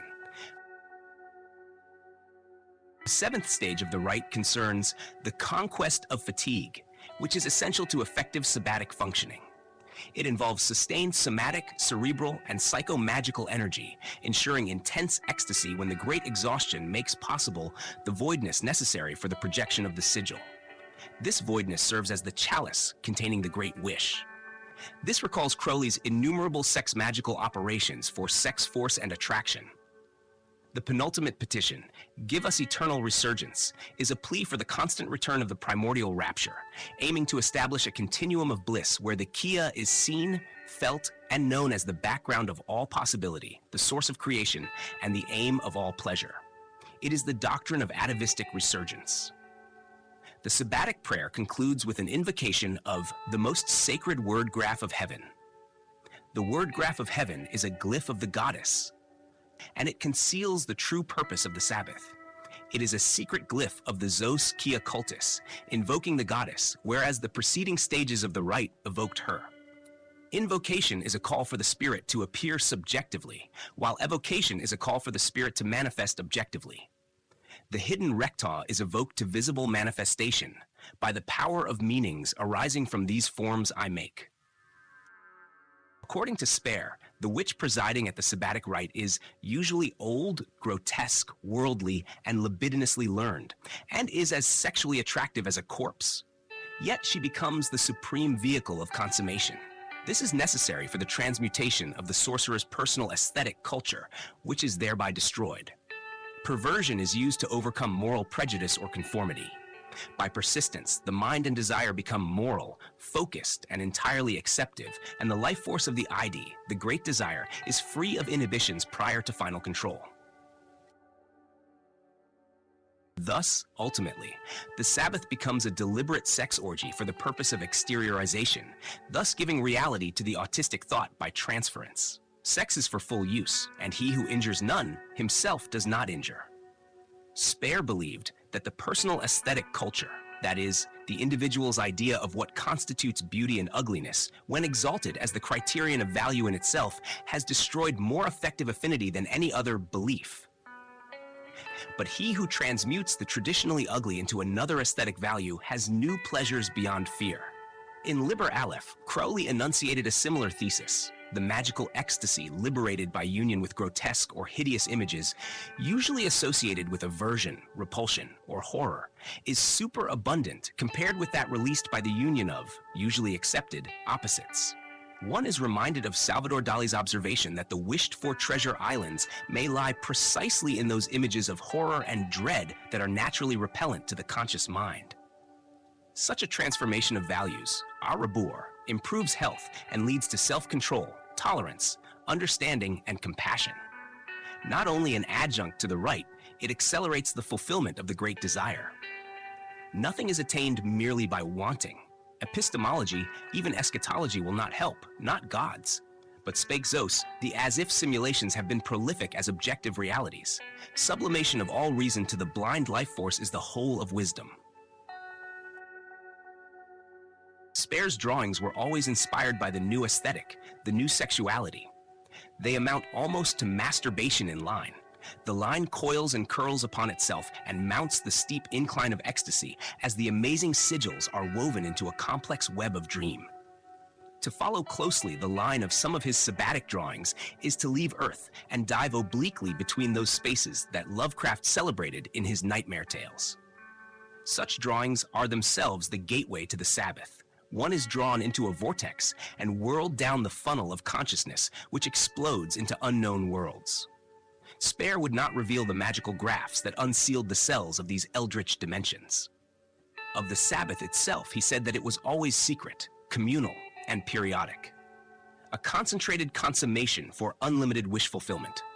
The hypereroticism induced by this grand-scale hysteria or saturnalia has no essentially sadomasochistic basis.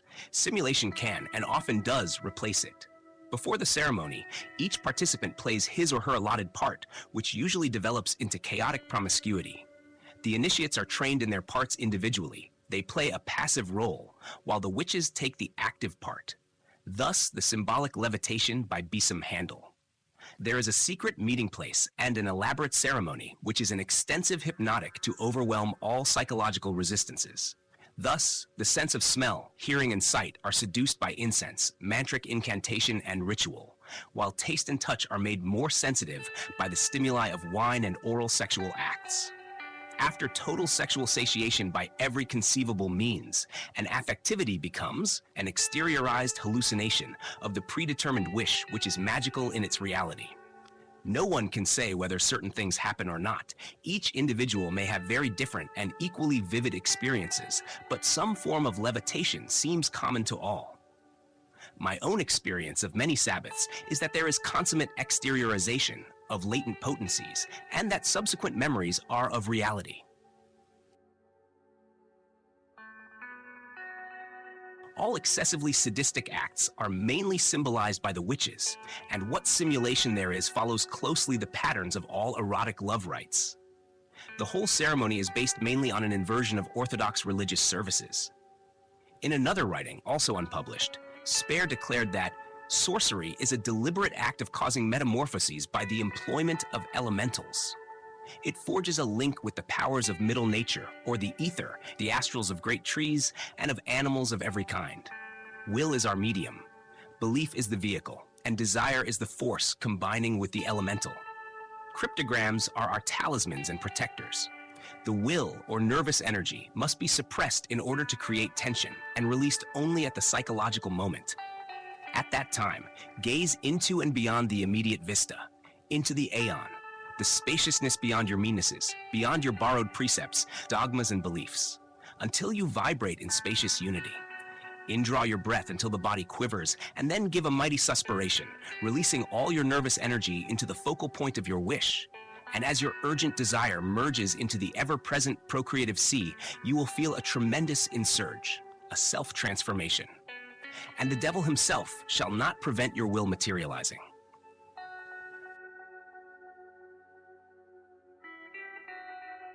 The death posture and the new sexuality. From the earliest times, from the mystical mummy cult of ancient Egypt to the ritual assumption of God forms as practiced in the Golden Dawn when the chief adept simulated the role of Christian Rosenkreutz and lay in the pastos, ready to resurrect, the concept of death has been inextricably linked with that of sex.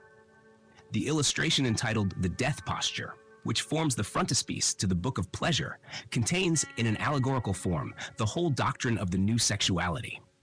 The figure of Zos I is seated at a circular table strewn with strange images. His right hand is pressed to his face, sealing the mouth and hindering the flow of breath, life force, to and from the nostrils. His eyes stare with fixed intensity at you, the witness. With his left hand, he writes the mystic characters which embody his desires in sigil form. The identity of hand and serpent, i.e. phallus, is here made patent. About him are the innumerable images of past desires concealed in figures human and bestial, elemental and fey, some transfixed with the metal of hate, some exalted to his right hand to the place of love, some in attitudes of gaiety, contemplation, and seductive surrender. Another glows, an inscrutable mask of inward ecstasy, transcending duality in a mode of pleasure which baffles the understanding. Before Zos, above him, and to his left side are the winged skulls of the dead. The skull, emblematic of death, is prominently featured, buried in his thick tousled hair. Thus death dominates thought, or more precisely, all thought is dead, utterly abolished, and a compelling intensity of voidness streams from the eyes which regard one hypnotically, and, under the eyes, the hand supports the head as a pedestal supports a chalice. The two magical implements, the eye and the hand, are here made subject to death. They have accomplished their unified task and found apotheosis in annihilation.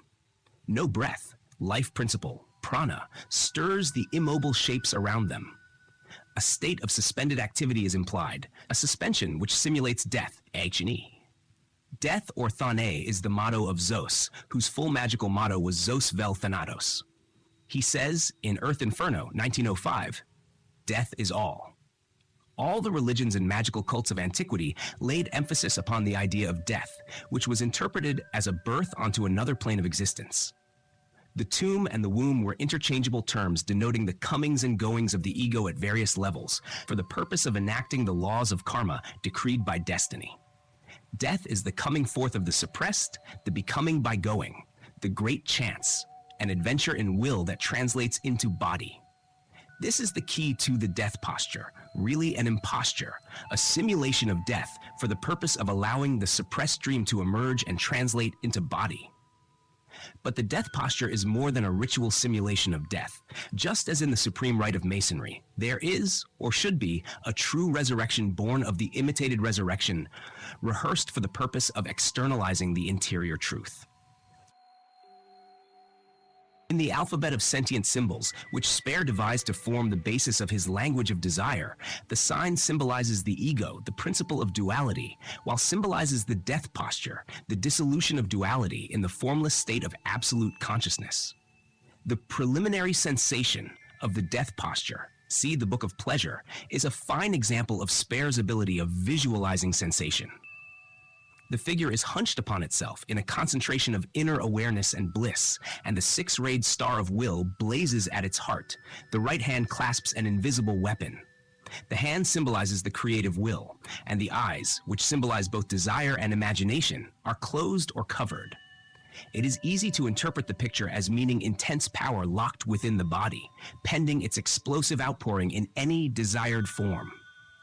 It is at the junction between life and death, between the active current of will and the passive current of imagination, the junction of hand and eye, that the concept of the new sexuality is born. A full understanding of the death posture leads to a full understanding of the primal, unmodified, and new, because ever-fresh sexuality. Speer describes the death posture as a simulation of death by the utter negation of thought, i.e., the prevention of desire from belief and the functioning of all consciousness through the sexuality. By the death posture, the body is allowed to manifest spontaneously and is arbitrary and impervious to action. Only he who is unconscious of his actions has courage beyond good and evil, and is pure in this wisdom of sound sleep. In order to assume this posture successfully, it is necessary to have remembered that remote layer of subconscious memory where knowledge reverts to instinct and becomes law. At this moment, which is the moment of generation of the great wish, inspiration flows from the source of sex, from the primordial goddess who exists at the heart of matter. Inspiration is always at a void moment, and most great discoveries are accidental, usually brought about by exhaustion of the mind, i.e., when conscious knowledge has been discarded and pure instinctive awareness has taken its place. The death posture is the summing up of the four major gestures which constitutes the magic spells of Zaz. Will, desire, and belief are a threefold unity, capable of stirring the subconsciousness and forcing it to yield its content. This varies according to the nature of the desire and the amount of free belief which the sigil contains. Methods of energizing belief vary, but imagination suggests the best means. In other words, be spontaneous. Do not make it a matter for thought. To reify the dream or wish, Speer employs the hand and the eye. The intense nostalgia reaches backwards into remote awayness, and vivid wishfulness craves impact with all otherness, the self with the not-self, so that a long-forgotten familiar spirit arises and obsesses the conscious mind. Then, and then only, the ancient experience is relived and takes on flesh. The embodiment of resurrected selves, evoked by the yearning to know them once more, appears actual, luminous to the eye, and tactual to the hand. In this manner is the body resurrected, not as a misty dream, but palpable to all feeling touch and perceptible to all seeing vision. Out of the past cometh this new thing. The resurrection of the body is always occurring, even in everyday life, but it is an involuntary resurrection, usually mistimed and therefore unwanted. By use of the autotelic theurgy of Zos, it is possible to live all lies and incarnate all dreams, now, at once.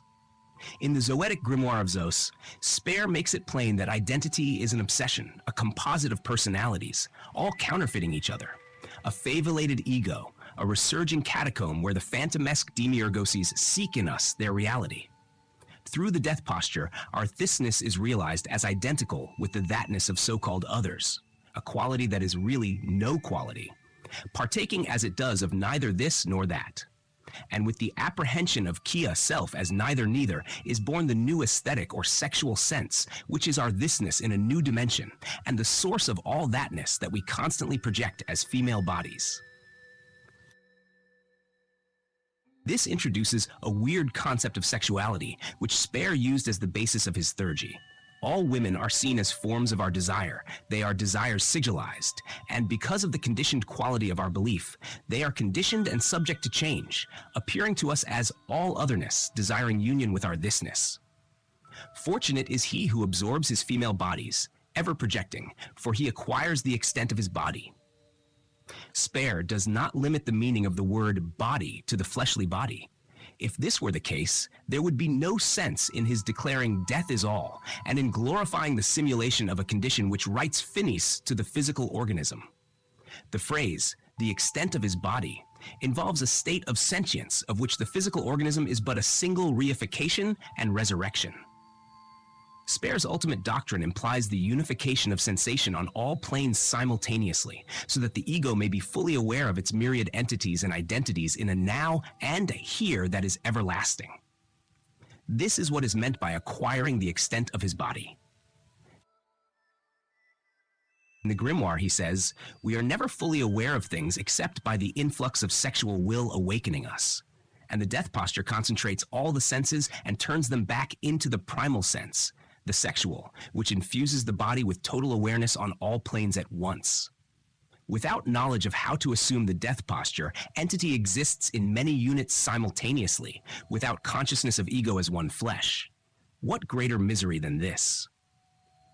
In the same book, Spare asks, for what reason is this loss of memory by these bewildering refractions of my original image that I once made?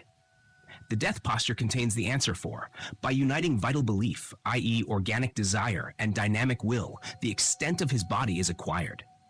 Ecstasy, perfect self-love, attains its apotheosis in the death posture, for when ecstasy is transcended by ecstasy, the I becomes atmospheric, and there is no place for sensuous objects to conceive differently and react. And so we arrive full circle at the hindrance to conception, which is the basis of Zos Kia cultus, and which is implied by the sigilization of desire in a figure bearing no pictorial resemblance to the nature of the desire. In order to escape from the cycle of rebirth, we must break free from the transmigratory cycle of belief, for we cannot believe in any one thing for any length of time. Therefore, by assiduously emptying the belief of its charge and by directing the newly released energy towards a non-necessitousness and non-reactionary self-love, the individual negates karma and attains to the realm of Kia, the atmospheric I. True self-control is achieved by leaving things to work out their own salvation. Directly we interfere. We become identified and subject to their desire. This doctrine resembles, though it is not identical with, the philosophy of Advaita Vedanta or non-duality. Spare sums up with the words, so long as the notion remains that there is compulsory bondage in the world, or even in dreams, there is such bondage. Remove the conception of freedom and bondage in any world or state by meditation on freedom and freedom by the neither. And he adds, there is no crucifixion. In order, therefore, to appreciate the idea of the new sexuality, it is necessary that the mind be merged with the Kia, and that there exist no stresses, i.e. thoughts, in consciousness. For thoughts modify consciousness and create the absurd illusion of an individual owner of consciousness. The concept of the universal woman, she with whom Zos strayed into the path direct, is both the inceptor and preceptor of the new sexuality, which transcends duality. She is the glyph of perfect polarity, which cancels out to naught. In Crowley's cult, she is Nui, of whom 0=2 is the mystical formula. Absolute consciousness, Kia, the self, like infinite space, Nui, is without a boundary. It is the plenum void, formless and unlocatable. To all intents and purposes, nothing at all, except that it is the sole reality. In the deepest recesses of the subconscious, this reality resembles lightning or a flashing shaft of intense brilliance. It is the hieroglyph of potential desire, ever ready to leap into form and become the actualization of our late God, i.e. the embodiment of our latest belief.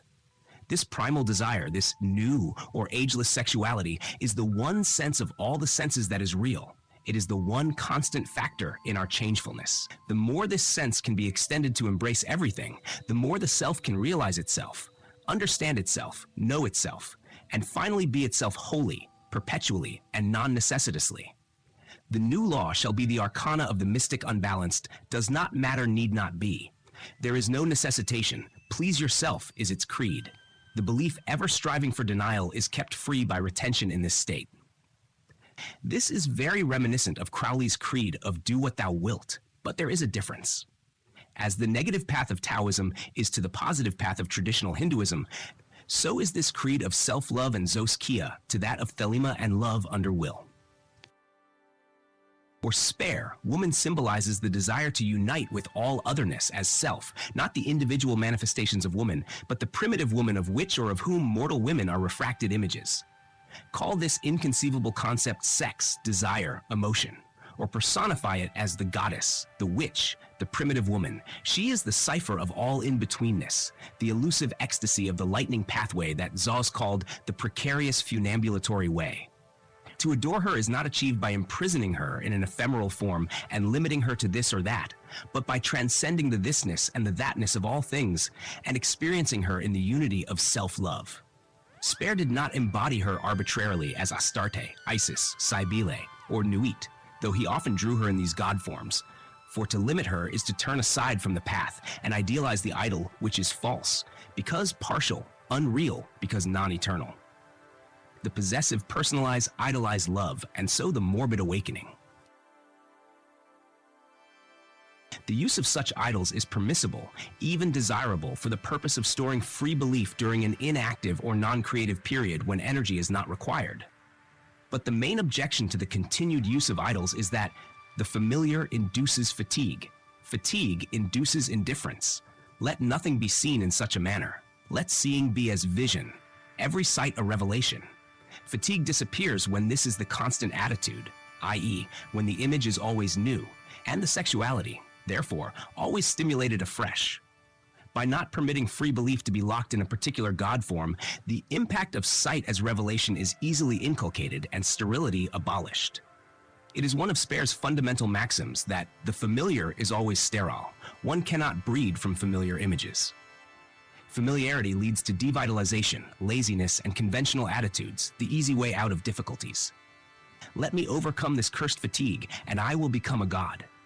The mind must be trained to see ever freshly, and Spare's formula for achieving this is to provoke consciousness in touch, ecstasy in vision. Let thy highest virtue be insatiety of desire, brave self-indulgence, and primeval sexualism.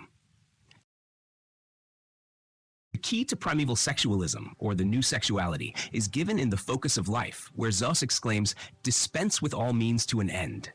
It is the path of immediacy as against the procrastination of reality in an unenergized as-if simulation.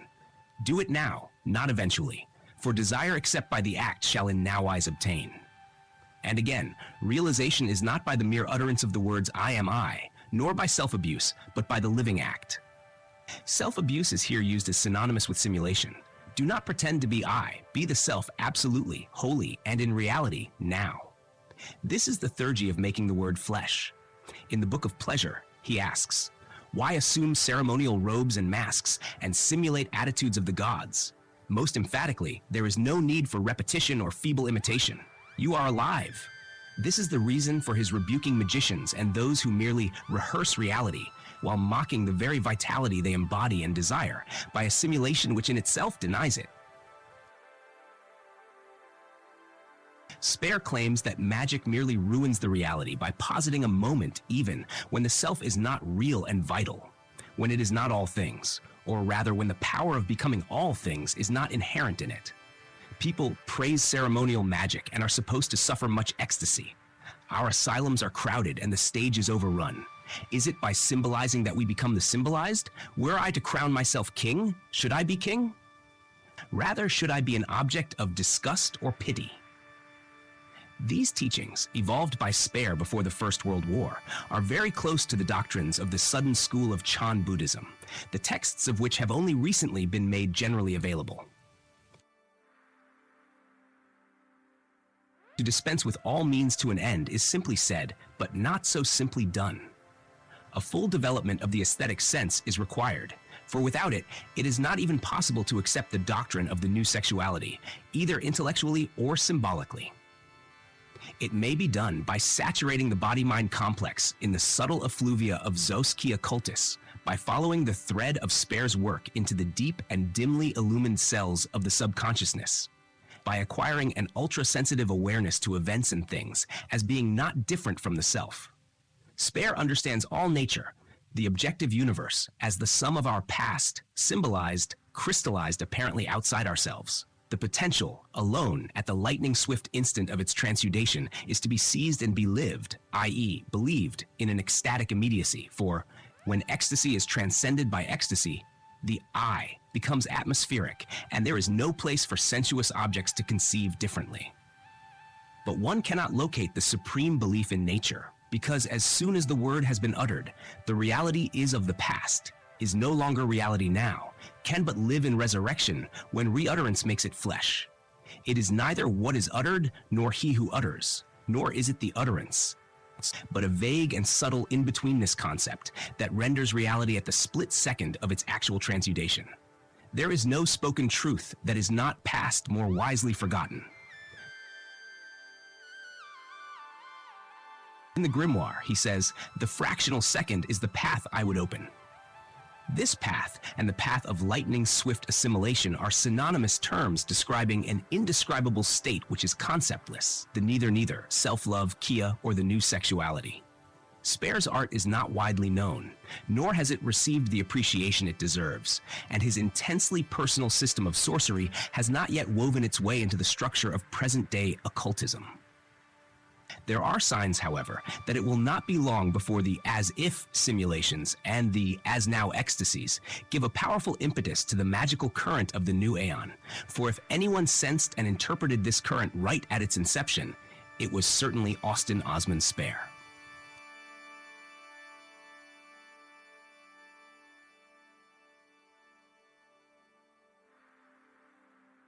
Conclusion. As should now be apparent, the new current is incalculably ancient, so ancient that the further back we go, the older it seems to grow. Whether Crowley restored the Sumerian tradition, the more ancient draconian current, or even the nameless cult that is said to have existed in the pre-Aeonic gulfs of time remains to be seen. We stand on the threshold of several cycles, the least of which, a matter of 2,000 years, is merely preparatory to the vast phoenix cycle upon which we are newly embarked. Dion Fortune has drawn attention to the positions of certain constellations which approximate alarmingly to those that illumined the skies in the last days of Atlantis. This may be so. I am not sufficiently versed in Sabaean lore to make any comment. What does emphatically suggest itself as similar to the ancient situation, if only of 2,000 years ago, is the universal dread and uncertainty that is yet vibrant with a strange expectancy. It must not be supposed that the few exponents of New Aeon magic discussed in this book represent all the exponents. They have been selected as representative, with the exception of Aleister Crowley, who appears to have fulfilled a unique role in the transmission of the current itself. Much that pertains to the personality of Crowley, I have omitted as being irrelevant in a study of this kind. He has himself described in his Confessions his struggle against accepting the current, with all that it implies. I have concerned myself with Crowley only insofar as he is identified with Aiwaz in the peculiar sense we have come to regard as typical of the current that Crowley represented. The work that lies ahead may be described symbolically as the marriage of the beast and the woman, the formula of which I have attempted to explain. Its hieroglyph is the 11th key of the Book of Thoth. In the union of electrochemical and stellar vibrations represented by Babylon and the beast lies the key to the next stage in the advancement of evolution upon this planet. It will be achieved by a willed congress with extraterrestrial entities of which, in a sense, Aiwaz is the immediate messenger to humanity. According to Crowley, Aiwaz is a messenger from the forces ruling this earth at present, forces of a kind superior to any of the human race. Aiwaz is therefore the type of extraterrestrial intelligence such as we may expect to come into conscious contact with as the Aeon develops. To the question, what are the forces ruling this planet? We can but reply that according to the Book of the Law, this knowledge seems to be reserved for the knowers of Nui alone. These shall be few and secret, and they shall rule the many and the known. To what end, or in what manner, will become apparent as the kingdom of Ra-Hoor-Khuit takes root. The swiftness and ease of the process will depend upon humanity's willingness to cooperate with the new current and the powers that embody it. We are on the threshold of profound and far-reaching change. The Aeon of Hórus is the Aeon of magic, which is change. But unlike all previous changes in the history of the race, this change will be of cosmic magnitude and it will occur in conformity with will, or, alternatively, it will terminate abruptly in chaos and disaster. Those who will courageously, without reference to the limitations of human consciousness, are the true worshippers of Nui and will partake in the vision of infinity. It is often in the simple things that great truths lie, concealed from common view by our inability to comprehend their vast significance. Take, for example, the ritual of the pentagram, which neophytes of every arcane cult in the West practice daily. It concerns the 4 cardinal points: east, south, west, and north, in that order. As the magician circumambulates his circle, he invokes the powers at each point in turn. The 4 elements are attributed to the points: earth, fire, water, and air respectively, and the Hebrew god names are usually vibrated when the appropriate pentagram is formulated in each quarter. Crowley illumined and exalted this simple yet radiant rite to a cosmic formula, merely by interpreting it in terms of new aeon potencies. To the east, the place of the rising power, he attributes the phallus, the beast, which represents the active terrestrial currents as they impregnate the earth. This activity stirs the sleeping fire of the infernal regions, the subconsciousness in the south. The abode of Set or Teth, and the phallic lion serpents are set in motion. These are the electromagnetic lightnings that permeate space. They are concentrated symbolically in the sphere of Sirius, the sun in the south. The terrestrial and celestial vibrations are fused and polarized by Babylon, the dragon of the western deep, to be transmitted by her, and later transformed into regenerate man, represented in the north by the 11th sign of the zodiac, Aquarius, whose elemental attribute is air or space.